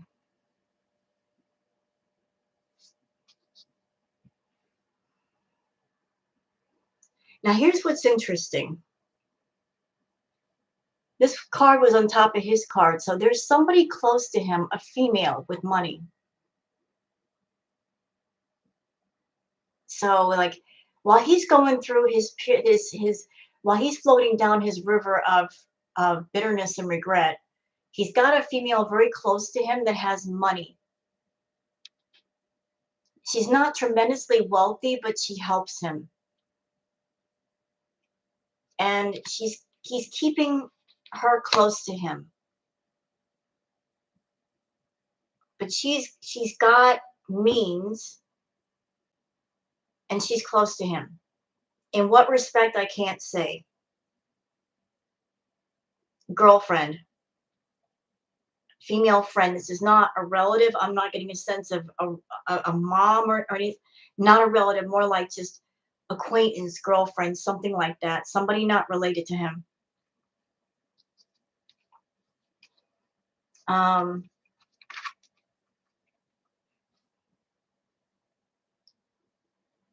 okay, and the next card is, it's interesting, the Page of Wands.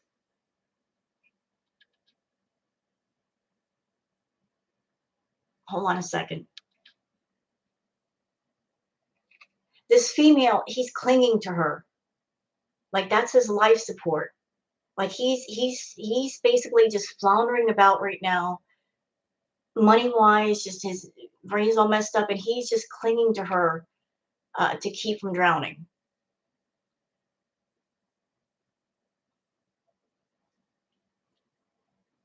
Like she's there for him, and she's got money, so he keeps going to her. He keeps going to her, treating her as a friend, but also going to her for money, and she keeps giving him money. So like he's doing to her what Chantal did to him. Like at one time, he was the big money guy for Chantal. So he has kind of found someone that gives him money now, and he's holding tightly onto her.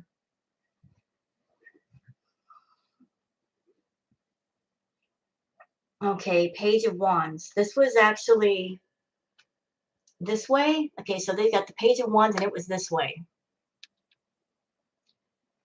Page of Wands would be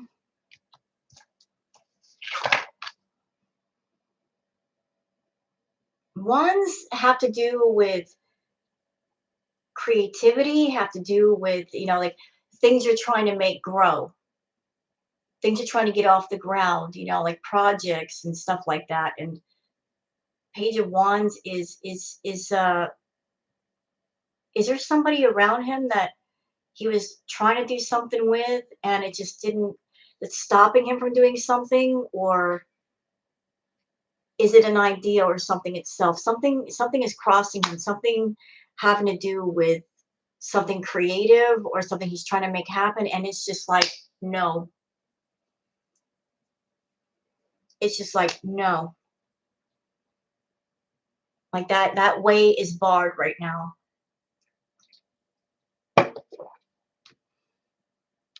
Okay, now this is where it gets crazy. This is where it gets crazy.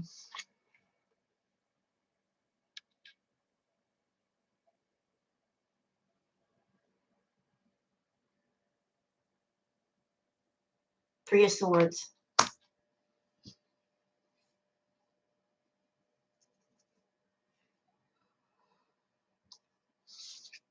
I don't know if SJM will ever hear about my reading, but SJM, you are in your own way. You are in your own way. You are your own worst enemy. You're in your own way. You want to be this. You want this to be you, but this is what's going on. This is why you're not this. You're in your own way. You are in your own way. This is Three of Swords could be just, just it could be addiction. It could be just stuff that's weighing you down and pulling you back, and you are your own worst enemy. You are self-destructive. You need to stop being self-destructive. You need to get out of your own way and stop relying on people to carry you and to fix your mess and to take care of you and make your way. Put your shoes on and start running your own path. Don't rely on other people to run it for you and to clean up your messes. And whoever that woman is around you that's giving you money and being your friend, stop milking her. Cut it out. Because she's going to get tired of it. She's already getting tired of it. She's going to figure out what you're doing and she's going to cut you loose. Then what? But you are your own worst enemy, bro. Get your shit under control. You're doing what Foodie was doing. You're escaping from your problems. You're using other people to be your safety net, but you are not catching yourself. You're expecting other people to catch you when you fall, but it's okay to fall, because when you fall, you learn to get back up. Get out of your own way. Stop relying on other people to take care of you. You're a grown ass man. Take care of your damn self. You're sabotaging yourself. Exactly.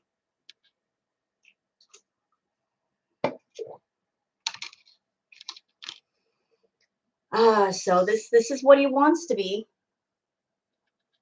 You want to be a man with money. You can be. This is YouTube. You can do it if you do it the right way. Otherwise, you get this.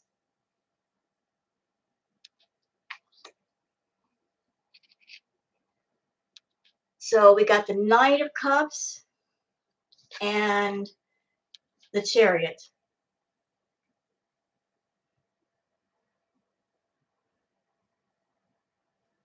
I don't know who this person is. Maybe this is also you think you want to be somebody you have plenty. You want a cup of plenty that overflows. And maybe there's a sense of just indecision about where do I go? What do I do with my content? How do I make money? I'm sensing that you're scrambling around looking for something that works. Do what's right for you. Don't try to run around looking on YouTube to see what the popular content is and catering your channel to that. You're not being authentic to yourself. And people are going to pick up on that. You're running around chasing trends and whatnot. You're not being who you are. Find what you are, and stop learning so much from Foodie. What works for Foodie works for her. Does not work for you. You understand? You're trying to be her. You're not her. You are you. Stop trying to be, Foodie Beauty Junior. Be authentic. Be yourself. So what do we got here? We have the Seven of Wands and followed by the Hermit.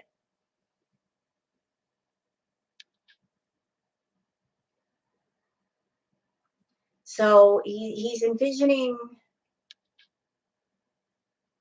some kind of victory somewhere, some kind of celebration, like he's doing good, but he's going through a lot of loneliness. He's going to be suffering a lot of loneliness. A lot of loneliness there and conflict. Just basically, like, the words that just popped into my head, running in circles. He's running in circles, just trying to make his channel successful, to keep himself from going under.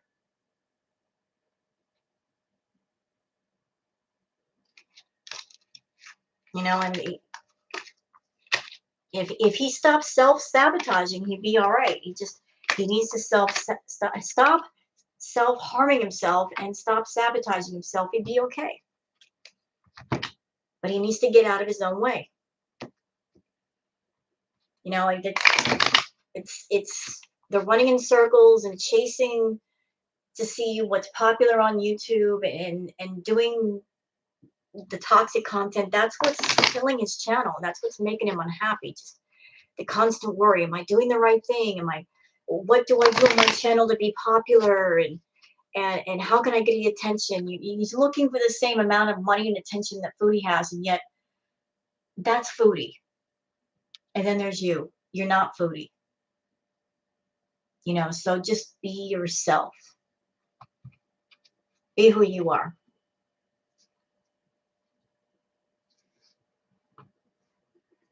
Is everybody there? Everybody got quiet.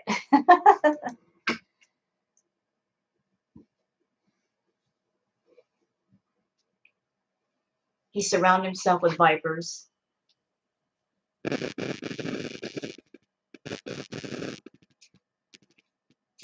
Well, it's not just that five flames. He's just got those inner demons. He's got to do something with those. Thank you, Thumb. He's got those inner demons, man, and they're surrounding him and inside of his head, and Don't listen to the demons inside the bottle. Don't listen to them.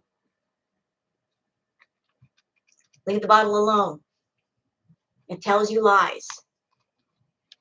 Leave it alone.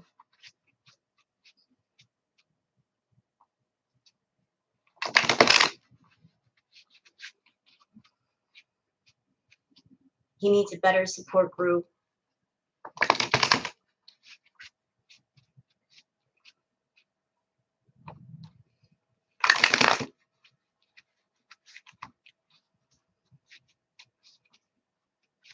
And if SGM was thinking that Foodie was going to be there for him and he could ride on her back to success, Foodie, she's got one of two options. Either she's going to do her content herself, or she's going to pick a really hot guy to be on camera with her. And she found that guy. So expecting her to just let you piggyback on her back and make you successful, it ain't going to work.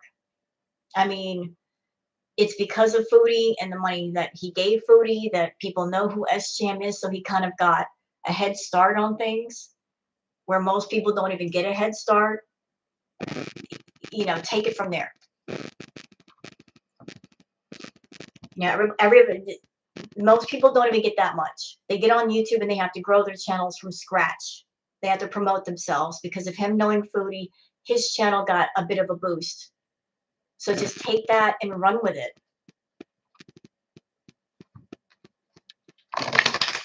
Take that and run with it. Same thing with Roman. He got the same thing. You know, everybody knows about Roman because of Foodie. Take that boost and run with it. But don't expect Foodie to keep boosting you and talking about you.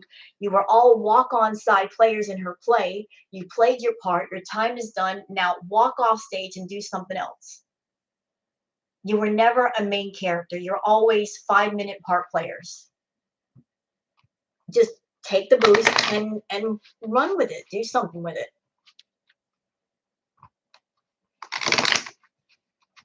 Hello, UFO. Hello, UFO. I said hi. You know, if you got like 2,000 or 3,000 subs out of it, you got 2,000 or 3,000 subs. Now take those subs and make some other content. Make the most of it. You got 2,000 or 3,000 subs. It sometimes takes people years to get that many. Take the boost, smile, say thank you, walk away, and go do something else.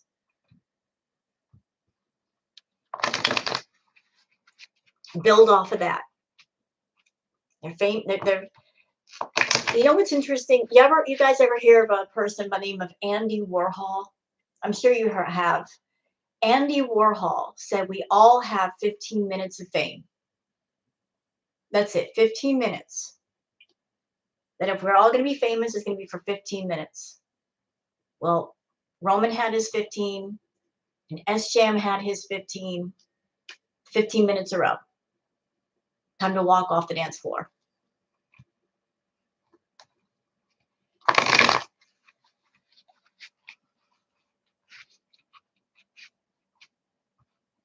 What does who have to offer?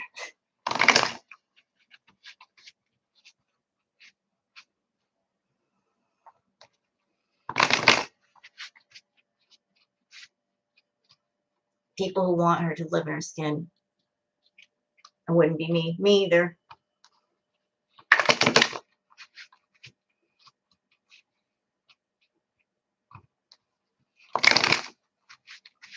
Okay, so I think that's like the last reading because I think I've done everybody. I did her family, SGM, Salah, Foodie, the marriage. I don't think there's much more to cover with that. I don't think there's much more that I could add to that. It was in the future, we'll all get 15 minutes of fame. Yeah, I think you're right, Jesse, but I do remember something about 15 minutes.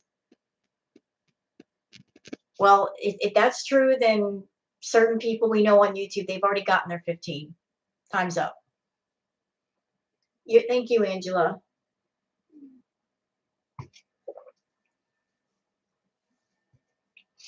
So everybody's been saying, can we do some tarot readings? And I didn't feel it was the right time. And now I feel it's the right time for a reading. Like the energy's right to do a reading. If you're tired, you got things going on, it's just not the right time.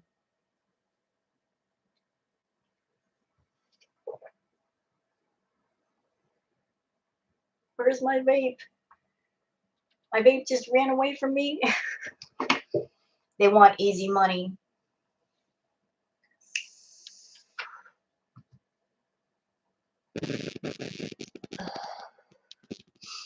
So what do you guys think is going to happen with Foodie from here on out?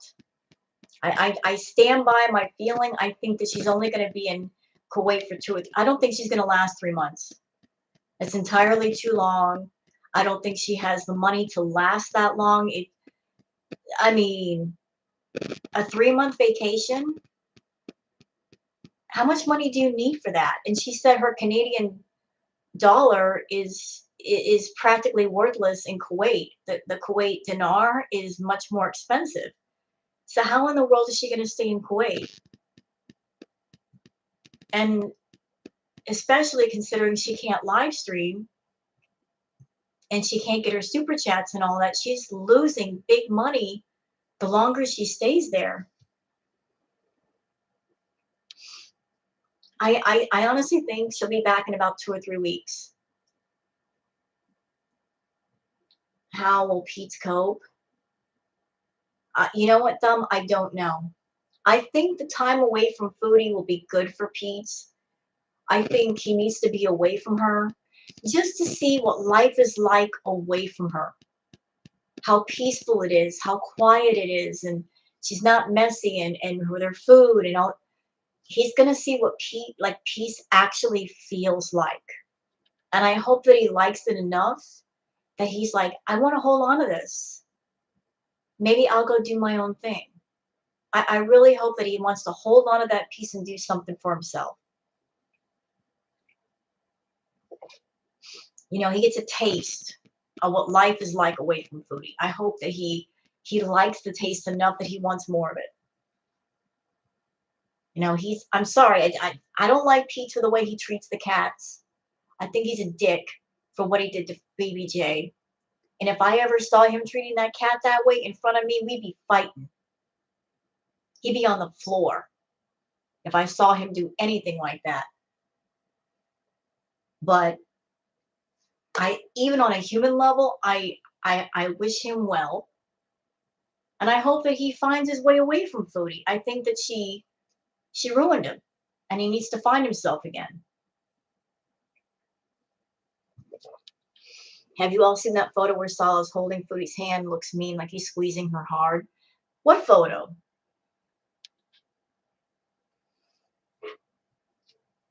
She's the milkmaid. Moo. Moo.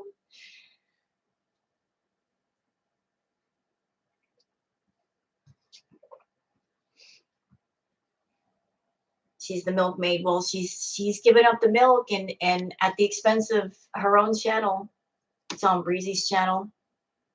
Was that something she posted today?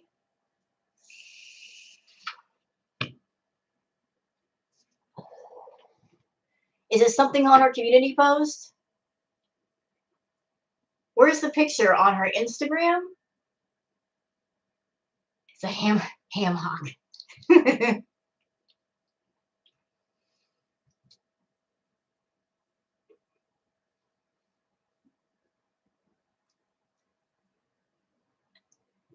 Listen, I said in one of my reacts, just imagine, you guys.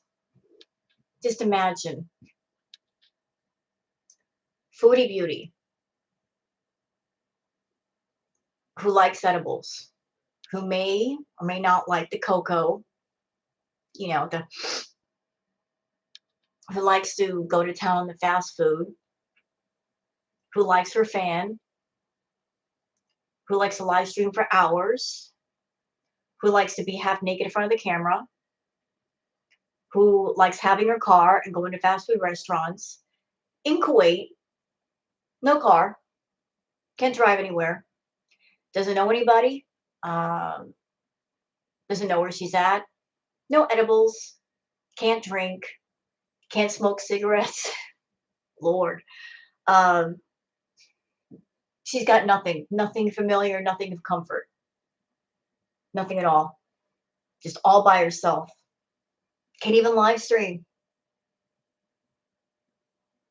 She's all by herself, isolated. And I love that for her. I really do. But just to go from that extreme to the complete opposite. I'm surprised she hasn't gone feral yet. She'll be back when she's craving her bad habits. That's why I say 2 or 3 weeks. I don't think she can last 3 months without her edibles, without the other stuff. I think 2 or 3 weeks and she's gonna be like, I gotta get out of here. I gotta go home. I can't take it anymore.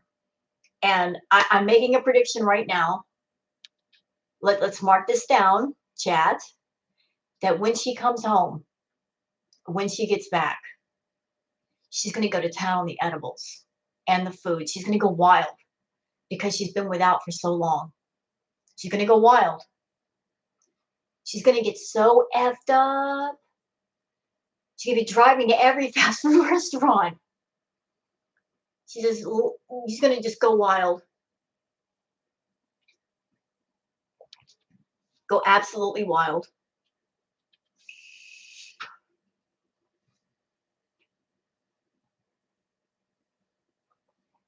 She's like, I've been clean and sober for 3 weeks, and I'm gonna go wild now. She's gonna party like it's 1999. And we are gonna get one hell of a live stream out of it. Not that I want to see her fucked up. I don't like seeing her like that. Let that be known. I don't like seeing Chantal messed up on drugs because as a reactor, I gotta tell you, those are a nightmare. Those are an absolute nightmare. When she's so effed up on drugs, she can barely speak and like she's speaking in slow-mo like this. Like, how can you react to that? You know what I used to do? Whenever she would do the edibles, mentally, I would just set the timer of, okay, she's going to be talking for about 45 minutes. After like 30, 45 minutes, that's when the edible is going to kick in and the rest of the live stream is going to be garbage. So 45 minutes that's all you got, man. You're on the clock. But then she started doing the edibles off camera. You don't even get that long.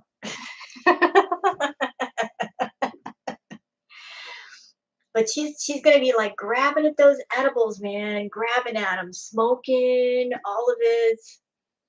Next payday, she'll be out of there if he lets her. Well, the next payday, that's when he might be getting paid. Like I said, I honestly think it's a money deal, and like, I'm not trying to be gross. I think the whole thing between her and Salah, it's a money deal. It's a business transaction. He's role playing. I'm getting escort vibes, but escort in the sense of I'm just escorting you around and I'm pretending to be your partner, but we're not having sex.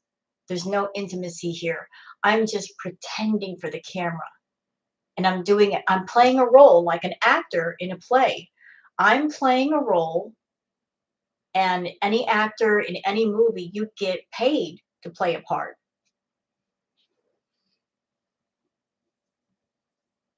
So he's happy to play the part as long as he gets paid. And he's going to go to Foodie and say, as long as I'm playing this part, I can't go to other women. So you're going to have to give up more money because I'm giving up more money. He's bringing that to the table. She has a return ticket. Put them in a cheap storage. He can't do that though, Mary. On an honest level, he can't do that. No one can do that. No one can just pack up somebody's stuff and put it in a storage unit. Once a person has lived in an establishment for 30 days, they are a resident. You can't do that. You can't change the locks. You got to go through legal channels to kick them out. And she's been there longer than 30 days. So on a legal level, he can't do that to her. As much as he might want to, he can't do that. Her stuff is there. She can prove that she lived there. If you tried that, the police would just go, "You can't do this, dude. She's here. She lives here. Even if she's not on the leash, she still lives here, and she gets her mail here. She can prove she lives here, so you can't do that. Even if the landlord doesn't know she lives there. I'm sure the landlord knows. Yeah, listen, Pizza's name is on the lease. That's true. But she's a guest, and she can prove that she lives there. Her name doesn't have to be on the lease. The fact that she lives there and she gets her mail, that's enough, to kind of stall things. For him to kick her out now, he would have to go to the courts and do an eviction of some sort. That's how the law works. You can't just go, "I want you out of here." Boom, you're out here. Your stuff's on the lawn. Can't do that legally. The hand holding photo. Where exactly is that? I'll look it up. Is that on her Instagram or on her community post? Where is that? That must be on her Insta.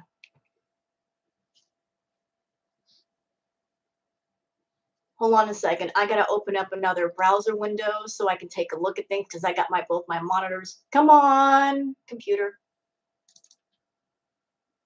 All right, hold on. Let me just scroll it over here. Give me a second. Insta. Okay, I'm on her. I got her Insta. Because we're nosy people, right? I'm a nosy person. I'll check out her Insta. Okay, I'm looking at the picture now. Oh, come on, Foodie. All right, so I'm looking at the picture now.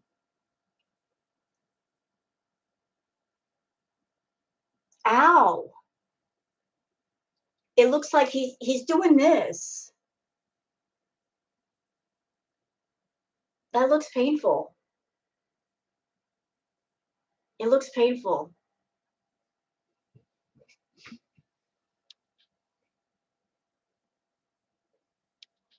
And that's not the way you hold the hand of somebody who's your wife.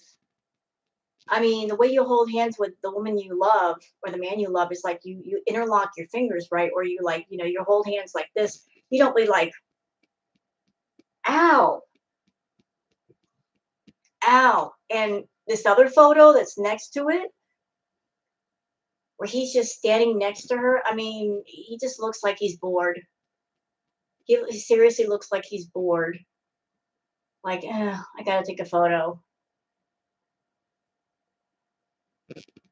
It's squeezing. Yeah.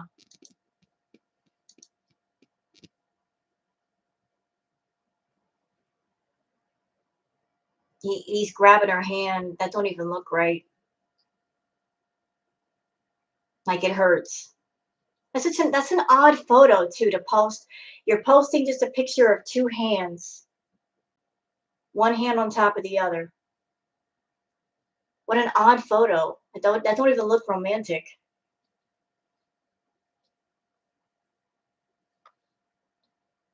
Chicken pickles here? Chicken pickle. Chicken pickle. Hey, chicken pickle. We love our chicken pickle. Hey, chicken pickle. I just did a whole bunch of readings. One for Salah, one for Foodie, one for the marriage, one for Pete's, one for Chantal's mom. The cards had a lot of interesting things to say. Should I give you a recap?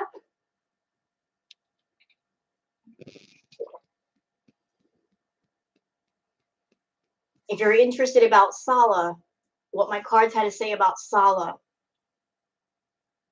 This guy's a smooth operator, chicken pickle. Somebody in the chat, I forget who it is, so forgive me if I forget. Natter was a butcher. Salah is a surgeon. This guy, he's a smooth operator. He knows how to extract things from people with almost surgical precision. He's very smooth about it. Nothing sloppy about this guy. Nothing sloppy at all. and he's working more than one woman right now. He's basically focused on two targets, and Foodie is one of them. But he's all about he's young, and he's all about I don't want to work harder. I want to work smarter. I don't want a bunch of female targets. I just want a few. And I'm gonna work on and the ones with the big money. I'm going for women with money. You know, he's focused on the he's going he's moving up, and he's looking to live large. He's a ladies' man, but he's selective. Is Salah? He's not working every lady. He's looking for those ladies that have a great amount of means that he could. He's going for the big money. He's looking for the whales, not the minnows. And he's got two main targets. There's somebody else. There's somebody else. She's not the only one he's working. She's not the only one. Are they legally married as you think they are? I like I said, I think it's role playing. I think he's a role player. He's playing a role that he's being played to play. He's putting on a show. He's helping her put on a show. He's giving her something for content. This is about money, business, money changing hands. This is a business transaction. There's no synergy there. There's no romance. There's no intimacy. Everything feels forced. If you watch the video, the vlog between them, the awkward silences speaks volumes. Like they're in the car. If they're romantically involved, shouldn't they be talking a mile a minute? Shouldn't they be making banter with each other? She had more synergy and banter with S-Jam than she does with Salah. Like her and S-Jam were just talking back and forth, and they had the banter. Where is that with Salah? Where is it? It's not there. And that's because her and S-Jam have a lot in common, but her and Salah don't. Yeah, they listen, I don't like S-Jam, but they had great chemistry. Like she's been searching for someone to do live streams with her. He would have been a great partner. They're both goofy, quirky, weird, kind of gross in a way. They were exactly alike. They would have been great as a streaming team. It doesn't have to be romantic to have great banter on camera. They were great together. And no, she wants a good looking guy. She wants the eye candy. She wants the eye candy. She wants the hey, look at this guy. She doesn't want the hey, look at this guy. You know, that's why SJM lost. If SJM had that banter, if he had been a good looking guy, he would have won. But he isn't her type. He isn't her type. And that's why he got pushed off to the side. Yeah, she's all about appearances. Like she wants the trophy husband, boyfriend. Look what I got. You know, she's a narcissist. It's about vanity. Look what I got. This is mine. This is my trophy. Yeah, she goes for the looks. Well, not when it comes to Natter. I don't know what she saw in Natter. I don't know what she saw in Natter at all.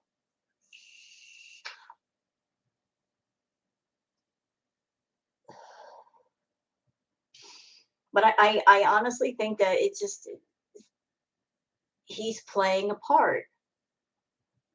That's why she's forever flaunting that ring. Nah, it wasn't candy.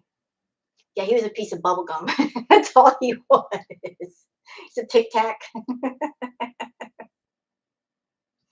He was a tic tac to suck on for the moment. Forever flaunting that ring. Yeah, she's playing a part too. But you know what the problem is, though? She has a tendency to fall in love. The line of reality gets blurred with her. She's under the impression that if I throw enough money at a guy, he'll fall in love with me, and that never happens.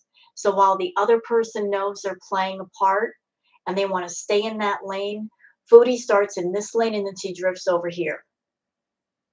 Like she gets possessive and she thinks this is honestly mine and I can keep this and this is a real thing. No, no, no, no, no, no. No, no. If somebody puts their name on the dotted line and says, I'm playing a part, and that's all it is, then that's all it is.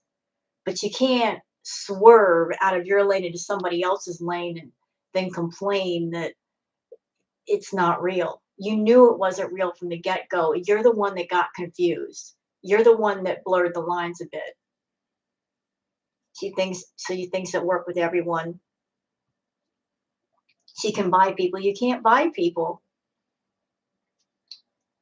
You can't buy people. You can't buy real feelings. You can't buy real love. Those are things that they're either there or they're not. They're either there or they're not there. Things that are priceless in value, you can't buy. They're just either there or they're not there. You can't buy real connection either. It's either there or it's not there. See, that's what she's not getting. Foodie, I'm 51 years old. She's what, 38? And she still hasn't learned that you can sit there and be all infatuated with somebody, but if the connection isn't there, it ain't gonna last. Okay? There's gonna be a million people in the world you look at and think, oh, they're attractive, but just because you think they are doesn't mean they're meant for you. Oh, you don't. Yeah, I'm 51, about to be 52 in January.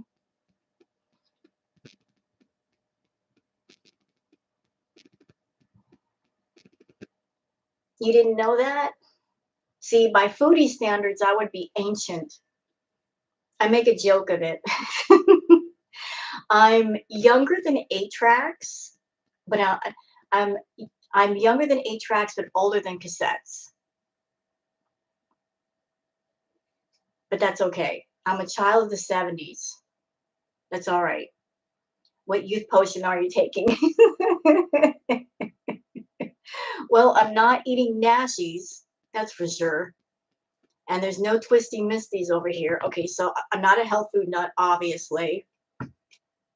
This is the only cola that's going in my body.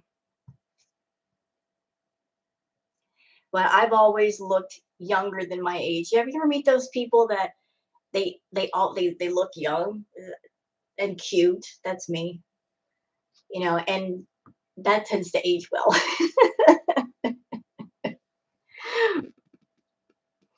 But I'm not taking a youth potion. If you want my youth potion, there you go. Here's my youth potion. Well, oh, your happy birthday. Would you like me to sing you happy birthday? How about some balloons in the chat for Thumb, since it's Thumb's birthday?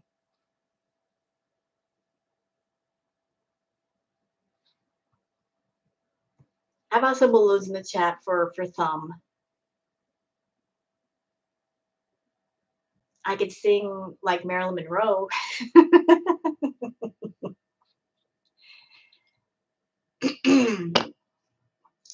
You guys aren't gonna laugh at me if I'm off tune, right?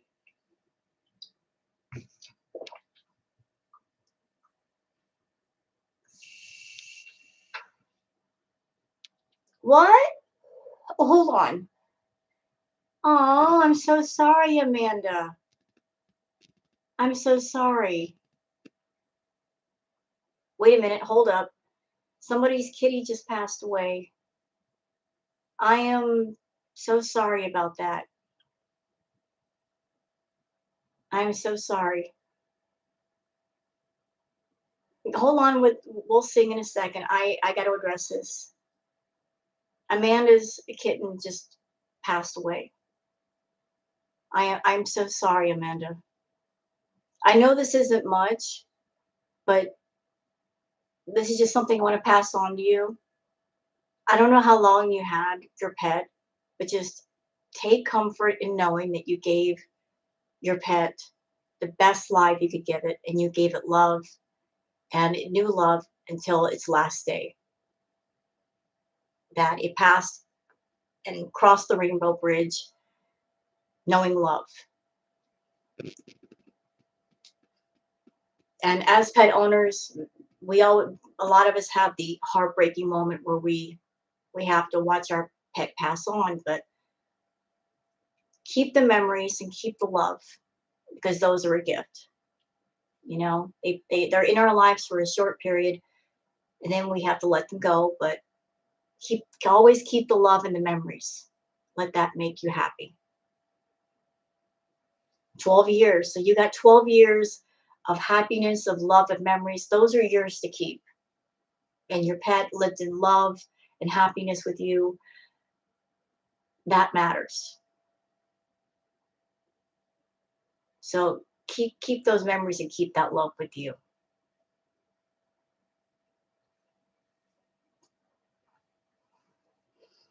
That's yours forever.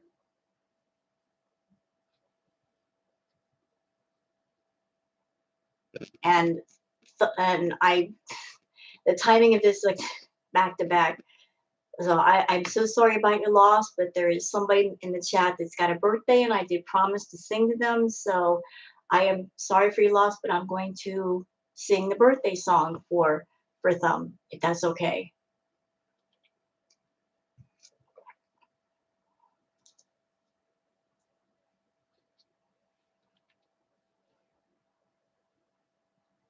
Her name was Gracie. Well, I'm sure that you were the best pet parent to Gracie that she could ask for. And she was a blessing, and she came to you when you were a blessing to her.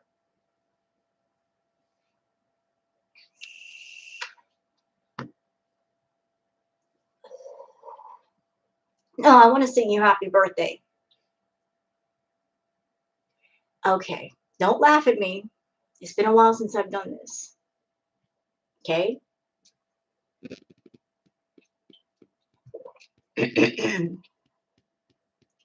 Happy birthday to you. Happy birthday to you. Happy birthday, dear Thumb. Happy birthday to you. How's that?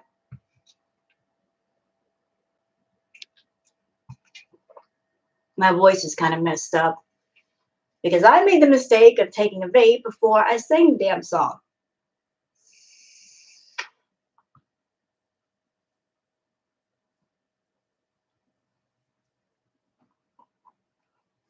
Yeah, I could have done better.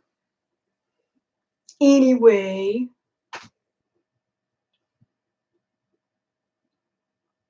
so going back to Chantal, we've seen the long road in Kuwait. We've seen the desert with the power lines. We've seen the beach at night. What else can she show us? What else is she going to show us? Oh, look at this road. I mean, look at this power line. Look, what's she going to show us over there? She's going to run out of things that she can show us. Burger King. I don't want to see Burger King no more. Listen, I want to see things that she couldn't show us in Canada. Can she travel beezing? Show us things that we can't see. She loved the sand because of the color of old ham. The nature of the desert. I was just disappointed. I'm like, from the plane, you saw all these beautiful lights over Kuwait, and it's a big city, and then we see barren desert, and there's literally nothing out there. It's like, huh? Public displays of affection. I don't know if that's allowed there. And if they can't show public displays of affection, hi, hello, did you want to come up here? Come here. Boogers want my attention. It's going to need lots of desert. Hey, you with the little face, come here. You want to come up here? Do you? Man-made everything. There's the baby. Hi. You want your chin scratchies?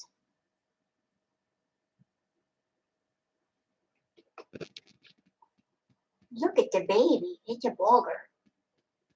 You kitty. Booger. This is Booger. And for those that are wondering, why did I name my cat Booger? Her name was supposed to be Rags. That was her original name. But when she was a baby, she was very mischievous. And I'd be sitting in my computer chair with my hand hanging off the side. And this little rascal, when she was a kitten, she would jump up and grab onto my hand with her little needle nails. And I'd be like, "Ow, you're a booger." And I did that so much that that just became her name, Booger. So that's how she got the name Booger. The Booger.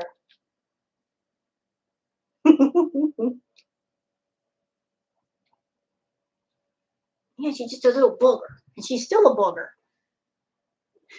She's still my booger. They can't film people or they can get local food and have a candlelight dinner home. Yeah, I was saying that. Like, I get they can't film in public. Why can't they do something intimate at home? Especially if they're husband and wife, is that's allowed, right? They can't like talk at home over dinner. She can't show the two of them in the apartment together. Oh, well, happy birthday to the kitty. So like I'm sometimes when you watch Foodie's videos, don't just look at don't just watch them and notice what you can see. Notice what's not there, what should be there. Hi, no one princess. Like what's missing from this picture? And what's missing is the affection, the romance, the intimacy, the fact that they're not acting like a couple in love.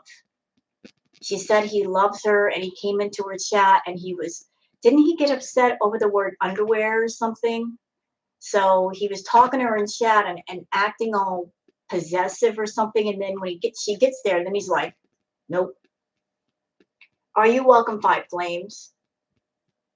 Yeah, it's like they're friends. So it's like he's controlling Foodie's chat. He's got a problem with the word underwear, but yet when he meets her, it's just like she gets like the cold freeze. Like yeah, everything was like he was trying to hide her. He goes into the restaurant, he gets her food, he brings it out to her rather than go in and walk in and have a meal together.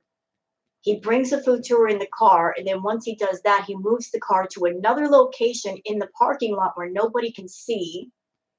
He takes her out in the middle of the desert, and then they do like a little thing beside the road. And then before that, they went to the beach at night. Everything is about hiding her. Was she able to return to? I think she will. Oh, hey, Bobby Patrick. You know what? I love Washington. Can I just tell you guys? Washington is such a beautiful place. It's really strange because when I lived in Florida and then I moved to Cali, when both places, you don't really notice the seasons changing. But here in Washington, there's so many beautiful plants and trees and all that. You actually feel the changing of the seasons, like the leaves falling, and you get a sense of like the changeover. You don't get that in Cali or Florida.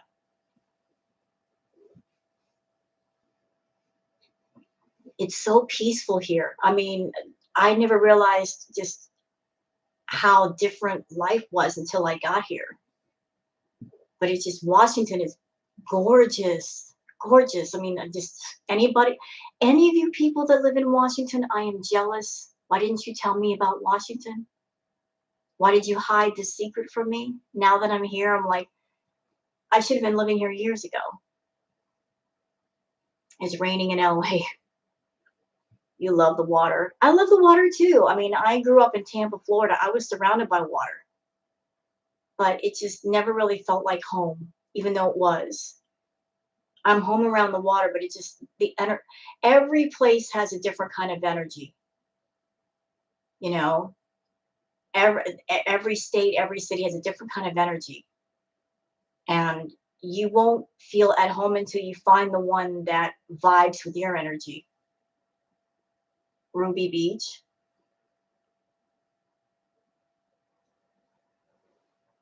I don't know where that is.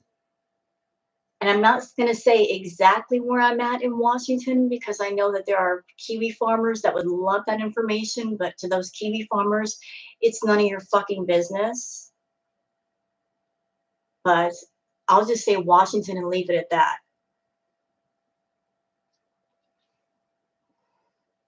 I'm not giving anything to the Kiwi farmers. Don't nobody need to know. The people make the places too. In the place I'm at, the people here are really nice. It's quiet. It's kind of a quiet town. It's clean. It's just this, it's just not a lot of filth. Long Beach was filthy. It was sleazy. And I just felt stressed out there.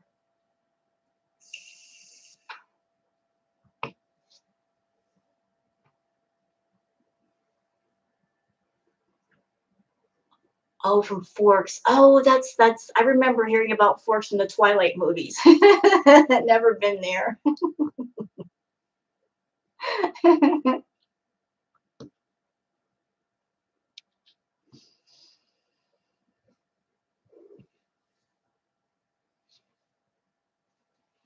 I'm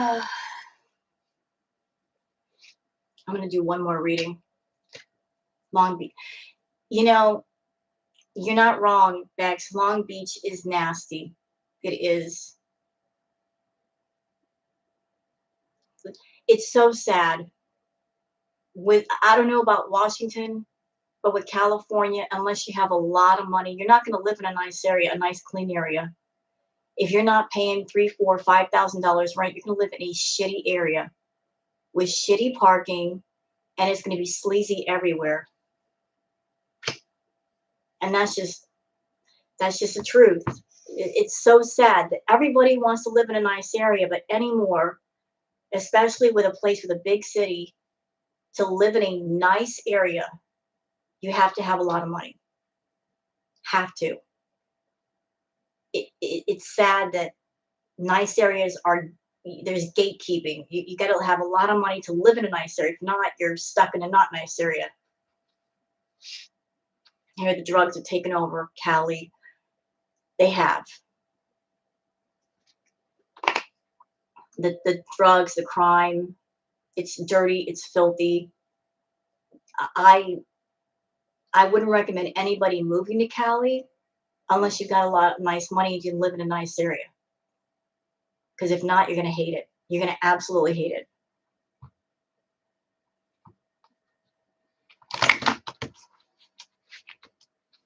Yeah, it's very expensive. And they got a huge problem with there's a huge homeless population, and nothing against those who are homeless because everybody's got a different story. Everybody ends up on the street for different reasons, but it's a lot. Like I'm just gonna tell you guys straight up. Now that I'm out of Long Beach, the area that I lived in, I would walk outside my door, and this is going to sound gross, sorry, but I would see homeless people defecating and urinating in the street and people doing drugs out in the open and people running around half naked. And I even saw a couple of guys, how can I say this delicately, pleasuring themselves out in the open. And it's scary. It's just scary. I'm glad I'm out of that now. Like, I'm glad to get away from all that. And you walk outside your door and you see people getting high, literally just getting high.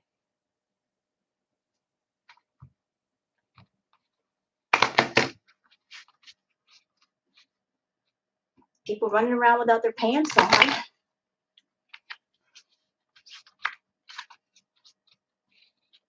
That's where Seattle is heading. It's not all there.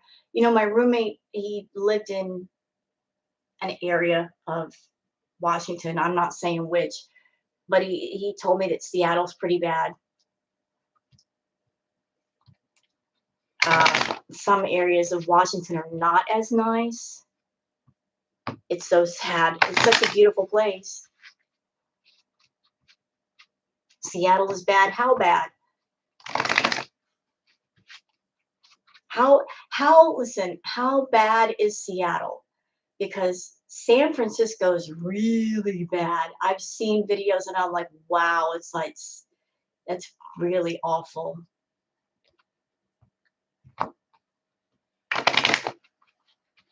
San Francisco is like the worst.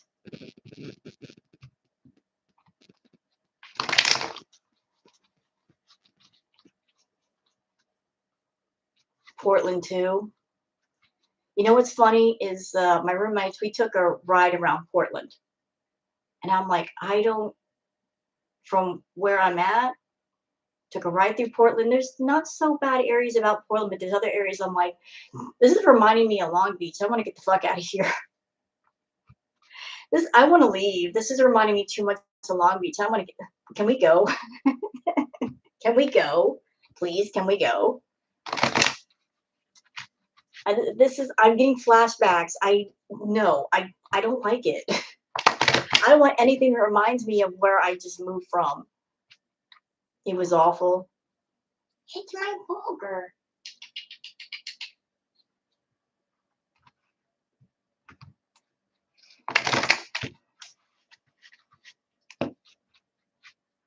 But why is Seattle getting so bad? It's just because maybe people are having trouble paying their rent. Is the rent too expensive? And that's why a lot of people are homeless? What happened?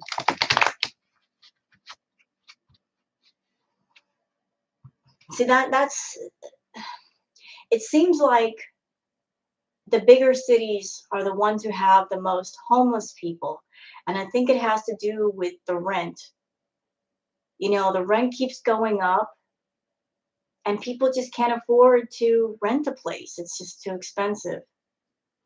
You know, like people are having trouble making the rent. Wouldn't it make more sense for the rent to be sensible so that people can? How does it make sense to jack up the rent and then you have people moving out because they can't afford the rent? And then for months and months, you've got empty apartments, which are not making you money. Why not keep the rent sensible? And that way, every apartment is filled and the apartment complex or whatever is making money. Wouldn't that make sense? Does it make sense to have a bunch of units empty and open and not making money versus keeping the rent sensible and keeping people living there and paying their rent? It just doesn't make sense to jack up the rent so much that you're losing money rather than making money. When the rent is sensible and you've got good tenants, you'll make money. But if the rent is too out of people's range, you'll lose money because people will move out. And then every month that the unit is empty, you're losing funds.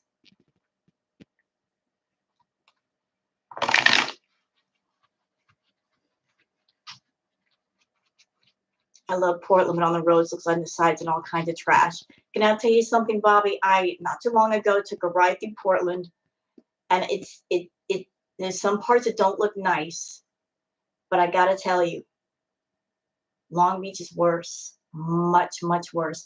You think it's bad in Portland? No, Long Beach is worse, worse, worse.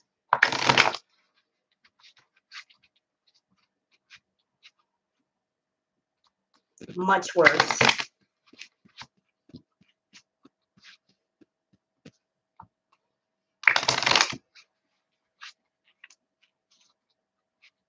Much worse. Well, thank you, UFO. Long Long Beach. Long Beach is rough. Long Beach is very, very rough.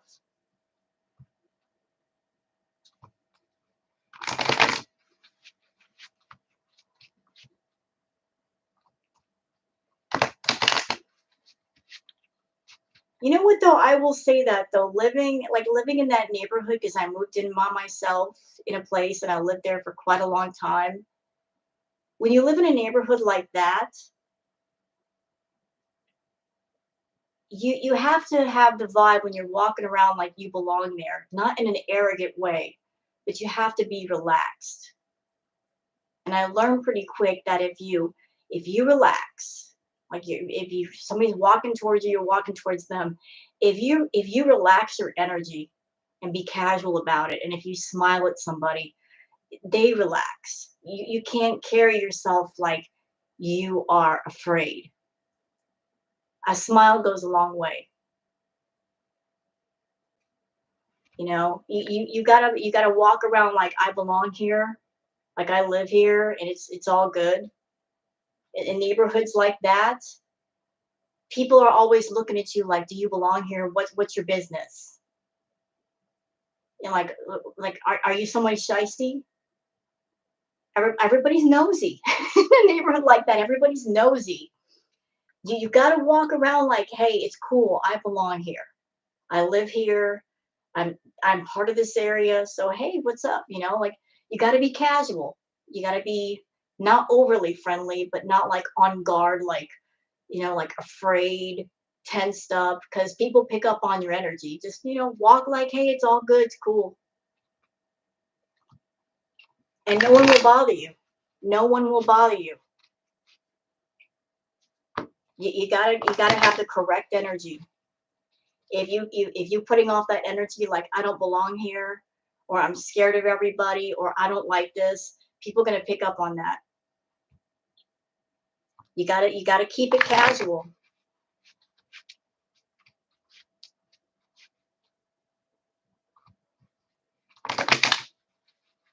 They hate rules. But that's how I lived there, and nobody ever bothered me. I never had anybody break in my house. But that's how I dealt with it. It's just like, hey, like if I'm walking down the street and I see somebody doing their drugs or whatever, I'm not going to say anything to them. I'm not going to give them a dirty look. I'm just going to walk on by like it's no big deal.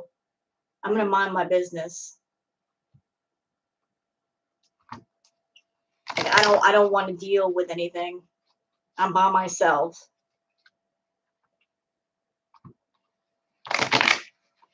How about we do one? Is it cute? Hi. Hello. Why don't we do like one last reading on Foodie and Salah? What do you think?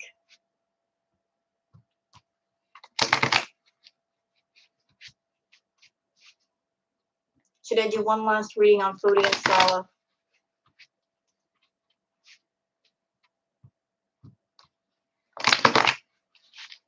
Three rules? Are you giving me 3 rules or 3 rules for you? Gangs in that area, gotta watch your back. Well, the area where I lived at, there were gangs, but they never bothered me. Never bothered me. Like, listen, it's one of those things. You don't bother anybody, they won't bother you. You start shit, they're gonna start shit with you. But if you don't start it first, they probably will leave you alone. Seriously, you just mind your business. Don't start nothing, it won't be nothing.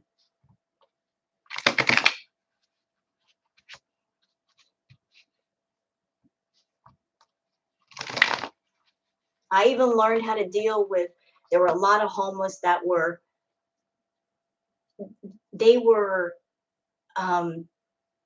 mentally, I like to say they were in another dimension because they would talk to people that weren't there. And sometimes they would argue with those people, but they would talk to those people. I like to say they were in another dimension. I even learned how to deal with them. Like if they were saying something, they were coming at me and their energy is chaotic. If they said something that made no sense, I'd be like, yeah, you're right. You're absolutely right. I agree with you. You know, like if they were coming at me and I didn't understand what they were saying, I'd be like, yeah, you're right, man. You're absolutely right. And tell them, I hear what you're saying.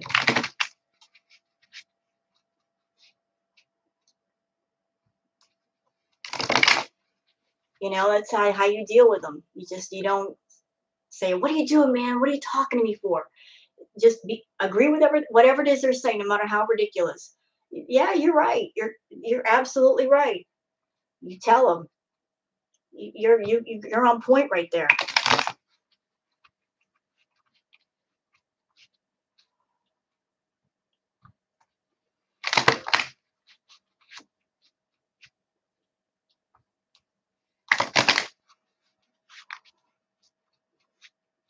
Thank you, Juliana.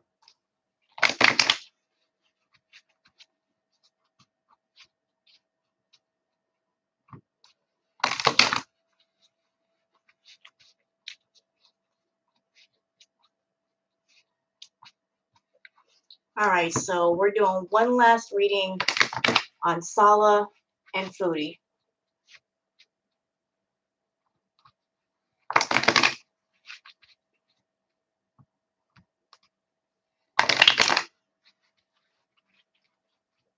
Thank you, Luma. So I want to know the future of Foodie and Salah. What's going to happen? Is she going to stay in Kuwait? Is everything going to fall apart? How long is this going to last? How is it going to end? What is the end of this fairy tale? I want to know. We're nosy. We got to know. We don't want to wait 3 months. We want to know now. Not only are we nosy people, we are impatient nosy people. Aren't we? We're a bunch of impatient nosy ass people. We don't want to watch no 3-hour miniseries, man. We want to see the ending now.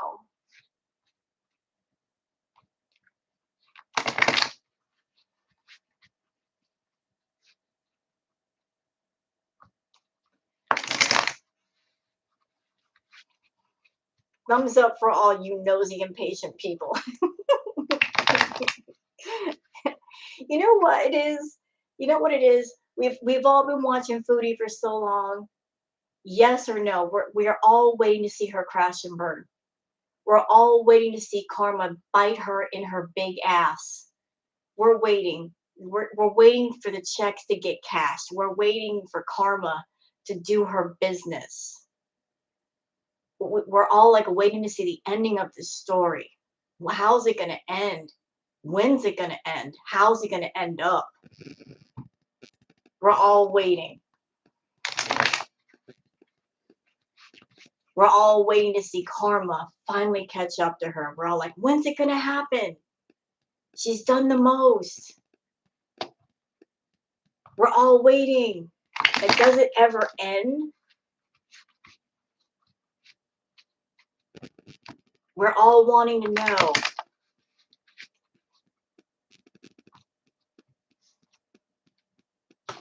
Trust me, I've been waiting to see her get her karma. And if you want to know the truth, I think part of her karma was Natter. I really do. I think Foodie's been going through life hurting people, lying to people, manipulating people, and karma brought Natter to her because Natter was her match.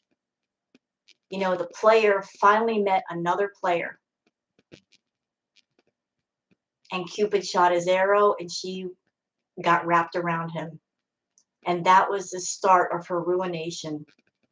And here we are, y'all, season 2.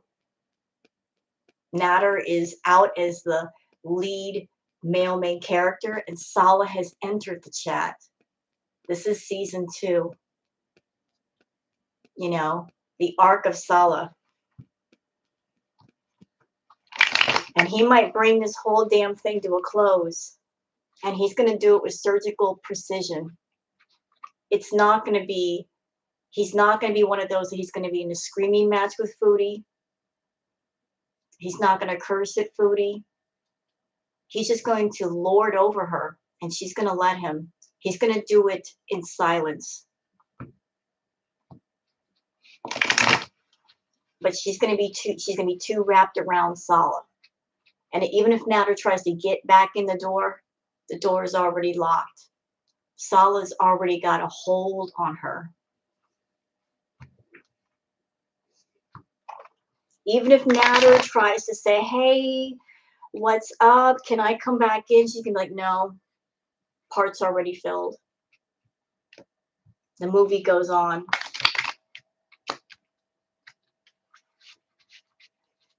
Invisible Phoenix, look, I know that it's distressing to know about the cats not having enough food. Let's not freak out right now. It's too early. There's enough cat food for right now. They've got a bunch of cans. And we know that if he runs out of cat food, first of all, Chantal has relatives. All he has to do is make a phone call to any of those relatives. They'll bring over cat food. Secondly, if he puts out the word to anybody in his chat, they will PayPal him money to get the cats more food. Those cats are not going to starve. So don't worry. The cats have food for now.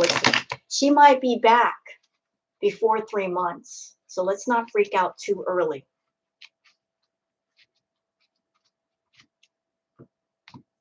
There's enough food for now. Let's just take comfort in knowing that there's cat food and supplies for now.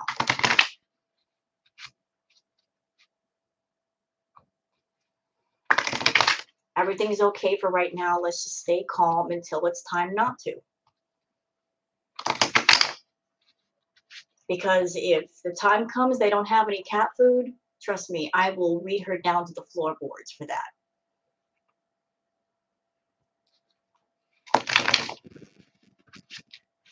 I'm not going to have any mercy.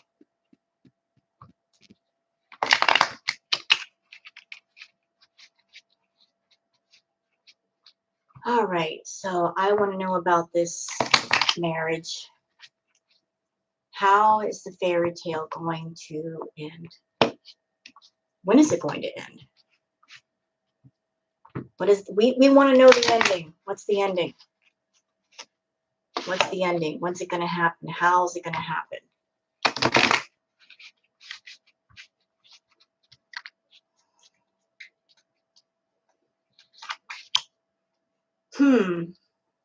First card, Wheel of Fortune. I need more context. Wow. Wow.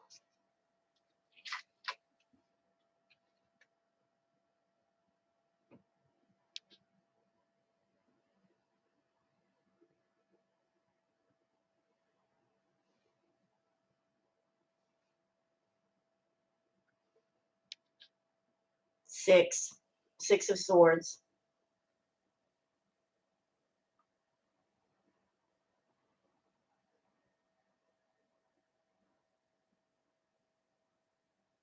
He's going to be behind her, controlling her, and she's going to be in absolute misery.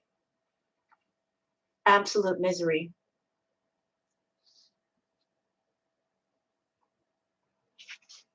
He's going to throw down the law, Foodie.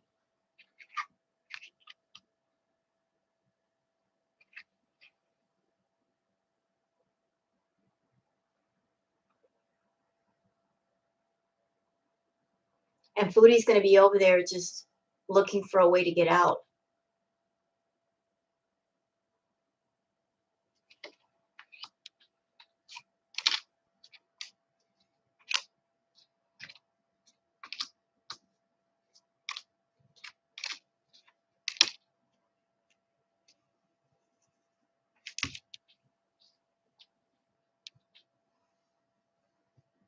Same cards keep coming up, and I just shuffled them. Same cards keep coming up. Here we go again with the star card.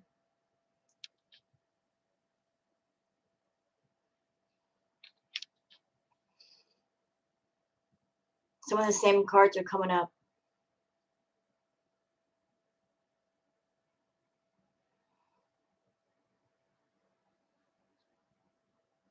This is not going to end well for Foodie. This is not going to end well. I mean, this fairy tale is going to crash and burn. It's already starting to crash. She's not happy.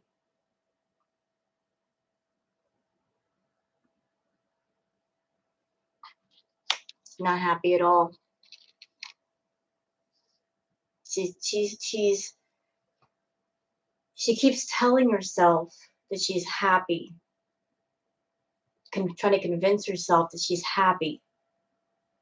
But telling yourself you're happy and convincing yourself that you're happy are different than actually being happy. You know, she's trying to convince herself, I'm happy, I'm happy, I'm happy. This is good, this is good. Deep down, she knows she's not happy. Hey, DG, how are you? Good to see you.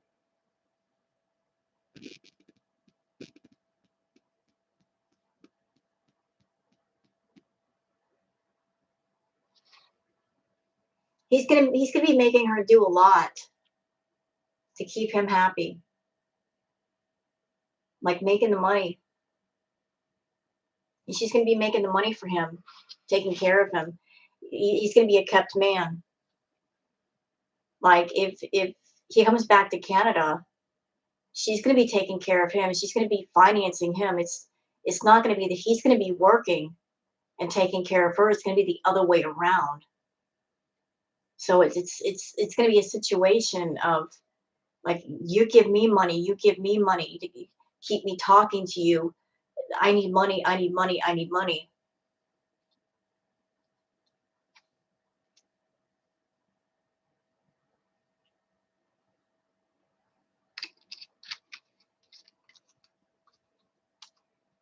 Like so she's going to be like searching out money anywhere she can find it to keep him happy, including her family. She'd be going to her family for money. Does she have money? Well, she's on YouTube and she's got money for now, but she's in Kuwait right now. So like I said earlier, you got to figure in she can't do her live streams as normal, which is the bulk of her money. And since her videos are so short, that means less ads placed on them, which means less money. She's not getting membership signups. So every day that she's over there, she's losing more and more and more money. So can she afford to stay over there for 3 months? I don't think so. Every day that she's over there, she's losing hundreds of dollars at least. Like, I don't know what, for those who are not, that don't have monetized channels, let me just let you in on a little secret for those that don't know. As far as getting paid through Google AdSense, the way that Google does it, when you monetize videos, you get paid per 1,000 views. Like a very small amount, like 10 or 11 bucks or 12 bucks or something. It's not much. So if you see a video with, say, 4,000 or 5,000 views, and you're thinking they're making 400 or 500 bucks, no. You get paid every 1,000 views. You get paid a very small amount. That's it. That is all. You know, that's it.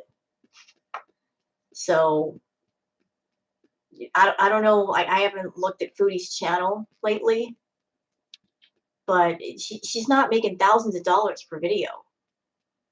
I don't know how much she's making, and I don't know what her pay per 1,000 view rate.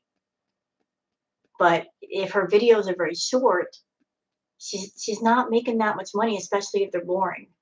So can she afford to stay away from YouTube and not do live streams for 3 months? because if she does, after 3 months, how many memberships has she lost? How much in the way of views has she lost? How all that time that she didn't get super chats? Like, it's going to take her time to get some of that money back. And she's not financially set up. She doesn't have money saved in the bank to cover expenses. So that can easily put her in a very big hole.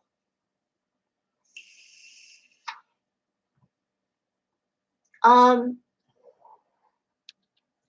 you know what, Thumb, as far as subs, I saw something on Twitter and I put it in my react. It looked like Foodie was buying subs. It looked like, I can't say for sure, but like you see like plus 100 at a time. And if you buy subs, it really doesn't help your channel because buying subs, YouTube likes the bigger numbered subs channels as far as, hey, they got a lot of subs, but really it's about engagement. It all boils down to engagement. You get engagement through people watching your videos and leaving comments and you hearting comments and stuff like that. Like the sub number is just a sub number. But yes, her channel says she's got 90,000 subs, but a lot of those are dead subs from people that no longer on YouTube.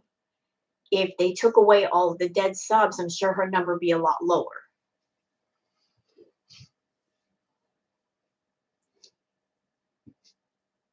Yeah, she must be making side money over there. If she is, I don't know how.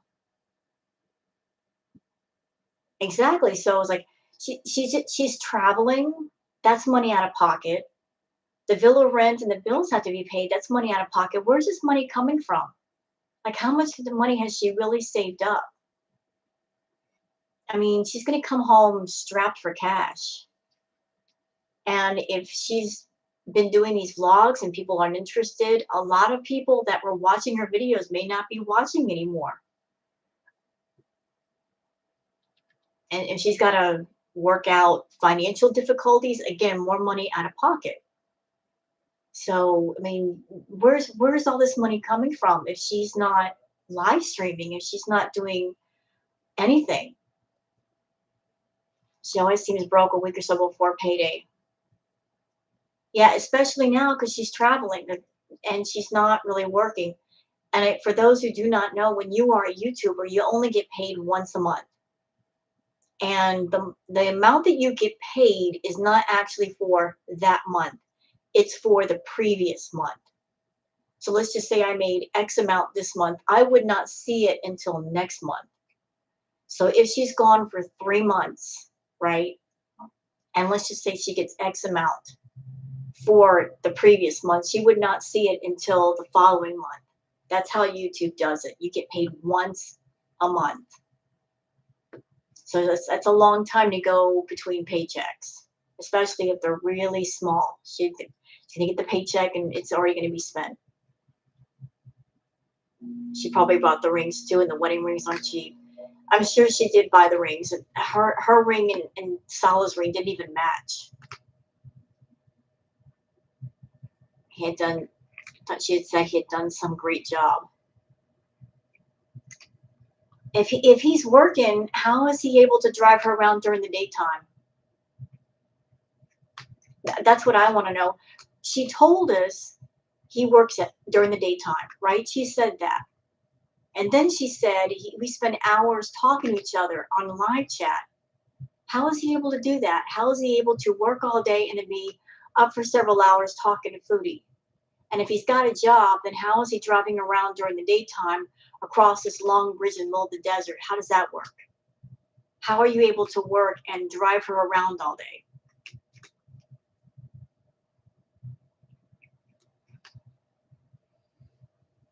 Why do no happily married women do tarot card readings?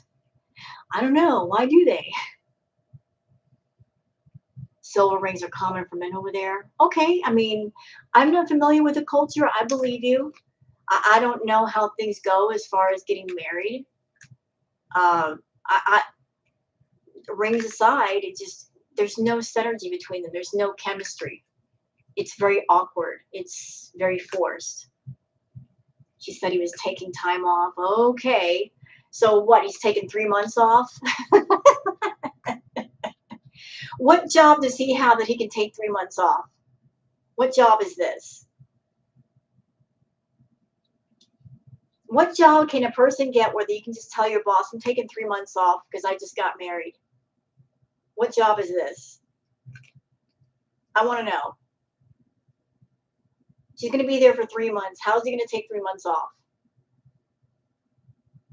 What? I want to know what job this is.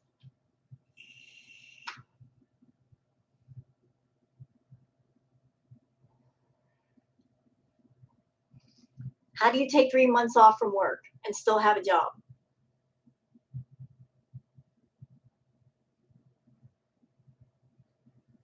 If she's paying him like she said to Natter when she's supposed to get the job. Well, she said all he has to do is fake love me and I'll give him the world. He don't want the world, Foodie. He just wants your paycheck. He don't want the world. He just wants your paycheck. He's going to take your paycheck and travel the world without you. Strikes me as an individual that sharing is not in his vocabulary. Nope. I could take 3 months off for a sabbatical. Yeah, but is that what he's doing?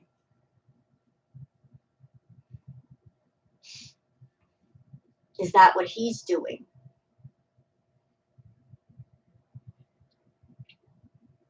I think Foodie is his job. I think Foodie is his work. And he's putting in the hours for a big paycheck.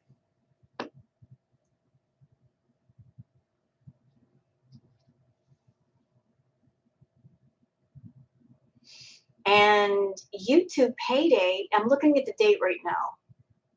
Today's the 7th. The next payday is on the 21st. That's another, 2 weeks? Didn't I say that she'll be gone in about 2 or 3 weeks? That's right about the time the payday is. Bam. What timing? What timing?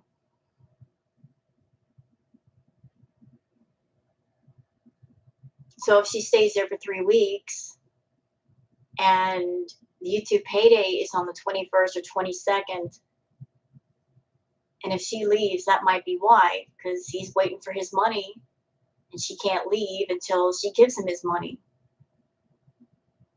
You know, he's going to stay long enough to pay him for whatever job he does and then go home.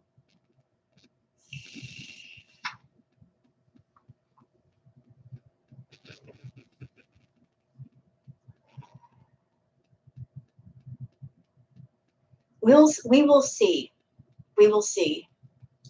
If she leaves around the 21st or 22nd, you know, then we'll know that he was just doing a job and waiting to get paid. I quit.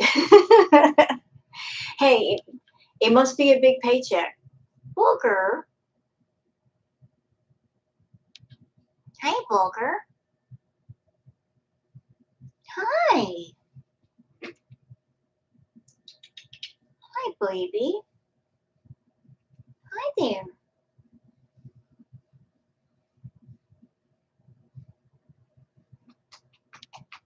Yeah, like, can you imagine when she comes back home to Canada? She's going to be like, what's he doing? Who is he talking to?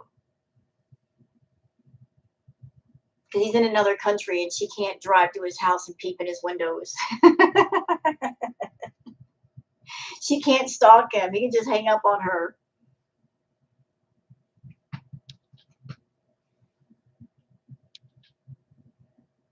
And listen, when she comes home, y'all, it's going to be the mother of all blow-ups. Hello. Hi. Come here. Come here. I'm right here. This is what we do. Good to baby.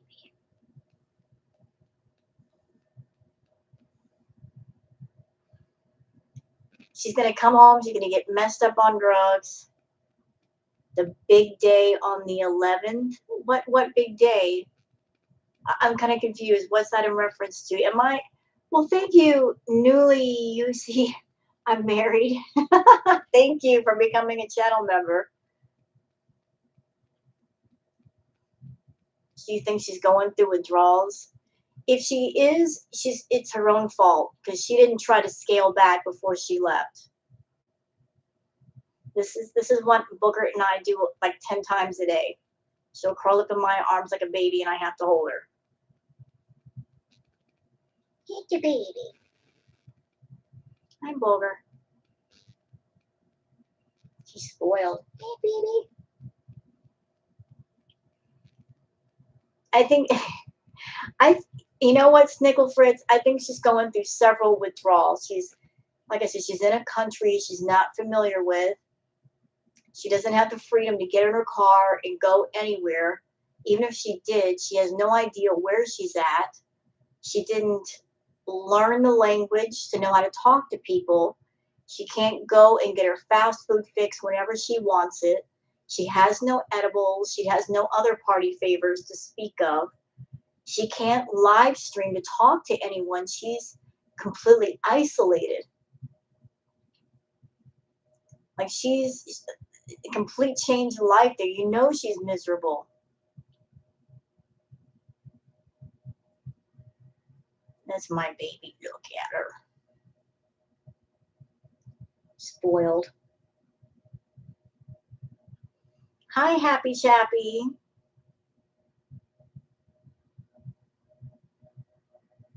Everybody, oh, you're talking. Everybody is. Are you talking about the Mercury retrograde? Everybody's been talking about that. How long do you think they'll have their first fight? I don't think they will fight. I don't think they will fight. Salah does not strike me as a person that he does fights. He strikes me as a person to say, this is how I want things to be. This is how it is. And that's that. There's no argument here. He strikes me as a person, he does not lose his temper. He doesn't act rashly. He handles things in a smooth way, and that's it. He's the complete opposite of Natter.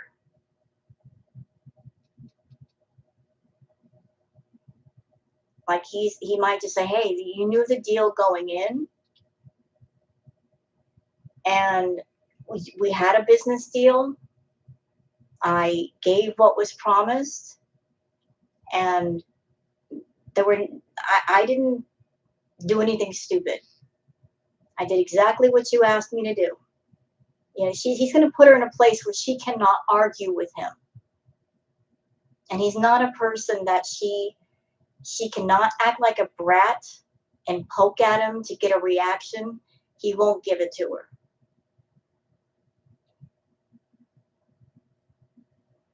He's going to absolutely outclass her that way.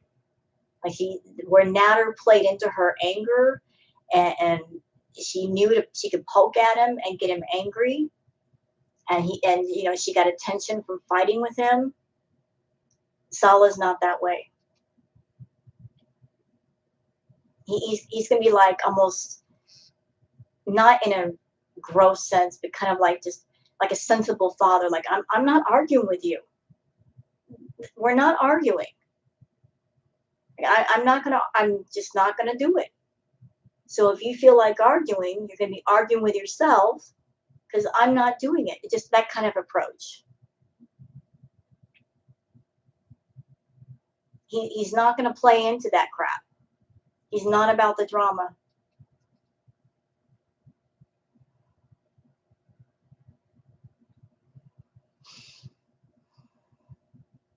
Well, see that Natter just a different person. Saul is young, but he's not stupid. He's not going to play the games that Natter played with Chantal. He's not going to play into it.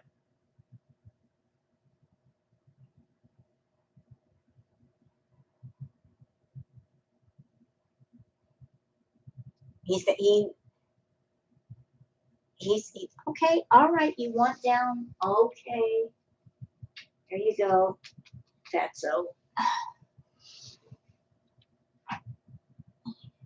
What you doing?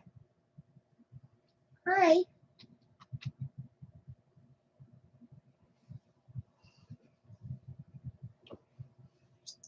I kind of knew that she would go to Kuwait just because of the way the Salah looked. I knew she would go because he is the embodiment of her fantasy. How could she not go? We're talking about a woman that drove 6 hours across the border for a burger. You don't think she's going to fly to Kuwait for a hot Arabic guy? Or he's from Kuwait, sorry. He's from, I'm sorry, Syria. My bad. You don't think she's going to fly thousands of miles for a hot guy? Of course she is. If she's going to drive 6 hours for a burger, she will fly thousands of miles if it means she gets to stand near a hot guy. And she puts her mind to it, she'll do anything. When she gets that motivation, she gets it.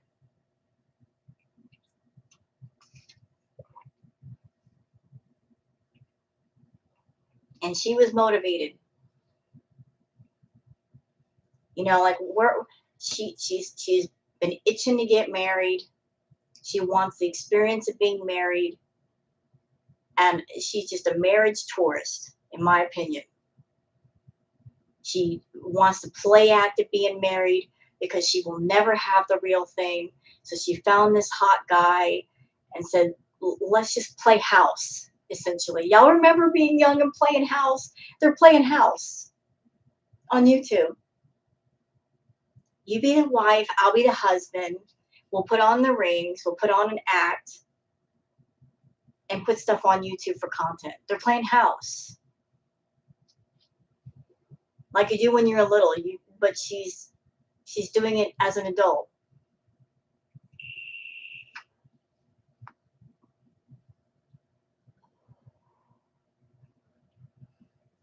I think she's just resigned herself to the fact that she knows she'll never ever be married. So let's just play act the fantasy for a little bit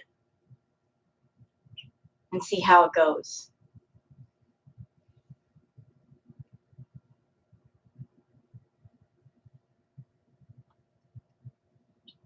Vulgar. Imagine doing all this to stand 2 feet from a guy. Well, she's desperate. She's desperate. Hi, folks. Come here. What do you want? She may be reliving her youth. She does have daddy issues. I don't think she's looking for a daddy. I think she just wants what she wants. I think she has a fantasy, and I don't know what it is that put a fire under her butt to get married, but she's had one for a while. Like she's so desperate for someone to claim her. I guess because she just wants to be able to say I'm married, and that makes her superior to single women. But being married doesn't make you superior to anybody. It just means you're married. And if you're in a marriage that's not happy, it's the worst kind of hell. I speak from experience. Been married twice, and if it ain't right, it ain't happy. Trust me on that. It's not happy. And it's better to be single than to be tied into a relationship that it's no good. It's no good, and there's no sense in being in it. She's jealous of her younger sister's engagement. I heard their sister was getting married, but I don't know if that person ever got married, but maybe it's competitive. I don't know. I think it's a mix of she's getting older, she's insecure, and her sister getting married. Maybe. I think maybe she feels like she's missing out on something. And I can just let her know. Can I help you, ma'am? What? Yes. You're biting at me. Don't tear up my chair. She's wanting to play with me. She's, look at her biting on me. Love bite. I, I've been married twice, Foodie. You're not missing out on anything. Sometimes it's better to be single. You get your head together. Focus on yourself. You need that. Ow, booger.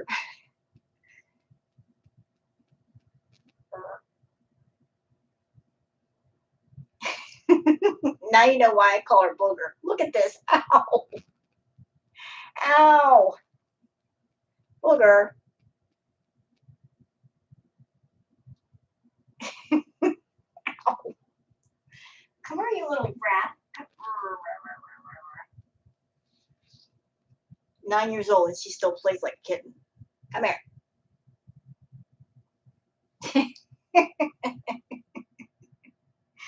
Come here. Ow. She bites hard. Come here. Come here. Just a big old booger. Do you think Natter set her up? I don't know. I really don't know. She was still engaged and she has to win at stupid things that most people can't even think about.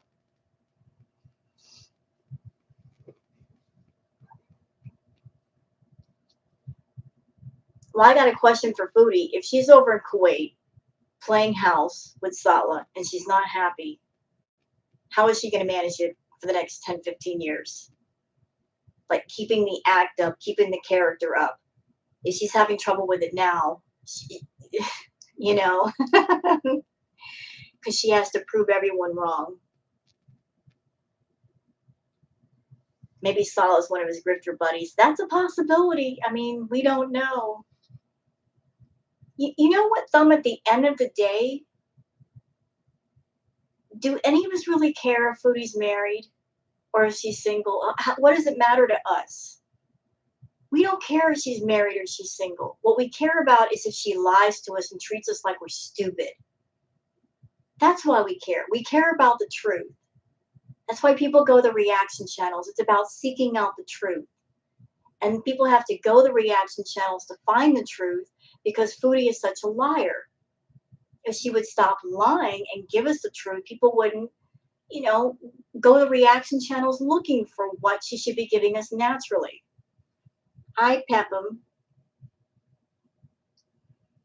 You know, like it's not about your marital status, Foodie. It's not about if you're single, married, in a three-way marriage. It's about the truth. People want the truth. They want it. And life is so much simpler when you just tell the damn truth. It's complicated when you lie. Thank you, Amanda. I actually know Natter. He's disgusted by all this. He's my uncle. Is he? Oh, my. Goodness gracious. Did I miss the tarot reading? I'm sorry, Sherry, you did. Would you like I'll catch you up, though, about what you missed very briefly. Did a reading on Salah. What my cards told me about Salah is that he's a player. He's talking to multiple women. He's young and he's doing a bunch of money moves. And Foodie's not the only person he's talking to. He's young and basically his mindset is, why work harder when you can work smarter? Why go for little targets when you can hit the big targets and get the big payouts? You know, so that's Salah. As far as this marriage to Foodie, not going to be happy. And I saw something in the cards regarding Chantal's family where it looks like she might be going to the family for money to help Salah come over here. She's going over and the family's not happy about it. With Pete's he's living in a fantasy world of his own. Everything's going to be okay with Chantal, and he's floating between everything's going to be okay to, oh my God, is this real? But if he gets away from Foodie, he'll be happier. But she thinks if she told the truth, reactors might back off. She doesn't want that. She loves reading everyone's thoughts about her. Yeah, it's a game to her. Honestly, it's a game. It's a big old game to her. Let me just do a bunch of outrageous stuff. Let's make a live stream or a video that's outrageous. And then after the video's over, spend the rest of the night running all over YouTube and Twitter to see what people are saying, to see if they're buying the bullshit, to see if anybody's exposed my lies. It's a game to her. It's a game. I don't know if I have any older people in the chat. I'm 51. Y'all remember watching wrestling on TV? Because I grew up watching WCW, WWE, uh, like all the greats like Dusty Rhodes, Ric Flair, Nature Boy Ric Flair, Jake the Snake Roberts. All y'all remember that? Y'all remember wrestling on TV? Let's see, the American Dream, Dusty Rhodes. I'm bringing that up for a reason. I used to watch wrestling. I used to love wrestling. Well, in wrestling, you have the baby faces, right? You've got the good guys, the baby faces, and then you've got the heels, the bad guys. The heels are the favorites of the crowd, people cheering them on.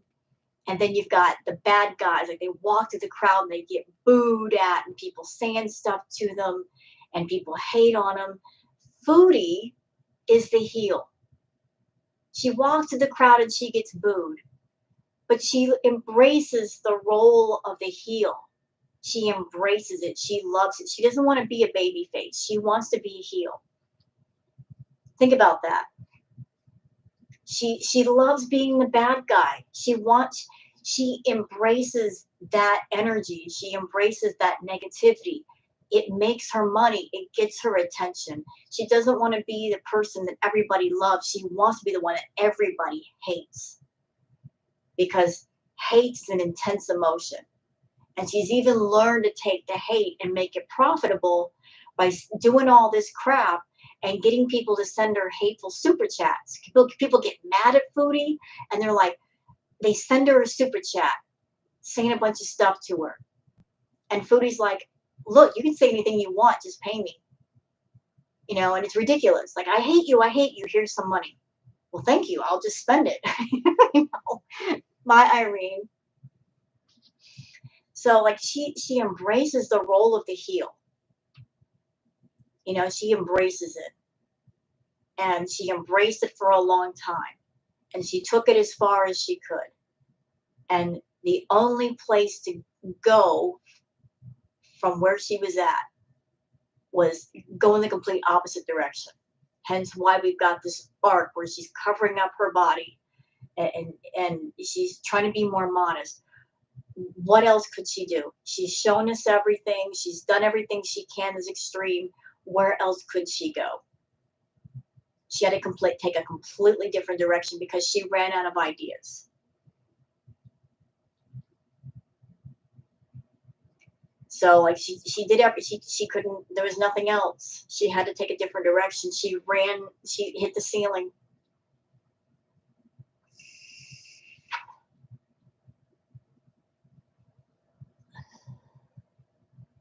You can let the anger out for her in the comment section of the chat. Foodie's not stupid, y'all. She figured out the YouTube game. She put all the conversation behind a paywall. She locked it down to VIB chat. Why do you think she did that? Because she's a money-hungry fool. She's like, hey, you want to talk to me? You got to pay $5. And even then, I might not talk to you, but you're still giving me the $5. And now she's turning the comments off. You know why she did that? It's not just to avoid what people were saying and to avoid people saying things to Salah that he might read. What she's trying to do, y'all, is funnel everybody into her VIB chat. She's basically saying, I'm not going to let anybody comment for free. No, that's not allowed. You want to talk to Foodie, you got to pay her. She is just so hyper-focused on the money that all chat is behind a paywall. All comments are behind a paywall. And what she's not understanding is that the reaction channels have their chats. People can talk for free.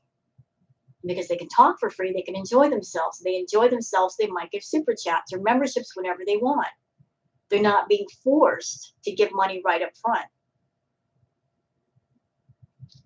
So like her just being too money hungry and too hyper fixed on the money is costing her money. That's truth. She is. Nikocado Avocado pays up for views and money. I think you know what I think? I think when Foodie, when the worst moment for her was when her channel got monetized. Honestly, that was the worst thing for her channel, because that's when she got focused on the money and the views, and that's when she started to adapt the exaggerated mannerisms and behaviors. Like, and she always paid attention to what made her money, what got her the views, what got her attention, what got the reaction channels talking. She just got hyper fixed on the money. Right, Sherry, she did.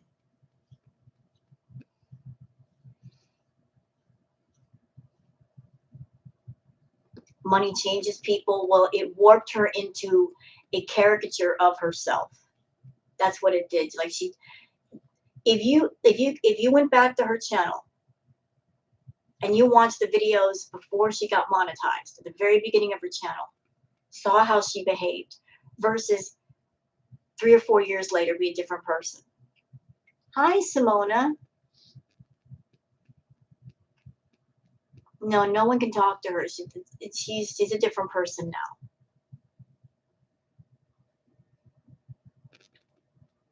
You know what I think? I think Foodie is, there's an old saying that money can't buy happiness. Foodie is the walking embodiment of that. Money can't buy happiness, because that's all she's got is money. And I'll also never forget something I saw online, like a meme that said, some people are so broke, all they have is money. Again, that's also Foodie. Money can't buy happiness. And if you ever forget that, just look at Foodie and you'll remember.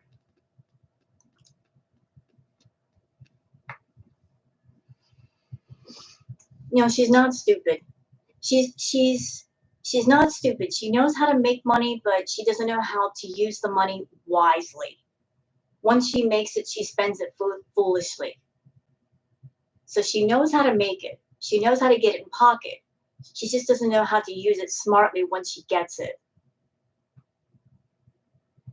She just blows it, because it's like her and Amberlyn Reed. They just get the money and they think the YouTube train is going to run forever. So let's just blow the money when it's in pocket. And neither one of them have much to show for.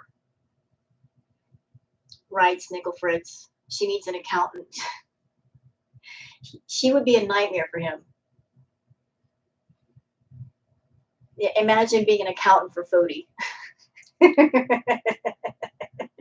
I wouldn't wish that hell on anybody, would you?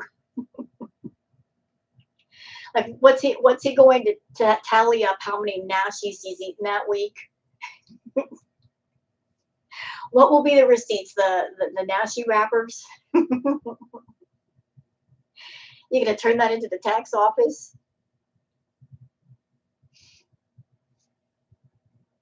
And have a breakdown.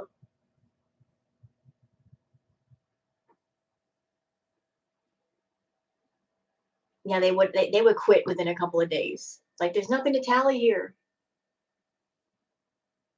What sound like a nightmare? Oh, being her accountant. You know what, guys? It's getting late. I'm gonna go ahead and curl up with Booger for a while. So it's been, God, it's like 5 hours. Time flies when you're having fun. But you know what? I haven't streamed in a while, so a long stream is all right. But I do thank you guys for being here with me tonight. I really appreciate it. So if you can, on your way out, can you give me a thumbs up? And if you're not subscribed to the channel, please do so. I really appreciate it. I I don't know if I'm going to cover all of Foodie's content. Some of the stuff is just so boring. What is there to talk about? But there's something to talk about. I will react to it. Like the vlog she just put out of traveling. It's like, what am I talking about here? There's not much. No problem. I'm happy to spend it when I have it. And I'm sorry it took so long for the tarot reading, but I just wanted to wait for the right moment. And there was so many live streams going on today. I was just looking for a good moment when you're not like, oh, I'm trying to watch this person, and this person, and she's doing a tarot reading. Where am I going to go?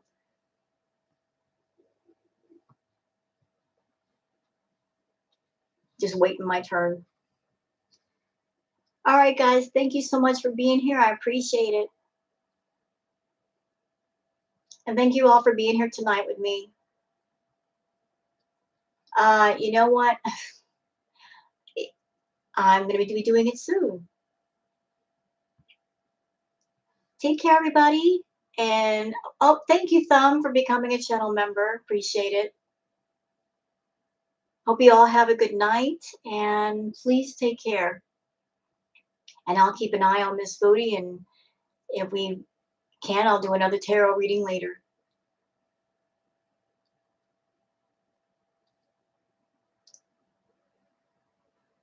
What's that?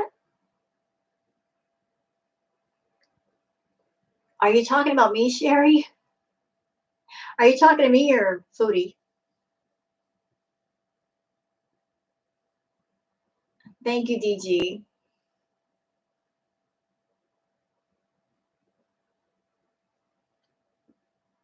Off to work? Well, don't work too hard now. Take care, everyone, and have a good one. Bye-bye.